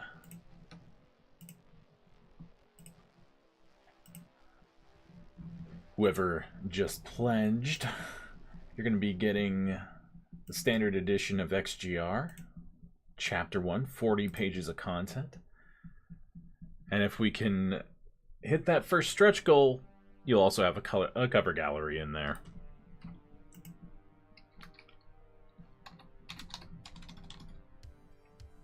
Which will be awesome.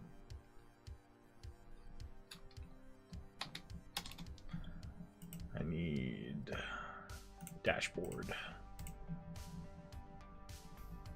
Why is it doing that? Oh, at once. Seriously, this is fucking awesome. It's fucking awesome. It's fucking awesome. We're kicking so much ass. And this is only the beginning. only the beginning.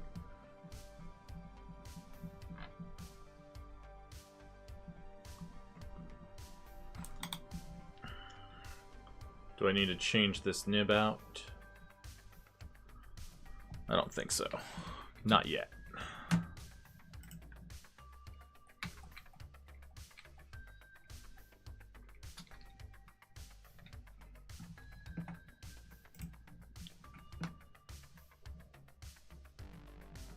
Hell yeah, hell yeah, hell yeah.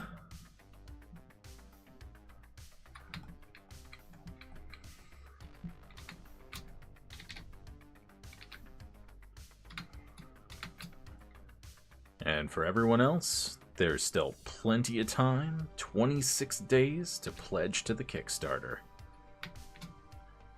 We'll be getting some exclusive stuff that no one is going to get ever again. Because once the full volumes start coming out, that's it for the floppies. At least for... Oh, crap baskets. You say that too! That's gonna be it for the limited edition floppies. Oh, shit. Why did I have a guide?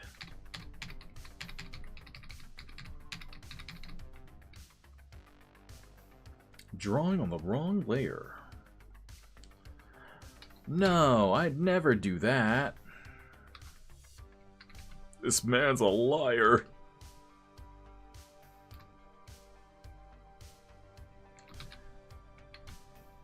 I'll chat. It happens a lot, actually.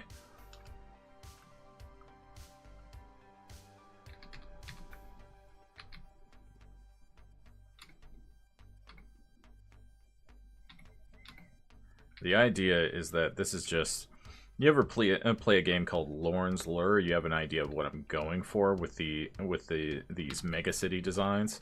They just go on and on and on. It's like an MC... not really an MC Escher painting, but it's a similar idea. That there's no nature there. It's just...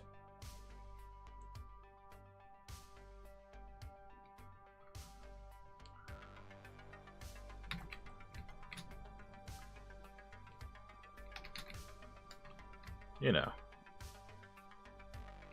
So it just keeps going and going and going until you hit the wall. Literally, this is an underground city, too. That's why there's buildings coming from above.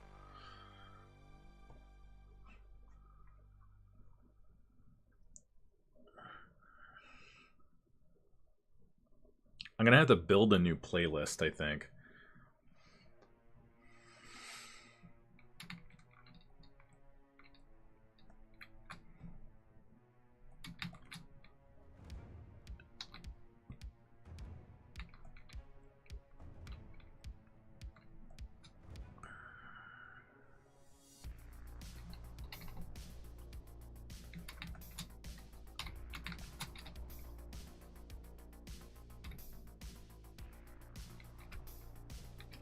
And of course, your book will also be signed by me. The guy who wrote it and drew it.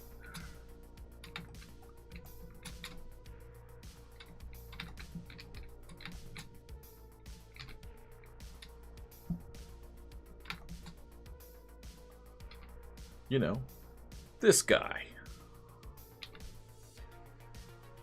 This Mafk.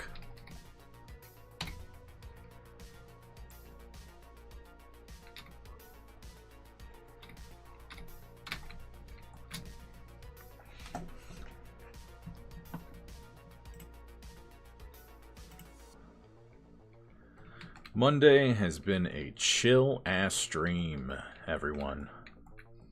And that's okay. I dig it.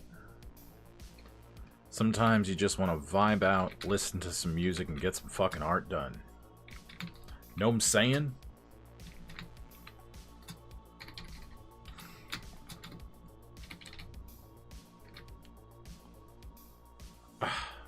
Just a random hair clinging to my artist glove. I need a haircut.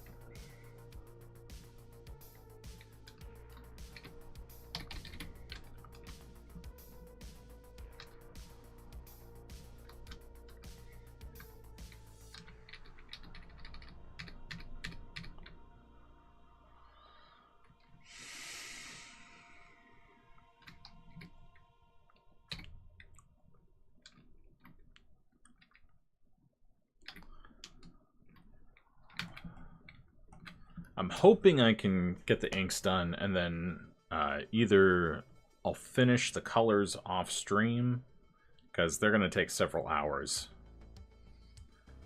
This is complicated. I decided to do a background.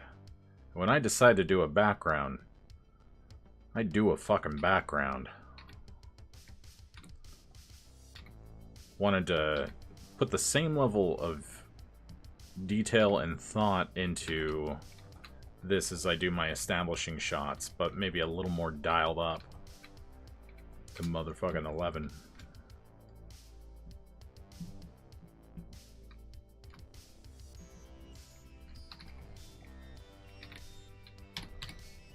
That's gonna be cut off anyway.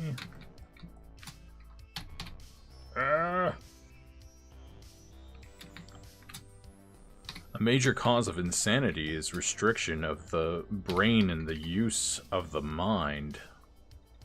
I wonder if this is about AI. Literally dumbing people down. Could be. I'm listening to a band called Three Teeth for context. I listen to them a lot when I'm writing cyberpunk stuff. Sometimes they're a little depressing, but, you know, cyberpunk typically is depressing.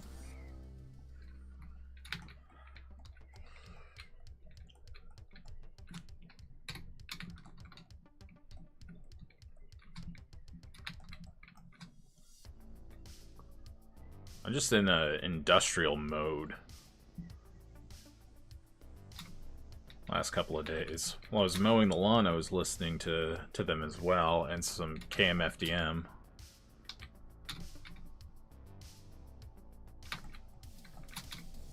trying to figure out what I can do for this structure. Are you even gonna see it? Yeah, you will.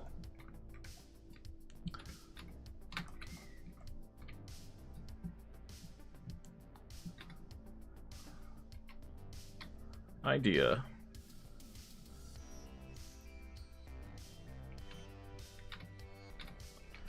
Sometimes I just like to excavate the shapes and stuff.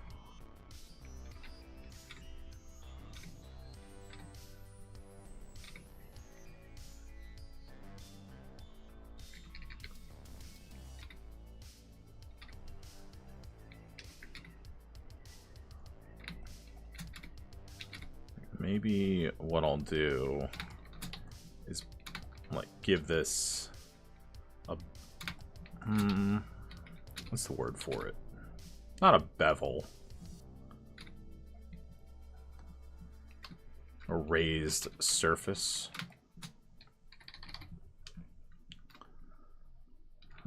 I don't want to take forever on it, though.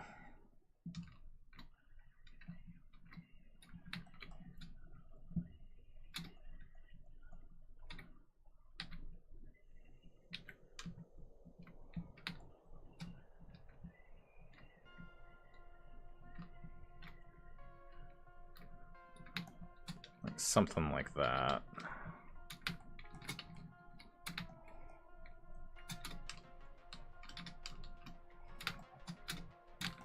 Part of that's going to get cut off anyway.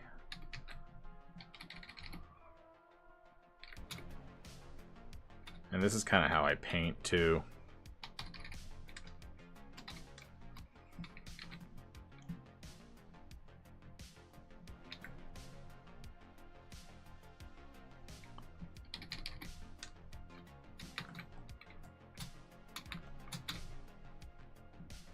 Kind of adjust things slowly till it looks right.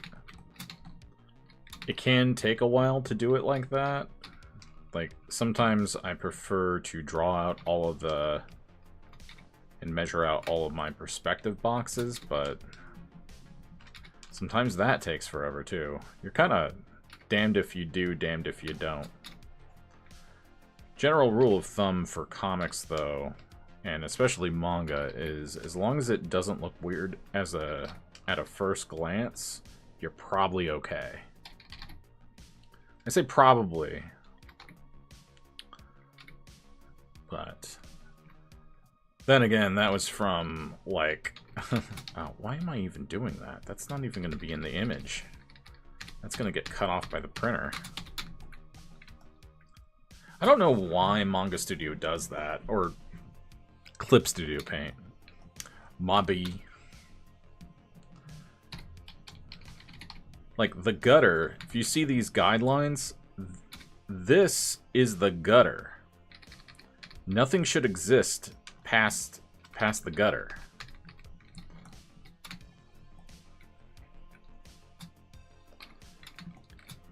I guess now that I think about it, when I used to draw on 11 by 17 comic boards, it was like Bristol boards with texture.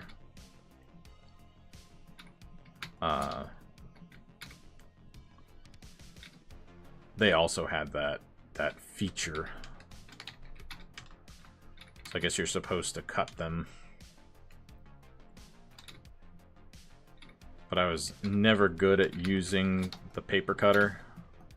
The big ass thing with the arm. Oops. Almost knocked shit over. Was never that good at that. Then we can do something like this.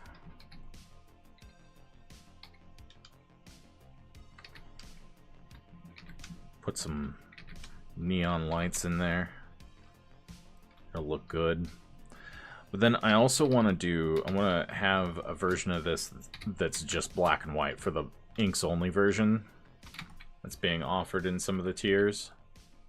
I think that would be fucking awesome. So I'm gonna have to do 2 different versions. I'll probably export. I'll probably lock the layer to make sure I don't draw on the inks. That'll be smart. I've definitely done that before. I painted on the inks and then saved the file. Like, I did that a couple of times in Chapter 1. I don't think I did that at all in Chapter 2. I think I was kind to myself. I was kind to future me, which is now past me.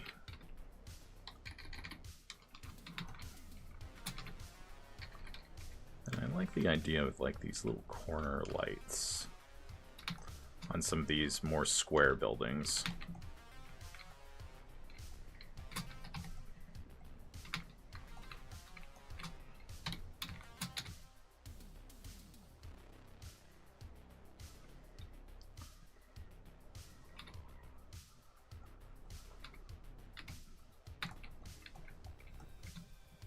So in these corners, just do a bit of a triangle. And that looks pretty cool.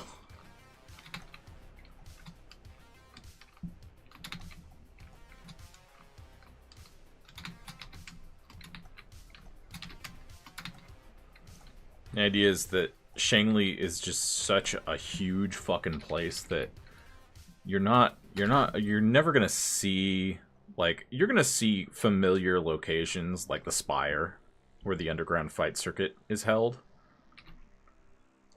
Like, you're gonna see places like that that are seen multiple times, but, you know, some locations you're never gonna see because the place is just fucking huge. And it's a small mega city, too. It's built beneath the ruins of irradiated Chicago.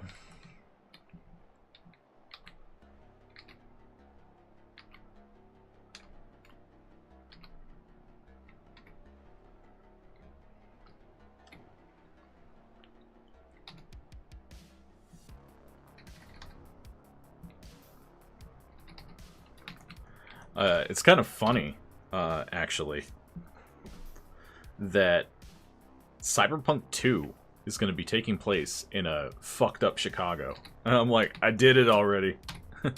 It's already done. I did it. I mean, I'm sure theirs is going to be different, and it'll be cool, but that's a game I haven't played in a while. Not since all the updates. I'm not even sure if my machine will run it still. Because they did a graphical upgrade too.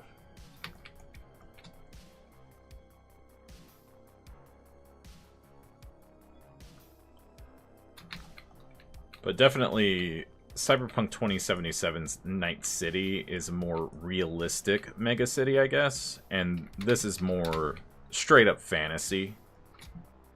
Like science fantasy, because I don't think it's possible to build buildings this big in these shapes. Like, they have to be built like the Burj Khalifa, basically. But they look cool. And it's not about realism. It's about what they represent.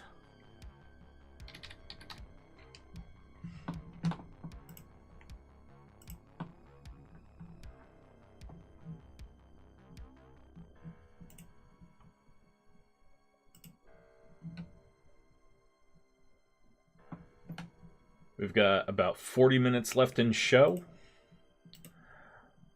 I think we are going to end up not streaming Monday nights as much.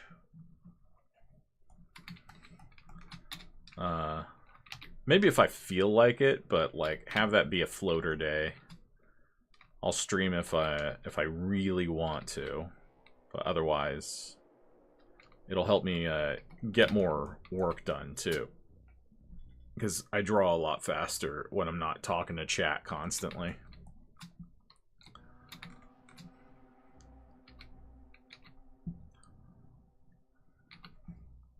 Which this stream, I've been a little more quiet than usual. I do apologize for that, but gotta get this done, you know?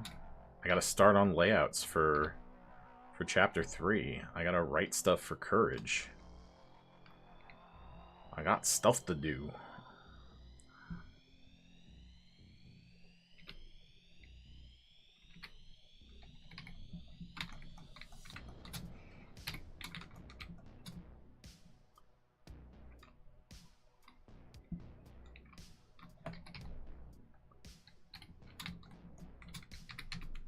Welcome back, chat on Twitch.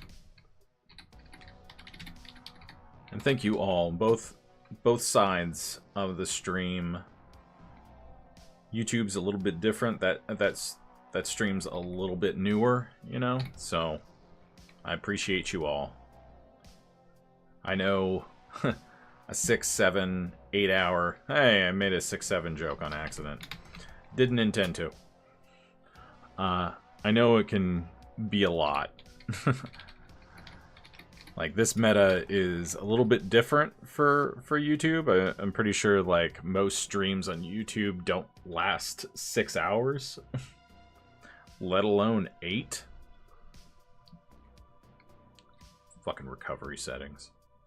I think I need to increase that back to 200 steps. That's what's causing it to do that constantly. Oh, I haven't done any straight up horizontal ones. In fact, I want to do that instead.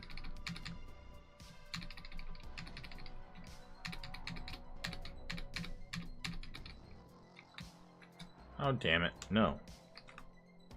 I wanted that one.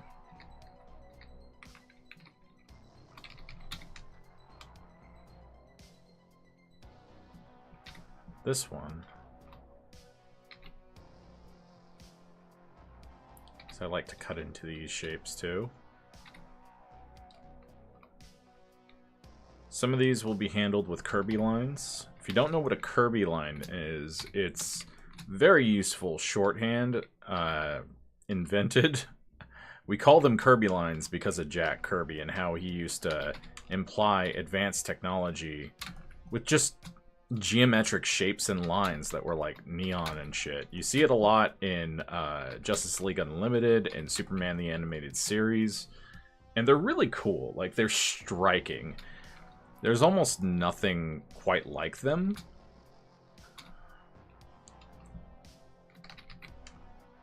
I want to do a triangle. I like putting triangles and shit.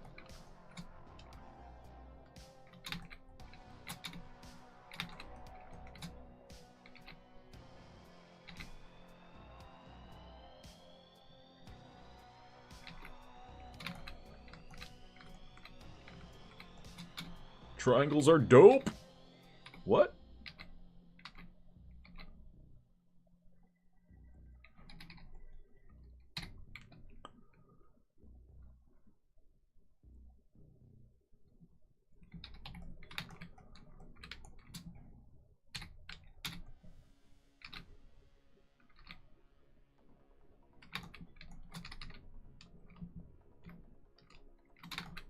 I also haven't done that in a while. An X pattern. I did that for some of the establishing shots for Astrodest Mega City 2 in Chapter 1. Some of my favorite establishing shots. But I'm not loving these.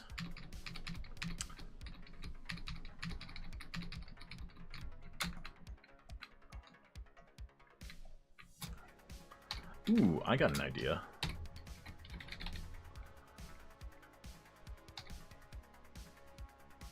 We'll do something.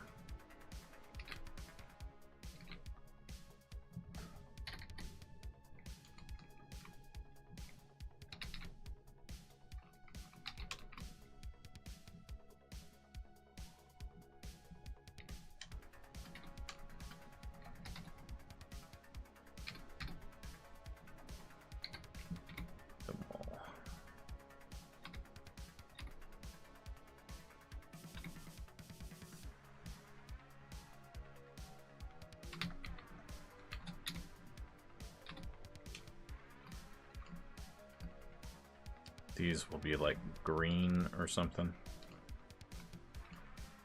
That really neat fluorescent green. To the layman, it would be neon green, which is technically not correct because that's not what a neon is. Neon is neon. Neon is a red.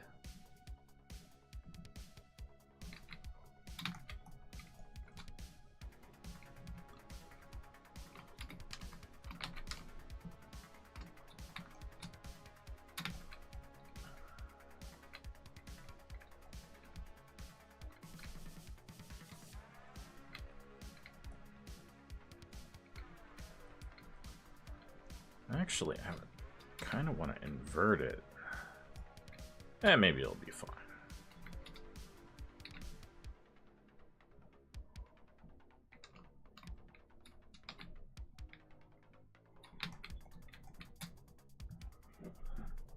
Chat, I don't think we're going to finish tonight. At least, not the inks.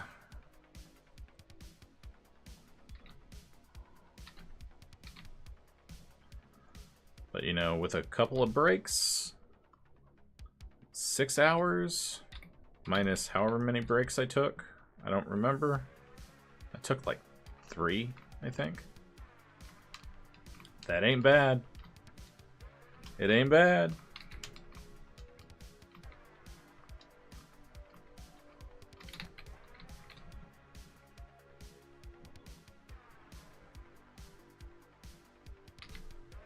We'll see if I like that in the morning. Sometimes I do a thing and then I'm like, I don't like that.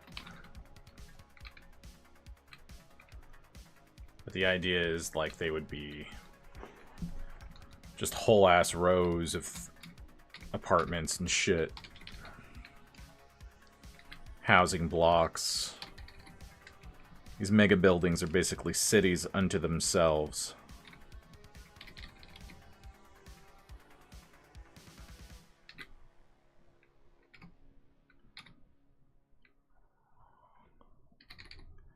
Their own, like, agriculture, too.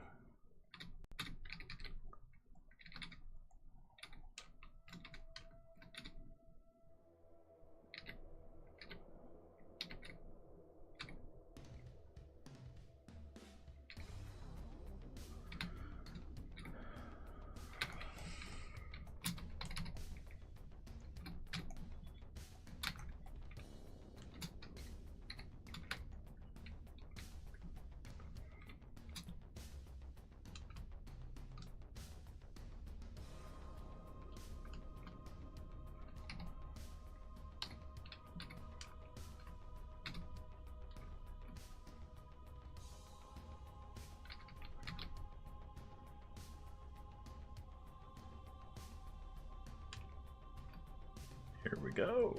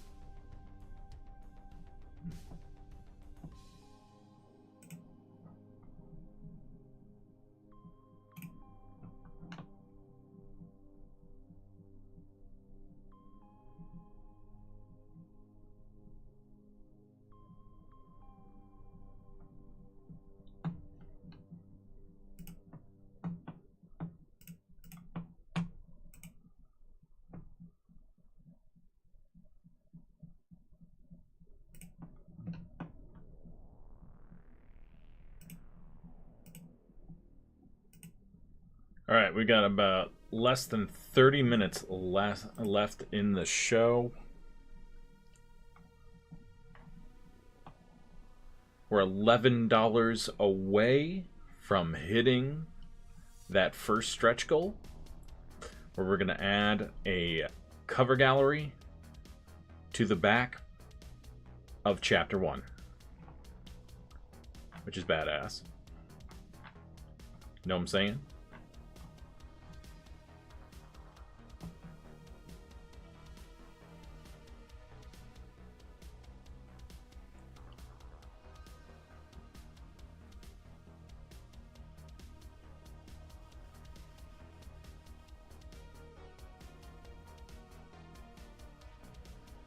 Oh shit, interesting.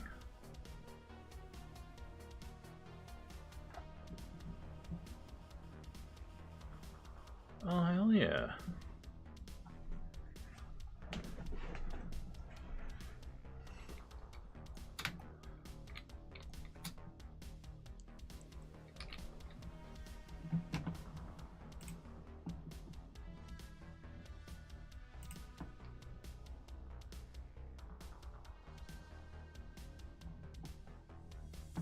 I know who that is.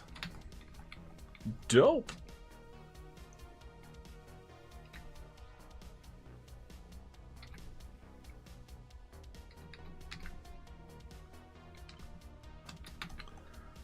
Trying to think, how do I want to vary this up?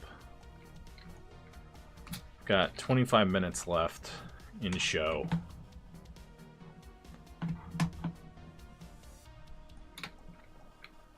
If you're lurking and you're not asleep, be sure to refresh your lurk.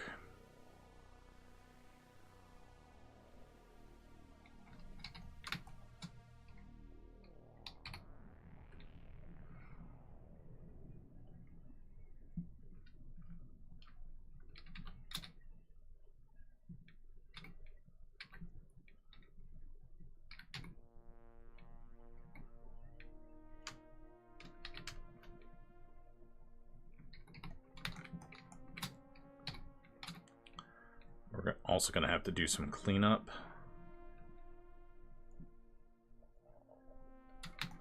Because some of these fills are a bit dirty. A bit dirty.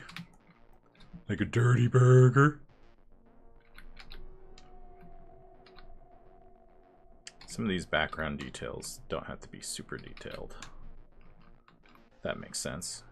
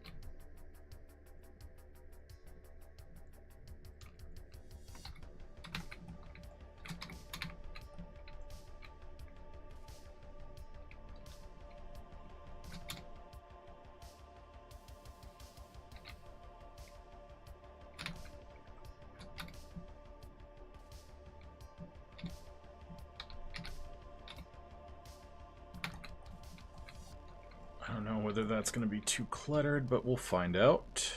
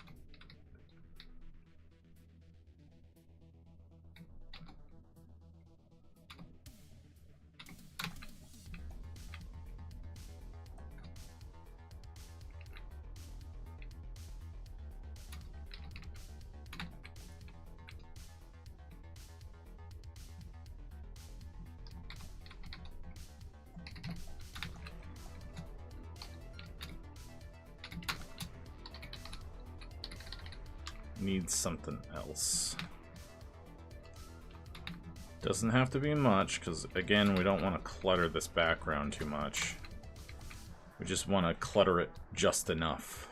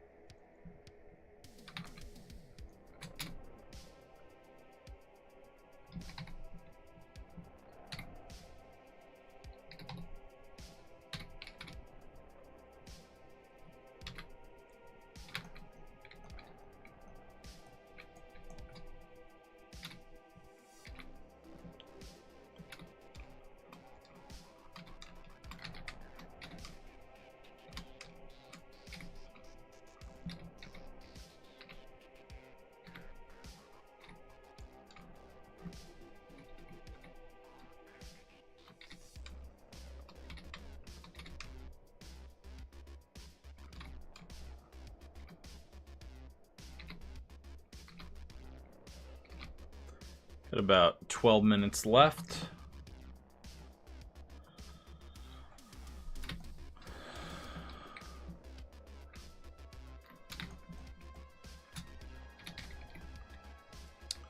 Then we're ending.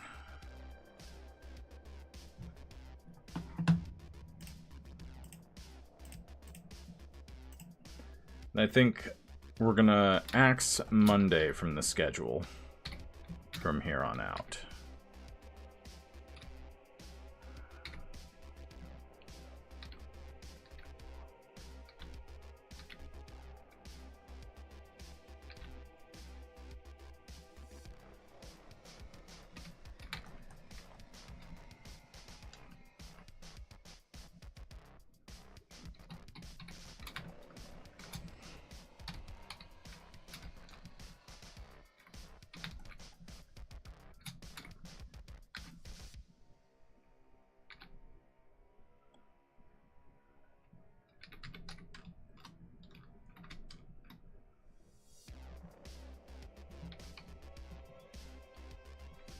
Ah, crap baskets.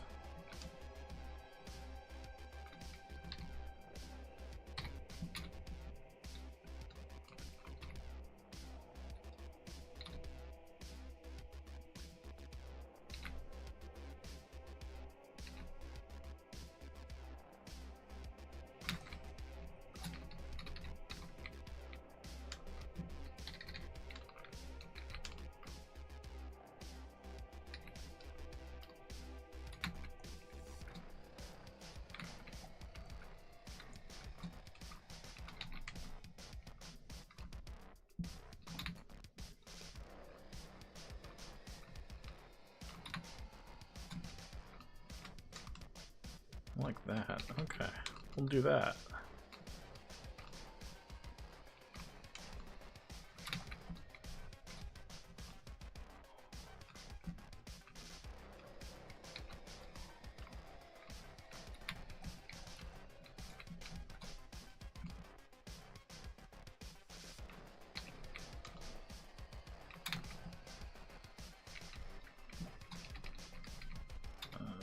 That is not going to work. But it will. I just need to resize them.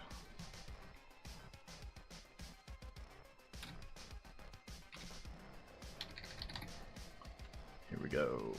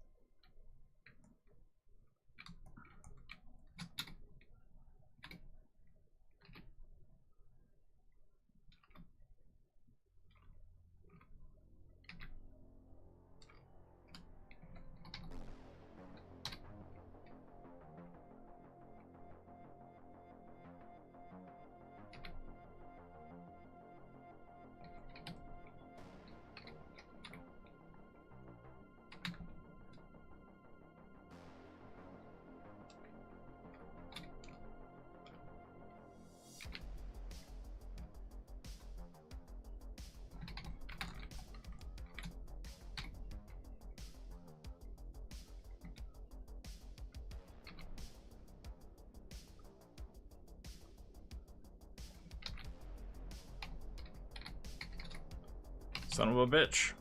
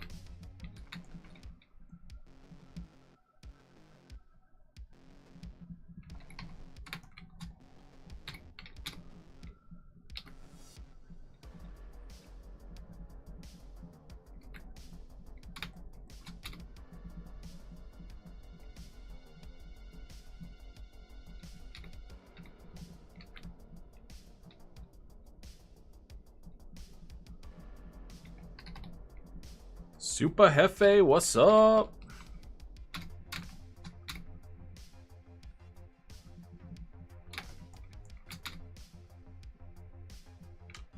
We're about to end, buddy.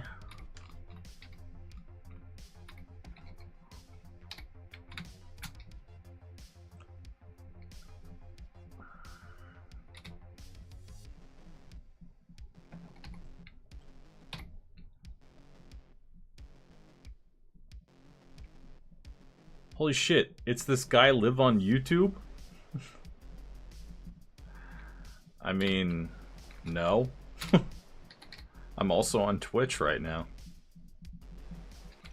Welcome to the late show. We're about to end.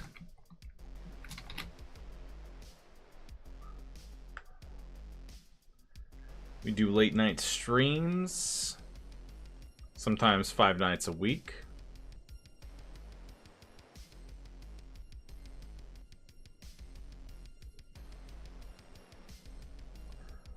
Oh, I get what you're saying now. Sorry, I'm tired. I've been going at it for 6 hours, 34 minutes.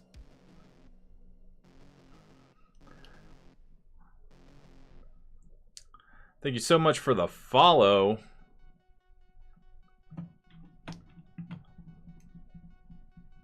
Katrina, thank you, Katrina, for the follow.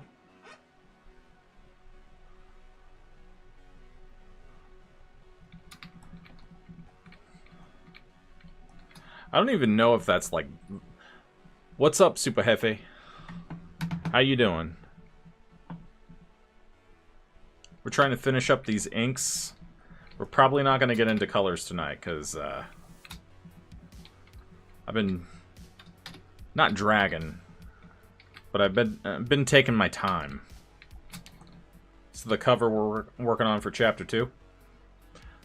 Man, have you tried not being such a douche? What? What's your problem? Do you want to get banned? How am I being a douche?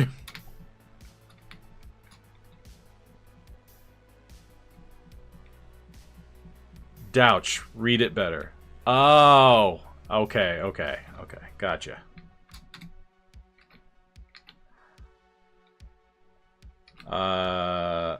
I think I know who you know.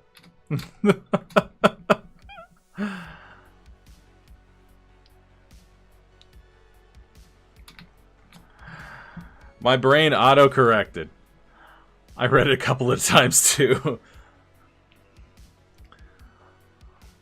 You know me, not just who I know.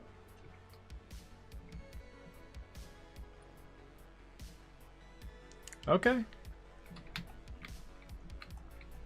How you doing? Thanks for stopping by. Thanks for hanging out. You always be... Aww. I'll do what Punk Noir does. She's a great artist too. She's been like working on these Wizard of Oz watercolors. She's insane.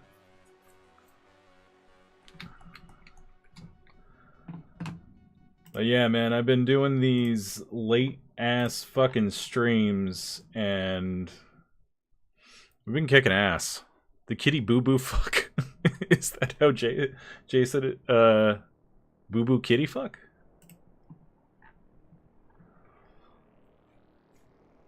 Yeah, it was boo boo kitty fuck. Yeah. I haven't rewatched Jay and Silent Bob Strike Back in a long time. I need to be quieter. My wife is trying to sleep. But yeah. Are you just on someone else's profile or being incognito?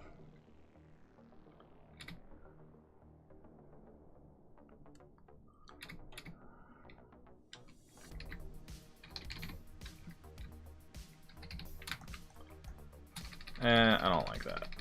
I'm repeating these shapes too much.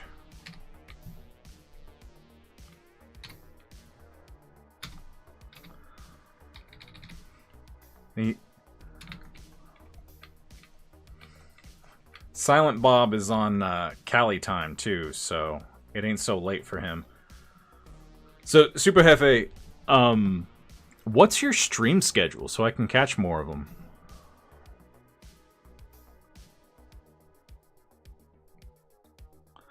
I've never caught you live before. Figured I'd come fuck with you.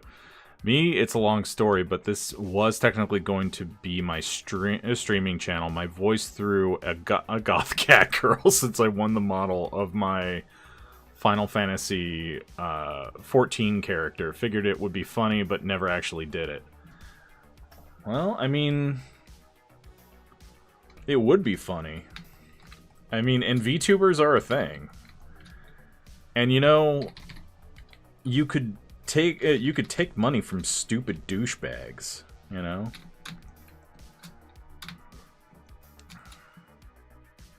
Know what I'm saying? Ah, I just made myself sad. I'm still giving it some thought. Yeah, yeah. Are you still doing computer repair and photography and shit? We haven't caught up in a long-ass time. I mean, besides scattered messages and shit, because I've been working like 14-hour days and shit. And I'm still doing that to myself. I think between Friday and Saturday, I worked 30-plus hours just to get the Kickstarter funded.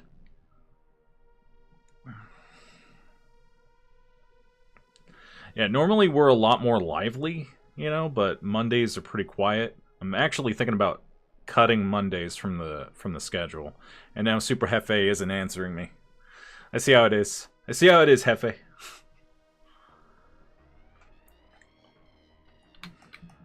I mean, YouTube is a...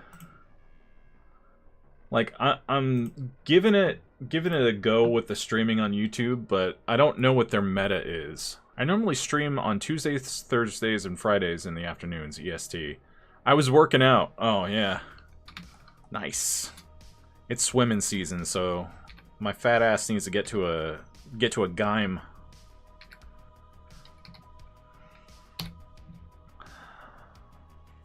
I was actually telling the Ghost Road stories since we were doing the late night thing, but I was telling everyone, take it all with a grain of salt. And people really like those stories. I am, yeah, getting back to photography, but randomly got into doll photography since I ended up with a doll on accident thanks to Walmart. Oh shit, nice. Yeah, they were pretty fun. And then I got to the part, like, I didn't give any names or anything like that because I want to respect everyone's privacy in that. You're not even going to be able to see that shit. Fuck it.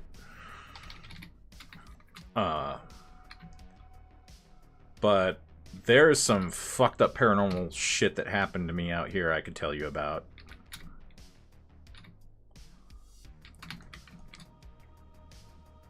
Well, I've told you about the thing that happened with the shadow people and whatnot. Like that still is a fun story to tell. But then my wife's apartment was haunted, and it's been a long time. I've been out to Ghost Road. Last I was there, they were building up a lot more houses. Oh, that sucks. It had that. Yeah, I was telling Syrups, another art streamer, about it, and she actually lives pretty close to Santa Rosa Mine Road, and like she lives like an hour away, and I was like, you know, I'm not gonna tell you to go out there because I don't know what's out there. I don't even know if they still call that one road Slaughter Road anymore. So for all I know, that's paved over and everything. But yeah, the footsteps we heard out there are insane. I still think about that because there's only like one other instance. My wife's old apartment in Winchester had disembodied footsteps too. That we both heard, you know. So there's still some stuff that I cannot explain. I still remember just telling your brother to go a direction. We found the mines. I forgot about that, actually. I remember the mines being there and, like, the rumors about the Chinese mafia.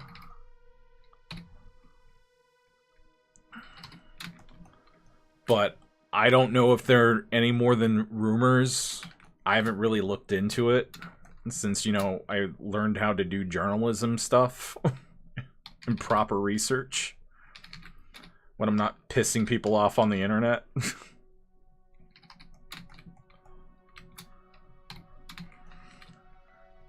I remember him going down into, and this is stupid of him, going down the hill, off the side of the road and just sitting there when we were hearing the footsteps in the grass before we started hearing them on the road itself.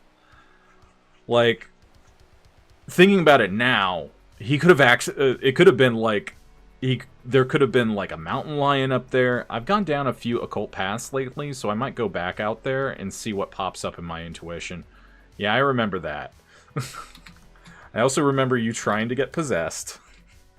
And the tree shaking. Because I was like, I don't want my friend to get possessed, because that would be bad.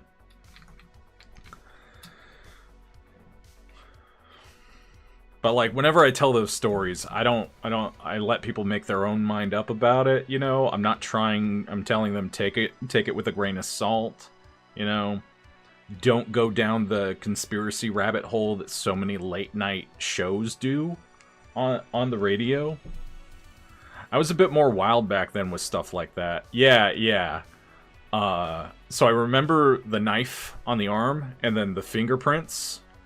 And to this day, I don't think you would brush your own fingers up against your arm, but the skeptic and running through the possibilities, like, it is still a possibility because you never know. I still have that scar. Shit. That sucks. I mean, I guess good memory because we were all fucking around and everything. You guys checked my fingers. They were blood-free. Oh, yeah, that's right. I forgot.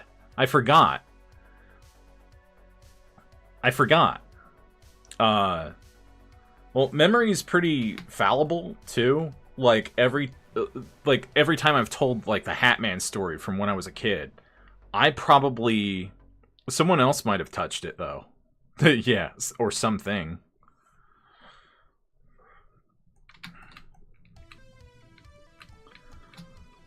What crawls in the night? Shit. Oh god, you're not wrong. I only remember bits and pieces. Yeah. Like, getting old sucks, man. Like, not just because the world is, like, going to shit actively. But at least I get to make comics. For now. Who knows? But yeah, man, we're about to cross that first stretch goal, and I really need to be quieter. You know, Katrina here, jump scaring me. Silent Bob jump scaring me. I'll just call you that in case you want to remain anonymous. That's cool. I respect that.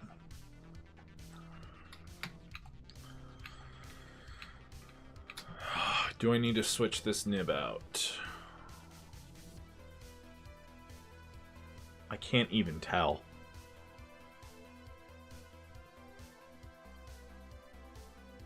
I don't think so. Yeah, I do. Like, I haven't had any paranormal experiences in a long time, and I'm kind of thankful for that. Cat is fine. Fucking most people online know me as it anyway, thanks to it being my online persona now at this point. Well then... Cat then.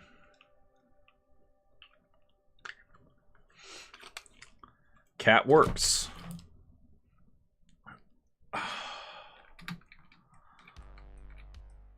Okay.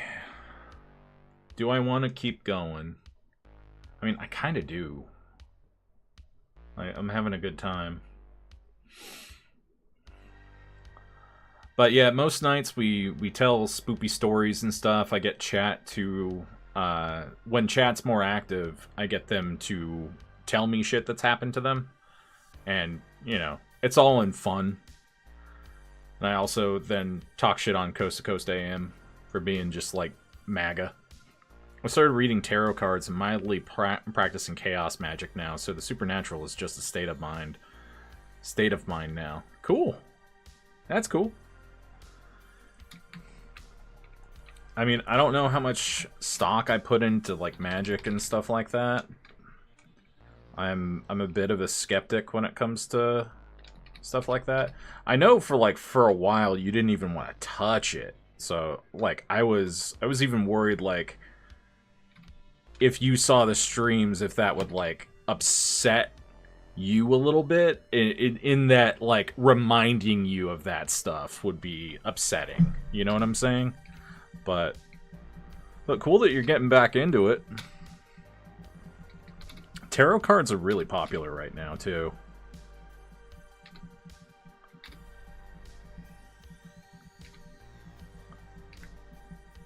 Yeah, I've been out here fucking protesting and doing activism shit, and then making comics since the YouTube channels that I was working for, I can't really talk about it too much, but are not doing as well. I'll put it kindly like that. So I thought it was a good opportunity to break into comics, and I've been working on this for months.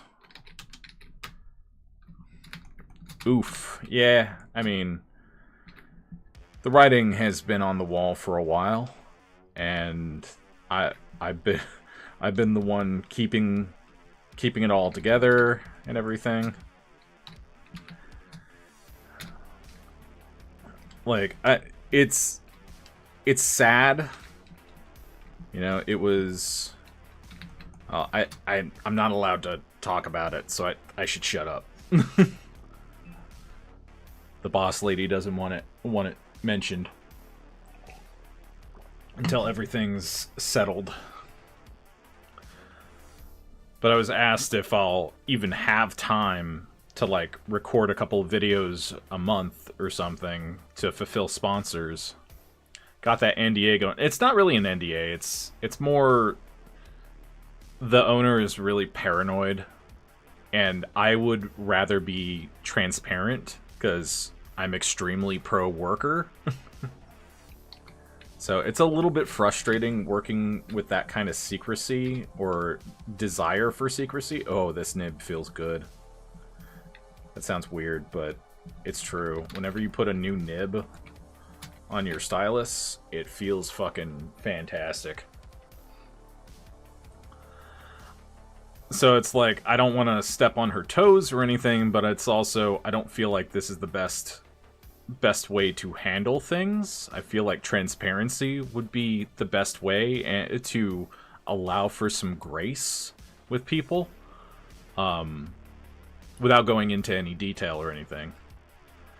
Yeah.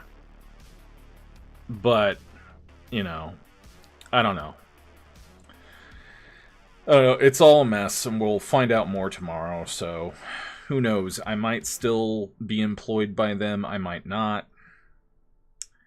And honestly, I'm not that broken up about it. Like, it's kind of sad more as a legacy thing.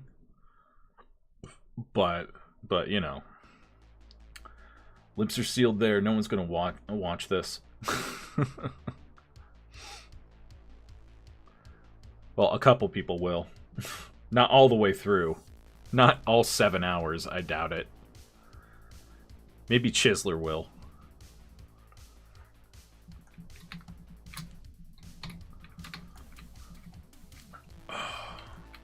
So you a night owl now, or what?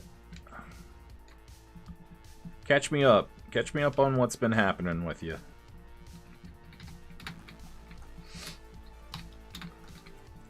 Did I ever, by the way, did I ever tell you how one of my old roommates tried to get her, or was about to get possessed? Because I don't think I told Hefe this.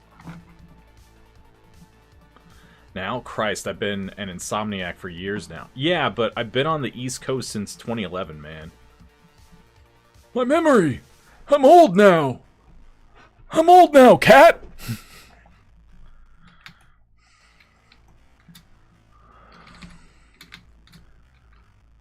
And I've smoked a lot of weed, too. Not lately, though. I had some last night, though.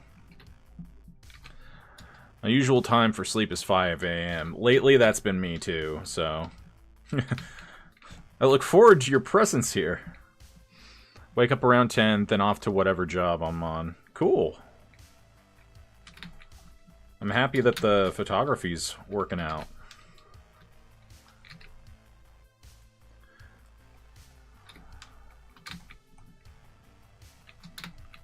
Alright. Gonna give my eyes a little bit of a break. Readjust. Finding out that I could multi-stream without... maybe you're pretty tech savvy. Maybe you can... now that I know you're on here, yeah, I'll come by more. Oh, I have no photo gigs. It's all IT shit in the offices downtown. Oh, gotcha, gotcha. Yeah. Nice. So the first night that I went live, multi-streaming to Twitch, YouTube, and Facebook, I was doing 6,000, outputting like 6,000 kilobytes a second. And now it's doing like 3. I sign at least one NDA every 2 weeks, it feels like. I fucking hate NDAs. I hate corporations, man. But you know this.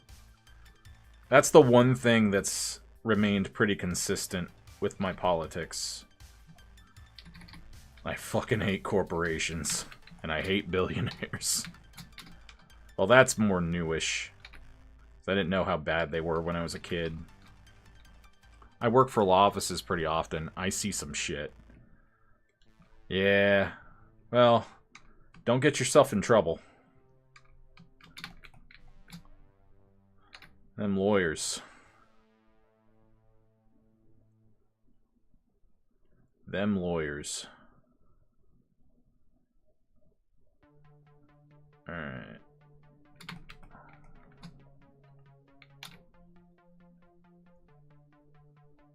Fuck. Now, I'm pretty well liked for ability to get shit done and not cause any issues. That's pretty good. That's good. Pretty good. It's good. That's good. Nice.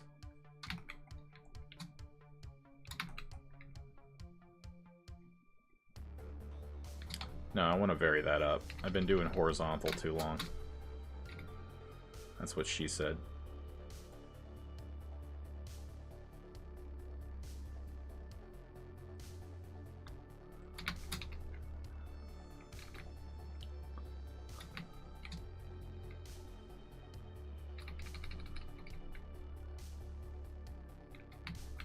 Horizontal mambo, yeah. The horizontal mambo.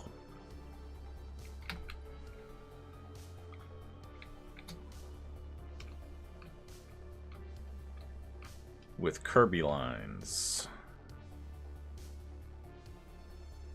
I'll probably end up doing, whenever I get to colors, doing a bunch of fucking traffic and stuff.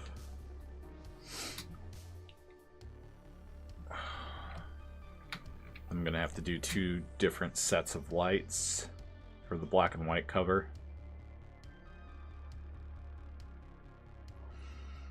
Lee and I are taking our friend Aunt through the Kevin Smith movies. She's never seen them. And now she quotes Clerks all the time at us. Aww. Yeah, my wife doesn't like the Clerks movies, so I have to watch those on my own.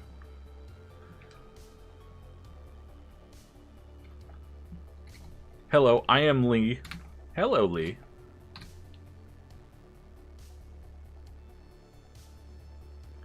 No. No, Shannon's great. I mean, Quinn's great. I'm sorry about the divorce.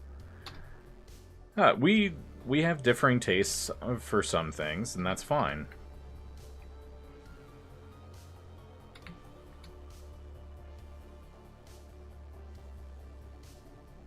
Like, our relationship is rock solid, man. I was there for your first wedding. Thank God this one is better, right? No joke there.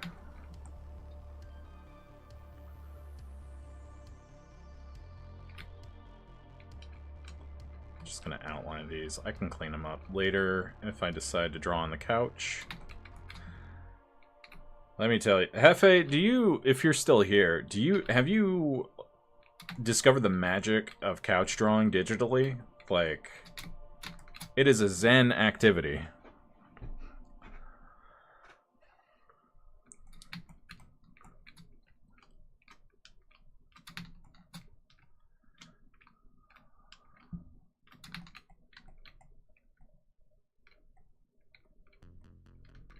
Fucking Zen.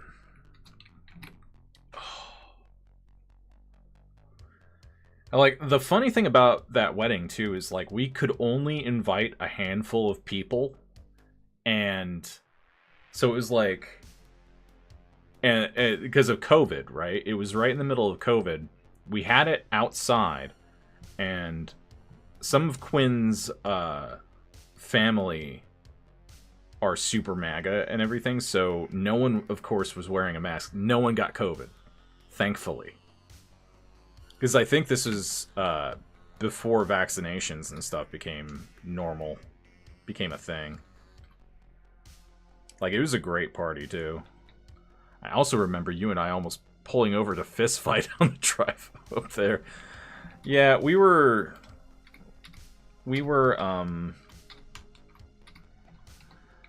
well, as I've discovered, your hypothalamus does not fully develop until you are 26, and with ADHD, sometimes it's even later in your life, so we're just a couple of kids, man. I don't think I fully pulled my head out of my ass until I was, like, almost 30. We almost died in cars plenty of times. Yep, and one of them was because you were wrong about home being the correct track for scenes from memory. We got an ad break starting. I'm gonna snooze this one since I have the power.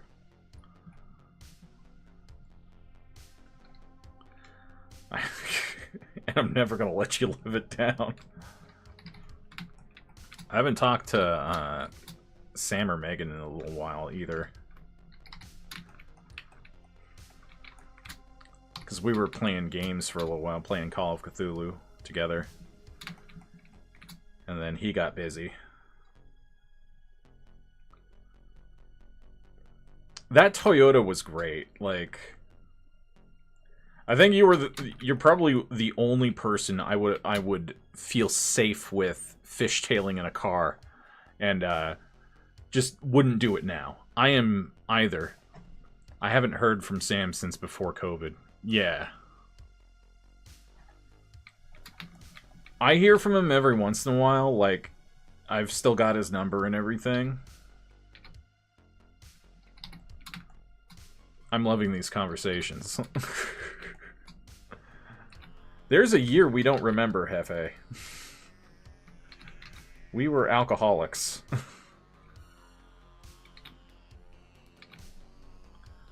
Oh. I slid that Toyota around every turn in this damn town. A whole year. Yeah.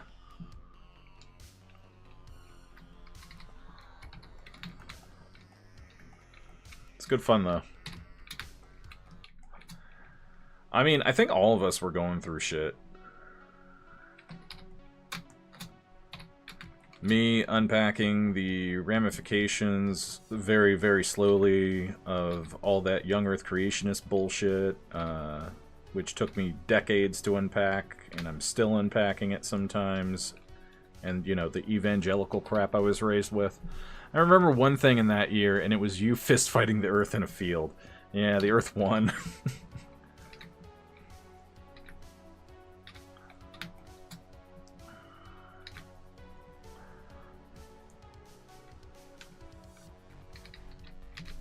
The Earth won.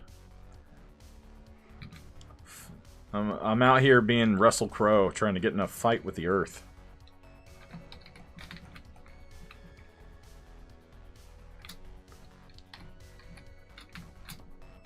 I'm like going on autopilot now.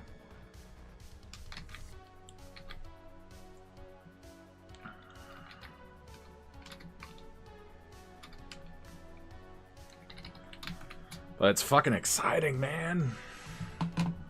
How long have I been wanting to do comics? We're 117% funded. That's fucking badass.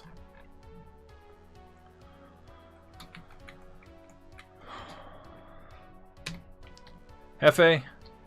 Long time. Yeah. I mean, I wasted so long on that business relationship. Just because I didn't want to... I won't even say it's sunk cost fallacy with that one, you know? I'm going to make these long. But I also feel like I only got really good recently. Because I've had to retrain so many times because I get burned out, or I got burned out a few times. I got burned out during the first divorce, got burned out after art school. You know, getting scammed into a for-profit art school is not fun, people. Don't do it. Go to YouTube University.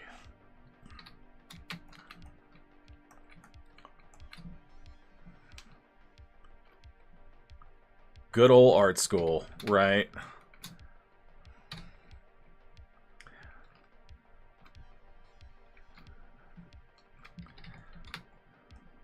A lot of fun in those apartments, though. Fucking knives. I'm not gonna tell that story.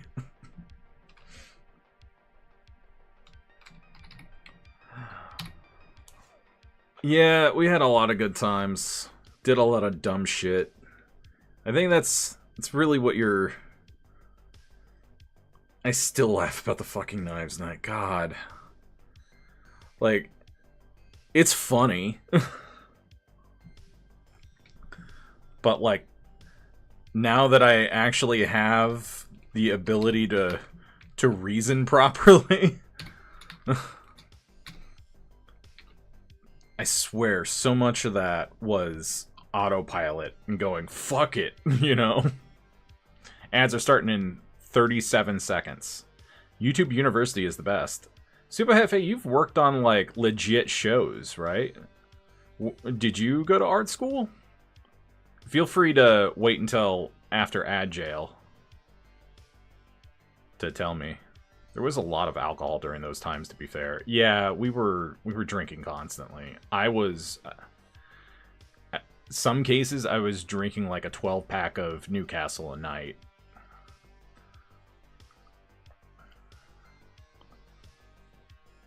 Like, I think I was just really depressed. Didn't know it. Alright, you guys will be back after ad jail. Please remember that we did not choose these sponsors. They dragged us into a back alley at knife point and forced us to show you their wares.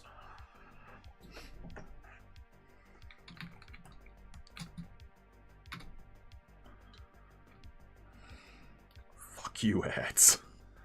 Fucking Bezos. Wannabe Lex Luthor.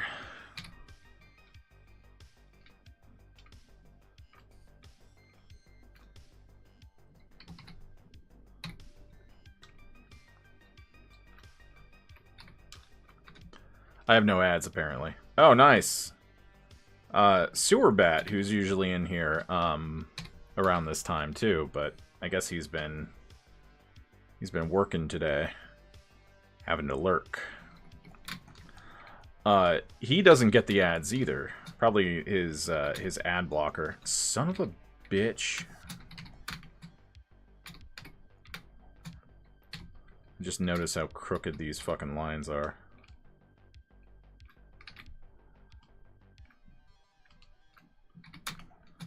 Mind you, no one's going to be zooming this far in.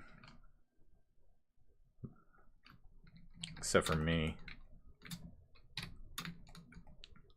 Oh, damn it, there are ads. Yeah, it was probably just a delay. Sometimes it be like that.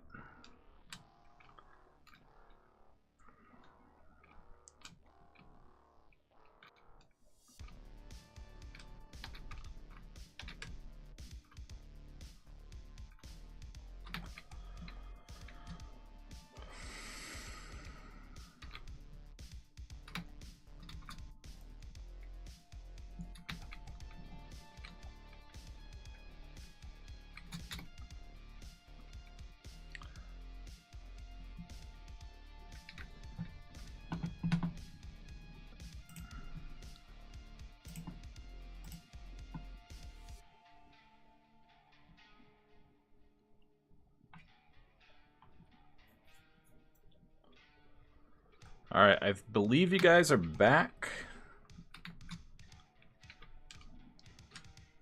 What kind of bullshit did they try to show you? Did they show you an AI ad? They've been doing that a lot on art streams. Welcome back. They've been showing a lot of AI ads on art streams, which pisses me off. Wingstop, now I'm hungry. Yeah... That's the problem with this late night schedule. Like, I get hungry. I mean, last night I smoked half a bowl, so I got hungry anyway.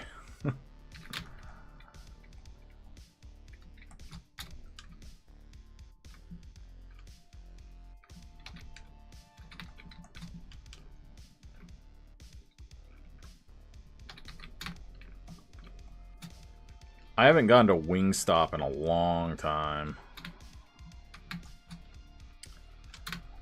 But, dude, okay, so... I don't know if you have...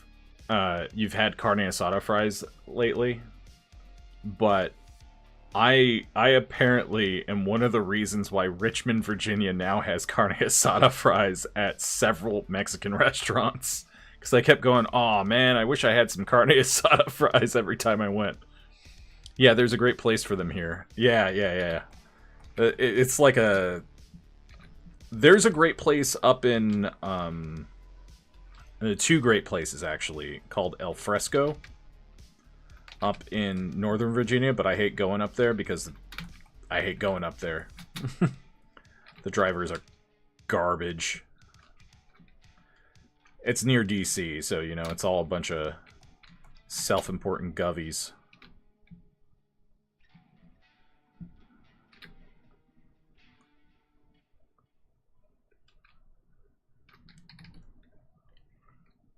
Oh shit, nice. Yeah, and they're good, too. Like, they do it a little bit differently, which I was kind of judgy about. They put queso on the carne asada fries, which is kind of weird. But I don't totally hate it. I just get them to put some shredded cheese on there, too, so it's not, like, too off the wall, you know? Then I think there needs to be something here.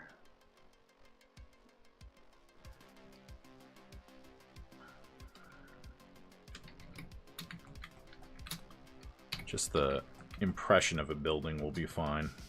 Or a mega structure.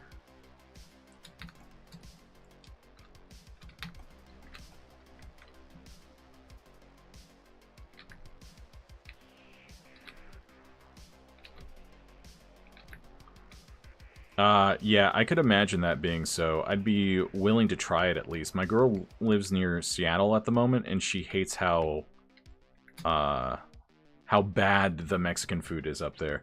Yeah, that's what I've heard. But, my buddy Elias and Jesse, you probably remember Jesse.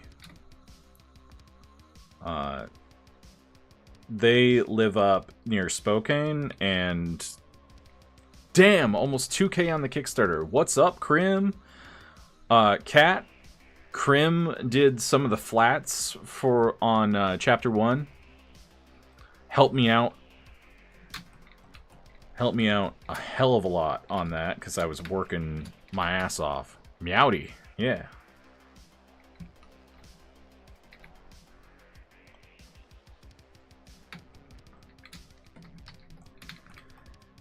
Cat used to be my Silent Bob, and still is.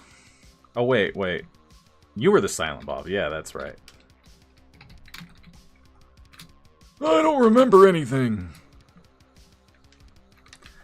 Way back in the California days. Back California way.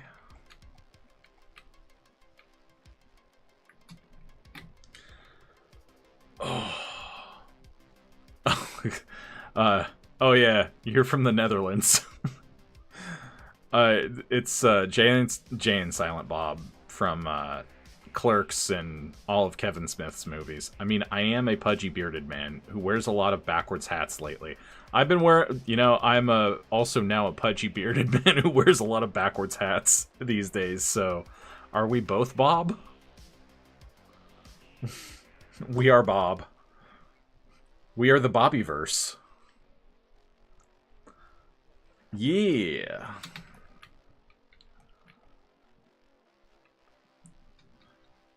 Oh, you know what?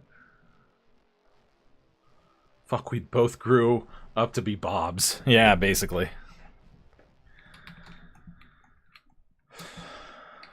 I mean, I'm gonna try... Like, I think for me, it's like my dad was a bigger guy when he got older. It was just gonna happen. Talk about Bobby's World. What? Why? Why? Why would I do that? I mean, it was a cartoon, and I watched it as a kid, I guess. It was kind of cool. Because you mentioned the Bobbyverse? Yeah, the Bobbyverse. Like the books, the Bobbyverse? Honestly, I've lost a ton of weight. Still pudgy, but exercise and eating better and not drinking has done wonders. Yeah, I mean, I still drink a little bit, but I love food, man. Wife and I both love food, and we're both good at cooking it.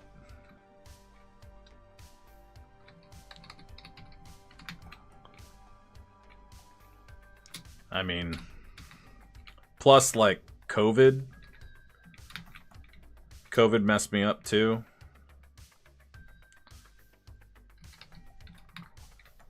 I've just learned to cook smarter instead of junk shit. Yeah, we're not vegan, but we cook like vegans now. We just accidentally vegan.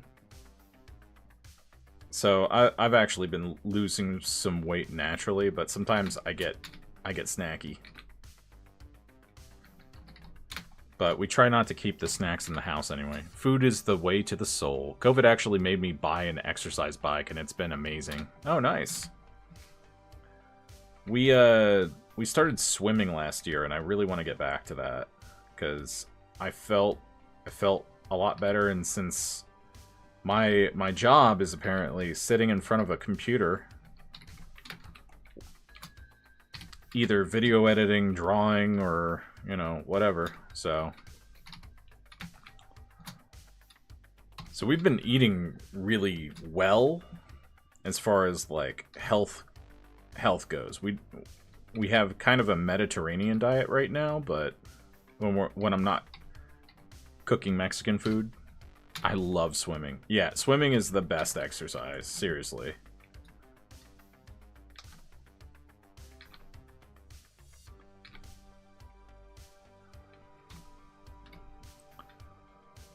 Yeah, same. Hence why ways to be active are super important. Yeah. I mean, I have a big ass yard. I mow it. And my joints don't complain when I swim. Yeah, exactly. And like from all my chair time, I've developed some back problems, so swimming is the easiest way to alleviate that.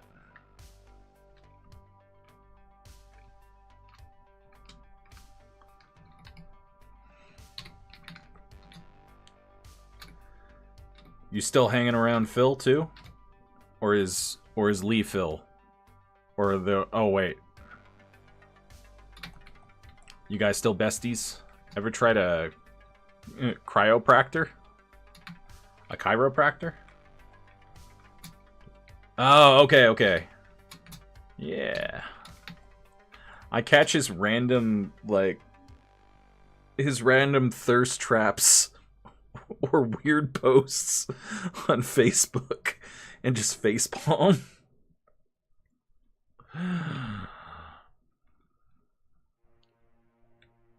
And no, I have not gone to a chiropractor. Like, I don't really need one. I just need to learn how to take more breaks. Lee's Facebook is a nightmare. Honestly, we should all unfollow them.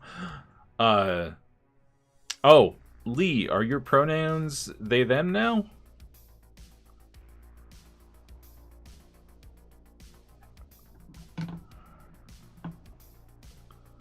Bitch, what the fuck? Yee?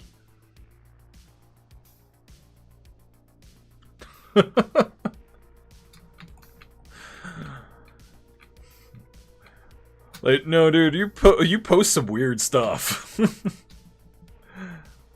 No lie. That was that cat. Yeah, they, them. Alright, sweet. Lee is one of them they, them queer moes. Hey, those people are pretty cool.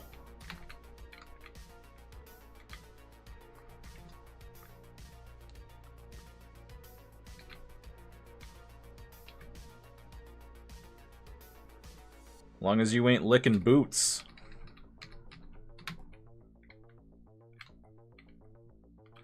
You know, unless you're into that. Whatever you do in the privacy of your own home is... I'm concerned I'm hearing a 30 to 40-year-old doing thirst traps. It's more like anime memes, but like Rule 34, and he's just... or they are just really honest about it. Are my people, to be fair. Been out as bi for a decade now. Yeah. I realize that. Only boots I lick belong to whoever has me on a leash. Hey, you know, more power to you. I think that's dope.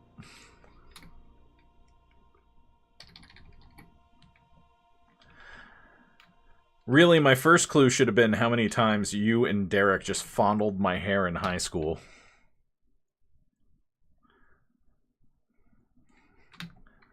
Leah and I are in a voice chat currently and dying making you say this shit. That's cool. It's not as, we don't typically get, like, super risque in here, but you had such nice hair, and I still do. I'm gonna be getting it cut again soon, though, because it's starting to piss me off. Like, long hair during the summers out here is not good. It looks pretty nice from here, to be frank. Nah, I know. No worries.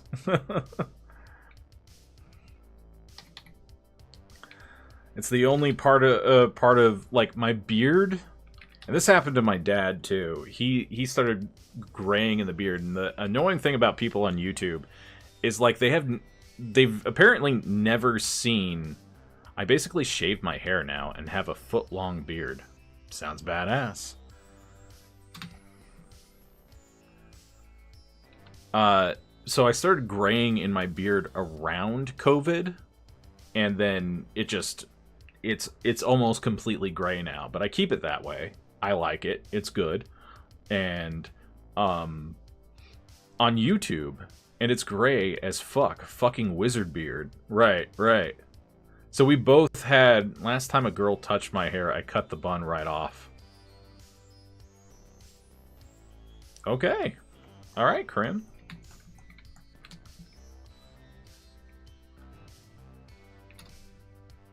You cut their bun off, or your bun?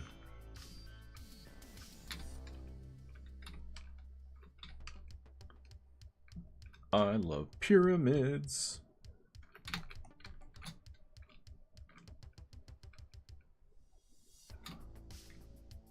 Mine. Oh, yeah? Didn't like that person, huh? Was that the person that you, like, choked out?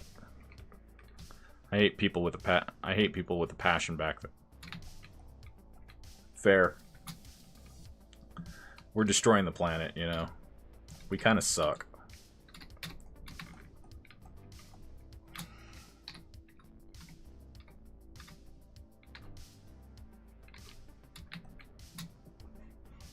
Oh, okay.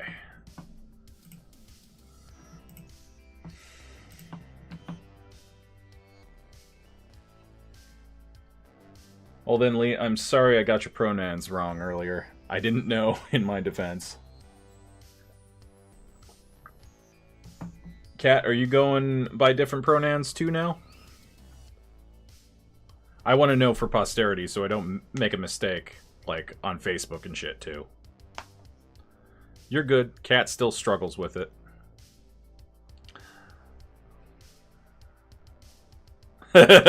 Crim's reaction. Nah, still a dude. Just pretend to be a cat girl online in places like that. Like this. Gotcha. Well, your secret's safe here. Among many others, I guess.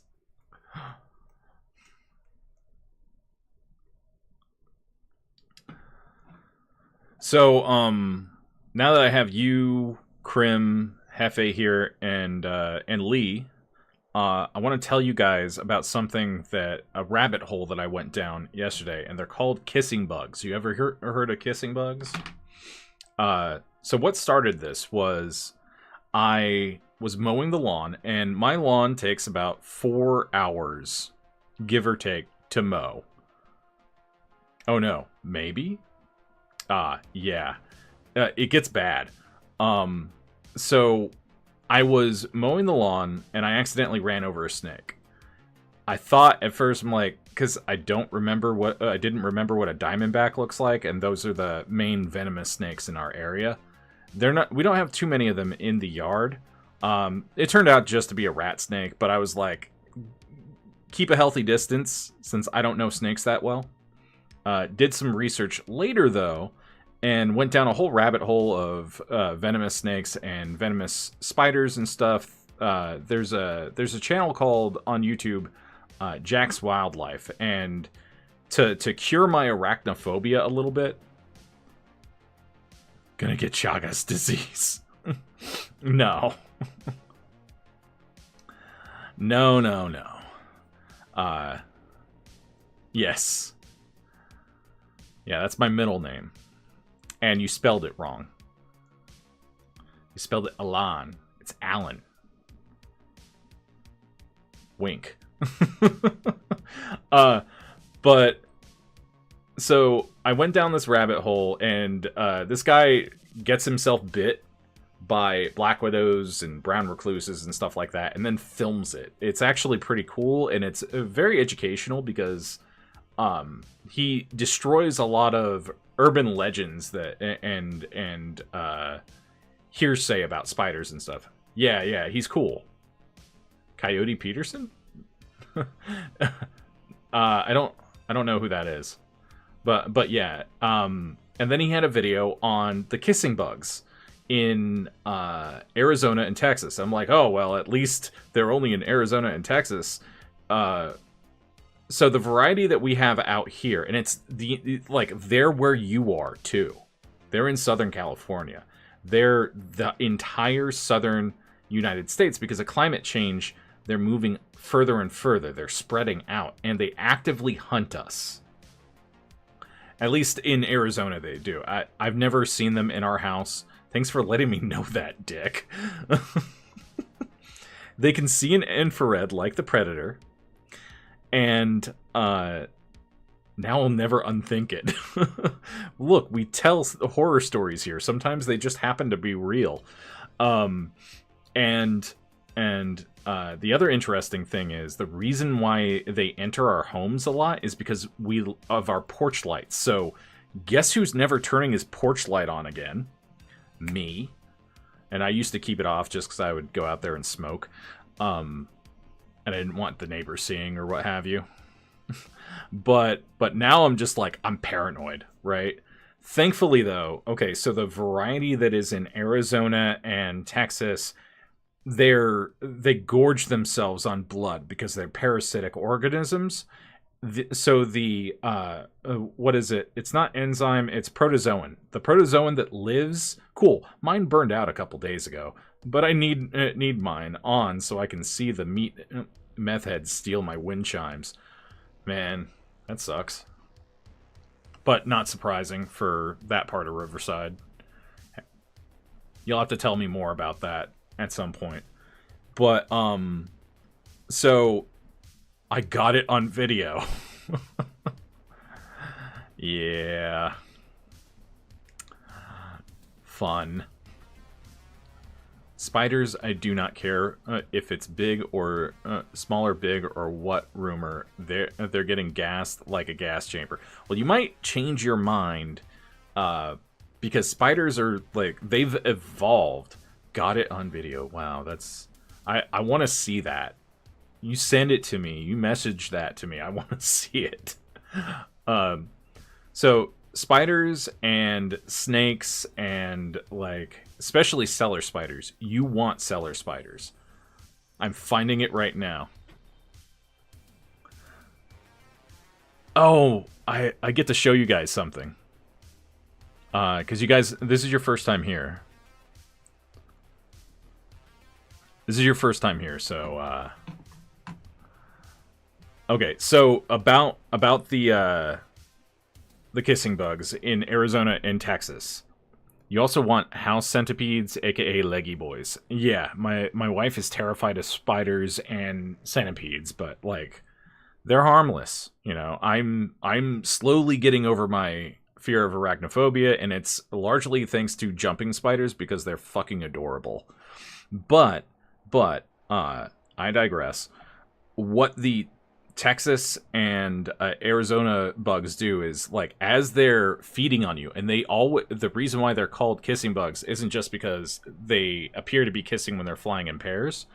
They also, when they get onto your face, they suck blood from like right around here, and as they're doing that, they poop, and the protozoan that lives in their guts gets onto your skin, and then like the bite itself is painless, but later on, once it develops like, you know, mosquito bite, similar thing, a bump, it starts itching and you start scratching at it, and that's what seals your fate. Thankfully, the variety that we have out here, almost like a bed bug, they're worse. They're way I think in South America they're a pandemic. Like they're an almost like an endemic here, I think, or an epidemic here. And in Chile, they have, like, it was a plague. Chagas was a plague out there. It's a fucking weird rabbit hole to go down last night at like 4 a.m. on my day off. But yeah, that's where I was at. And I thought I only had to worry about ticks. And yeah, the snakes out here, fucking... They're fine. They're pretty docile. Also, sent you the video on Facebook. Do you care if I showed it on stream? Like, there's something I want to show you guys. This is why I live in the Netherlands. Yeah, nice and cold and out of the way of all. Oh, sweet. I gotta stop my music. All right. And I'm going to pop it out.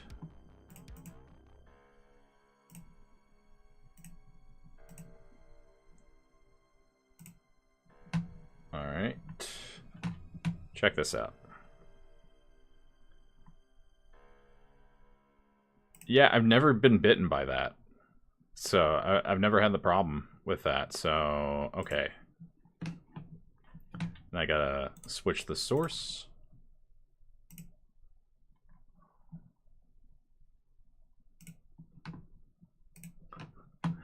Is there sound?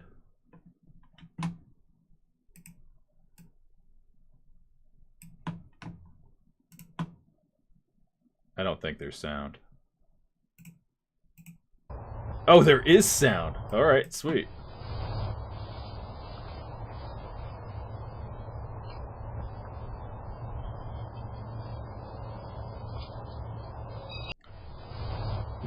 What assholes?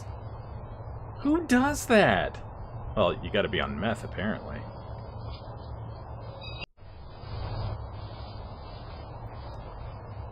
So this, I'll just leave this playing.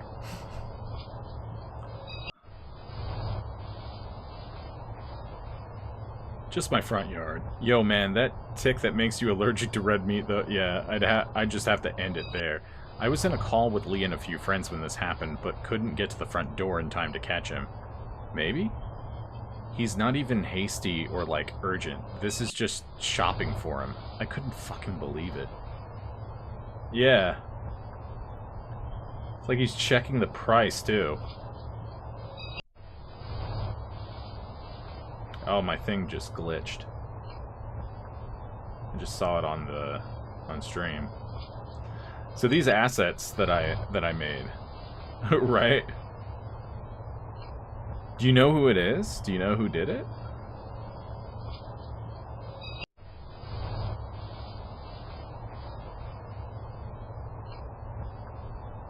Man, we've never had anything like that out here. Neighbors are super chill here.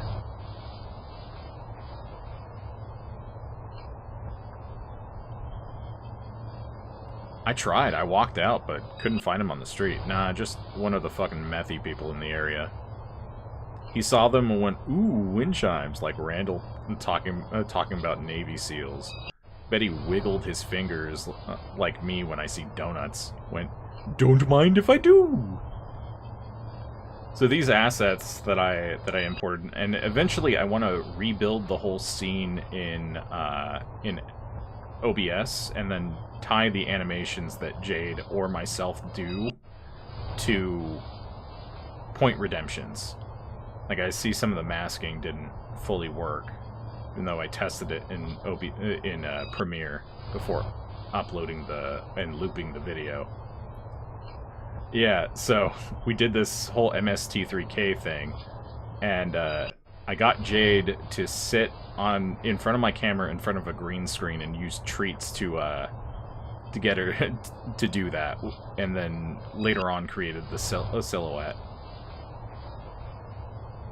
I was gonna do it with our other cat, Wash, but he's not treat motivated. Yeah. It's the random shit that I get up to in Premiere Pro.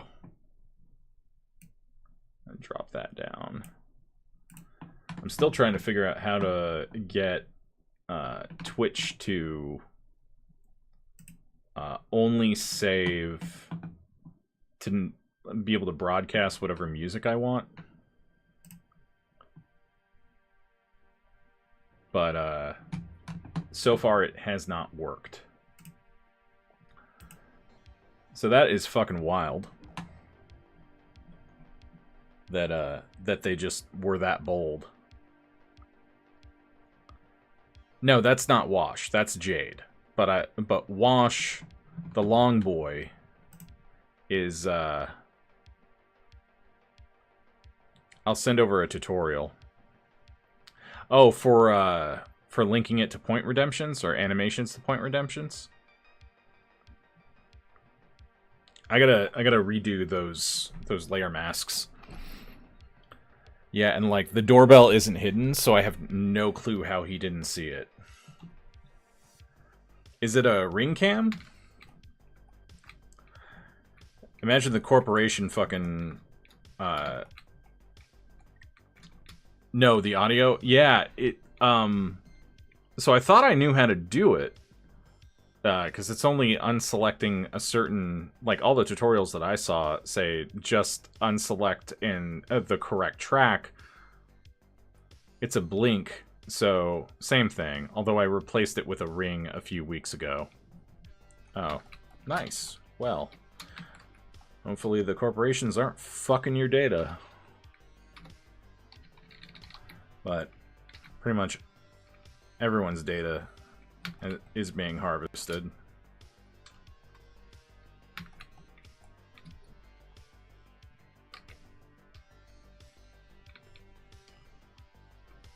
Sucks.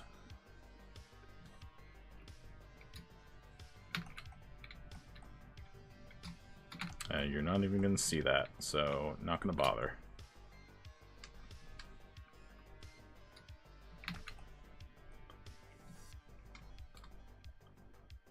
The area has gotten shady. Someone broke into my house a couple of years ago, so I took home security a little more seriously and wanted at least one camera thing. Yeah. I mean, in this case, a lot of good it did, right? Dude still got away.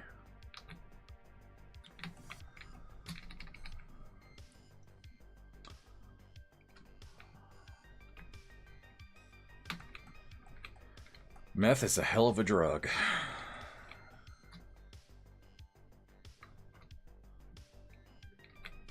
Yeah, true, but it did give me a funny video to share. That is true. You can always get more wind chimes, apparently.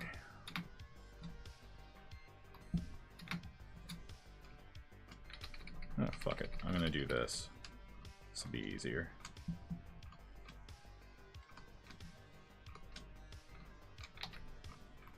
And then I'll leave most of the rest of the details for the color phase.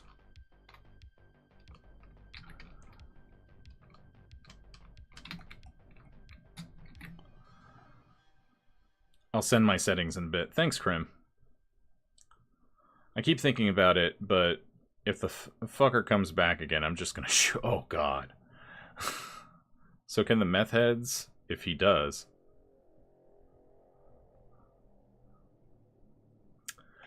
Yeah...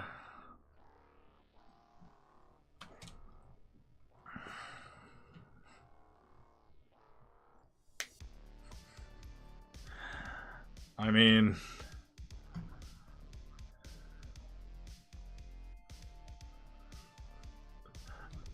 How many times have they done it? Such is life in the wastes. Well, we're not in Fallout yet, so be careful with that.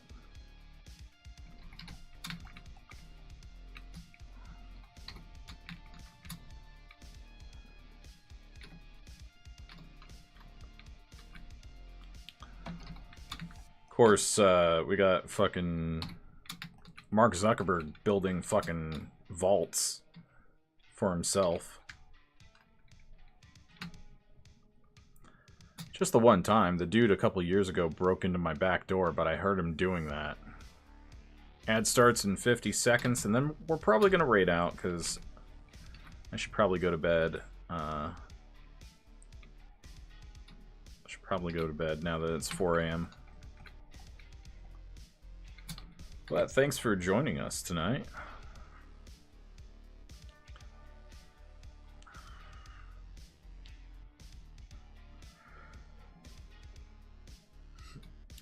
It's 4 a.m. for me.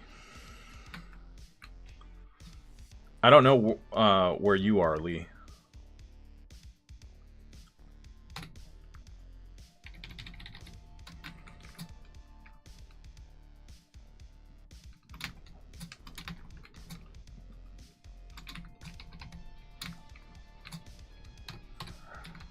Georgia. Oh shit, you're not that far from me, actually. I went down to Georgia to do a cabin trip thing a couple years ago. The year we bought our house. And the main reason why we bought our house was because of shitty landlord. Got tired of her not doing repairs. Were you looking for a soul to steal? I knew you were gonna say that. I was like, they're gonna... Someone's gonna say it.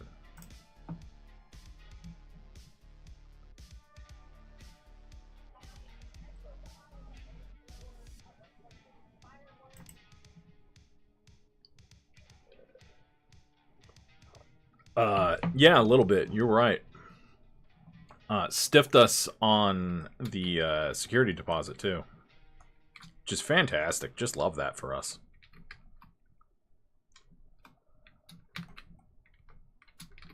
No, that's crooked.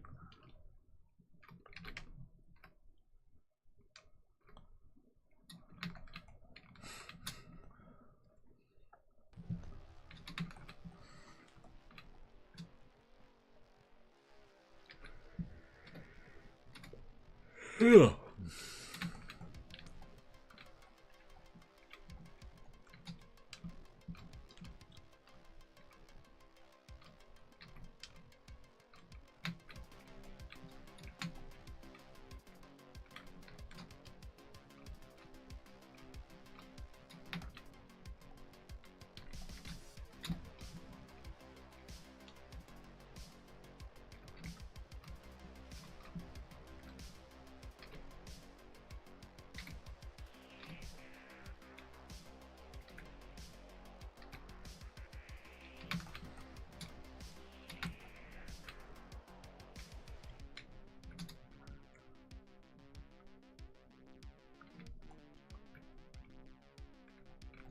Alright, and then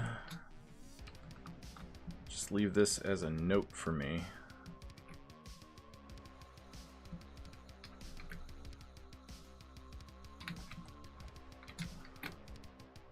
Ads are over. Welcome back. Welcome back. Well, we need to find somebody to raid, because I need to go to sleep. I don't know about you, but... Well, Cat doesn't need to go to sleep. Hika Bunny's online.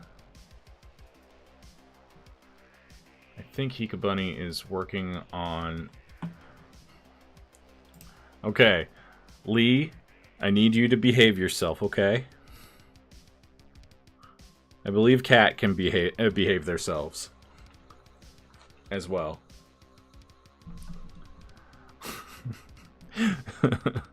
Gave you a follow on Blue Sky. My profile is based around Cat 2, so I won't be apologizing for any degenerate Final Fantasy 14 shit you see. That's fine. Sure he can. Right. Alright, well, shit. Where are my notifications? They're not there anymore. Thank you, Cat, for following.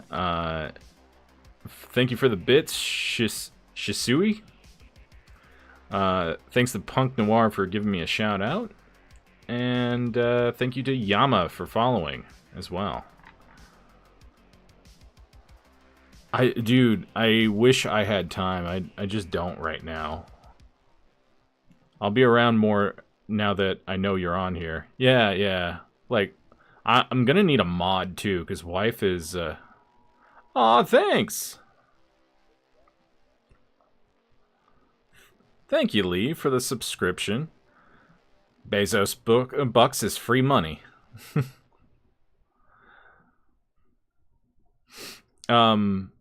Oh, and if you guys are watching this later on as a VOD, be sure to click that link pinned in the chat. Where's that link again? The Kickstarter link is pinned in the chat. Pinned in the chat. Pinned in the chat. Oh, thanks. Yeah, I appreciate that. Any little bit helps right now.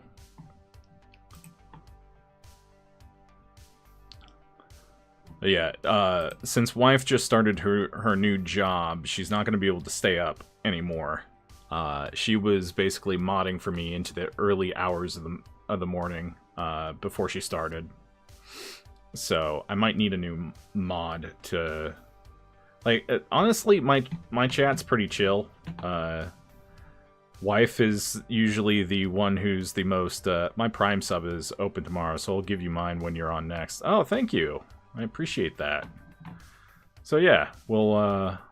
It'll be good times, though. I'll be back Wednesday night, 8 p.m. Eastern to 3 a.m., possibly later if we get into more shenanigans or what have you. Cheeky and fun that it is. But I think this cover's shaping up. And we're going to do colors next time if I don't get it done off stream tomorrow. If I get you telling more old stories. Probably more paranormal stuff for sure. Like there are like I don't remember a whole lot of them all that well.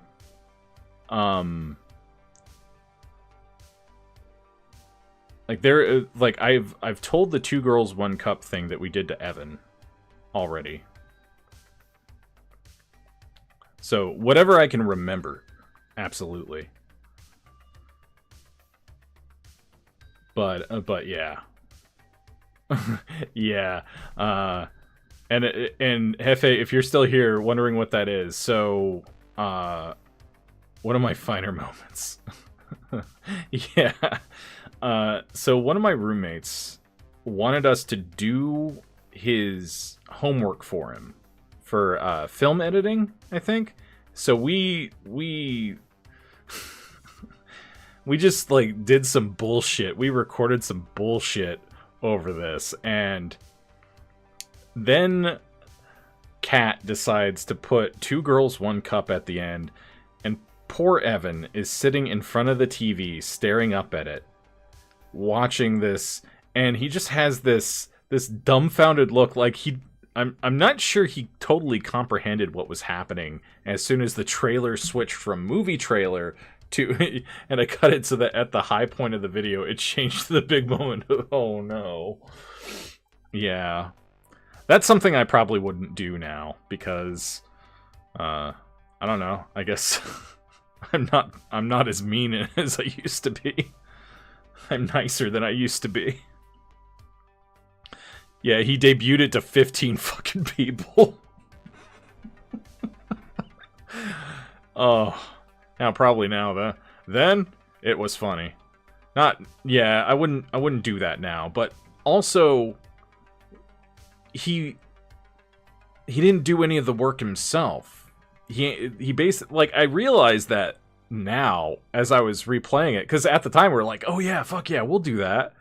But now I'm just like, he asked us to do his homework for him.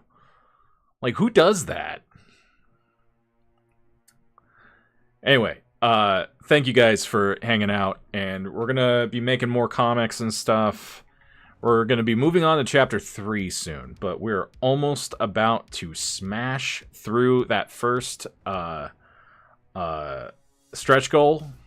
This was fun. Yeah, absolutely. And then some nights we have this explaining some of the redeems. So the old man voice, you give me a prompt and I react as my old man character, and sometimes I just go off the fucking rails with it, and it's a good time.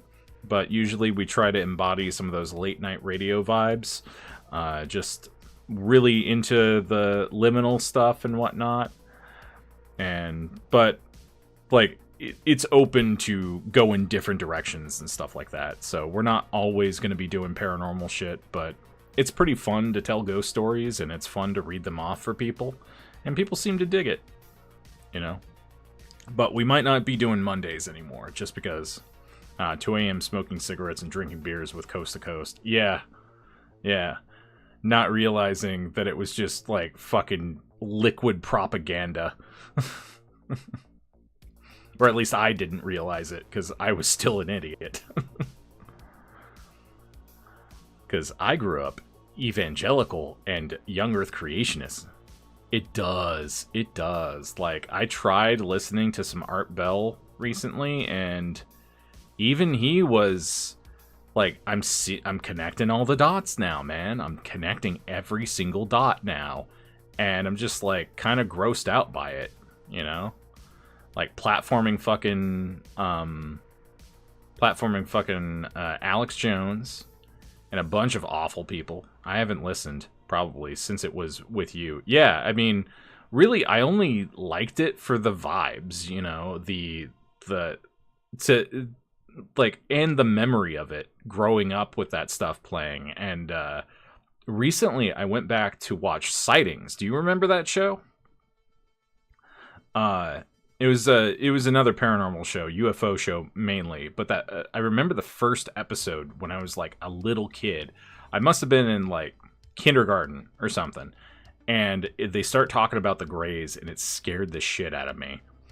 By the way, our friend of the channel, Flex with T-Rex, was guesting on Saturday night, and blew our minds.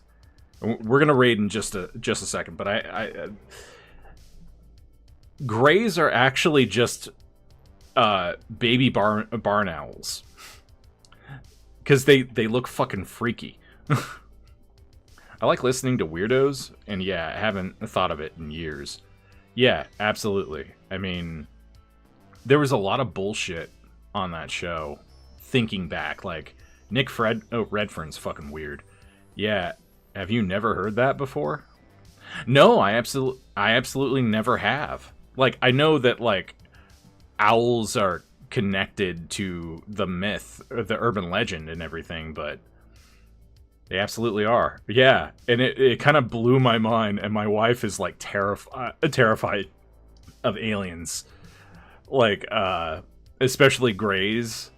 So when she saw those barn owls, she's like, nope, don't like that. It was great. But yeah. Blew my mind, because I didn't know that about the... I knew that the Barney and Betty Hill were, like, later proven to be a hoax.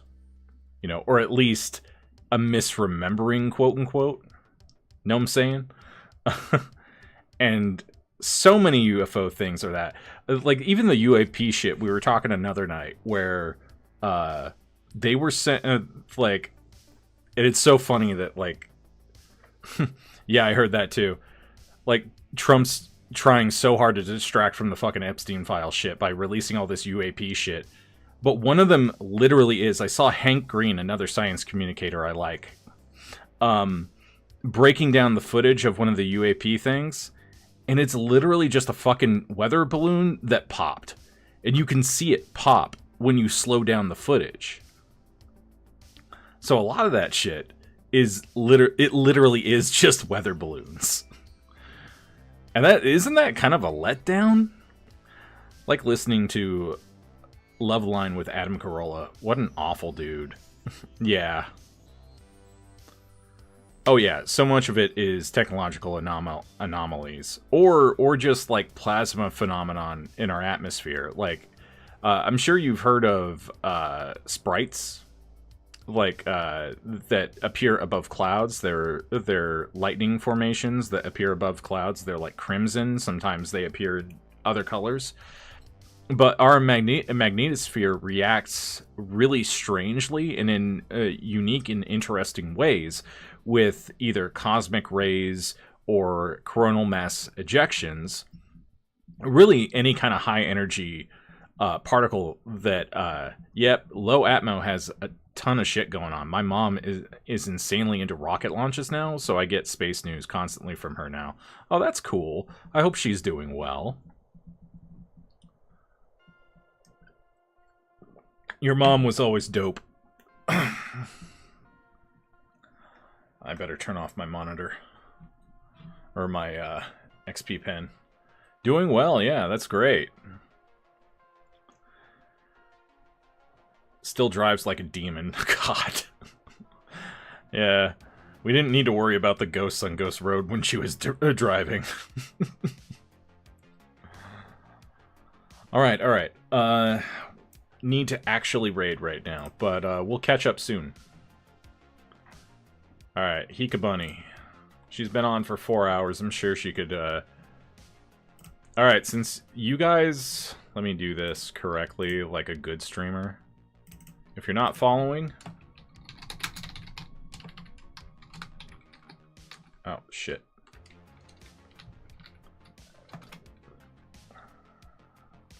Wait, what? Why is it Tomb Raid?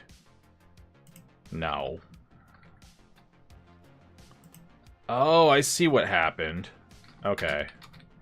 There you go. I figured it out.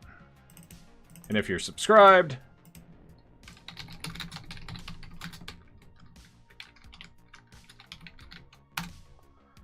use that.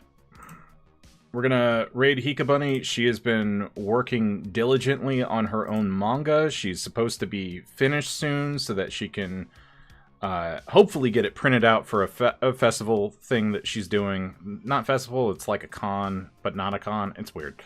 I don't know how to explain it, but be nice, behavely. I know you. Alright, but thank you everyone for hanging out tonight. We are almost to that $2,000 goal, of that first stretch goal, so hopefully we'll hit that soon. Anyway, see you, Space Cowboys. Oh shit, I forgot. It doesn't instantly raid. Damn it. Now I look like an idiot.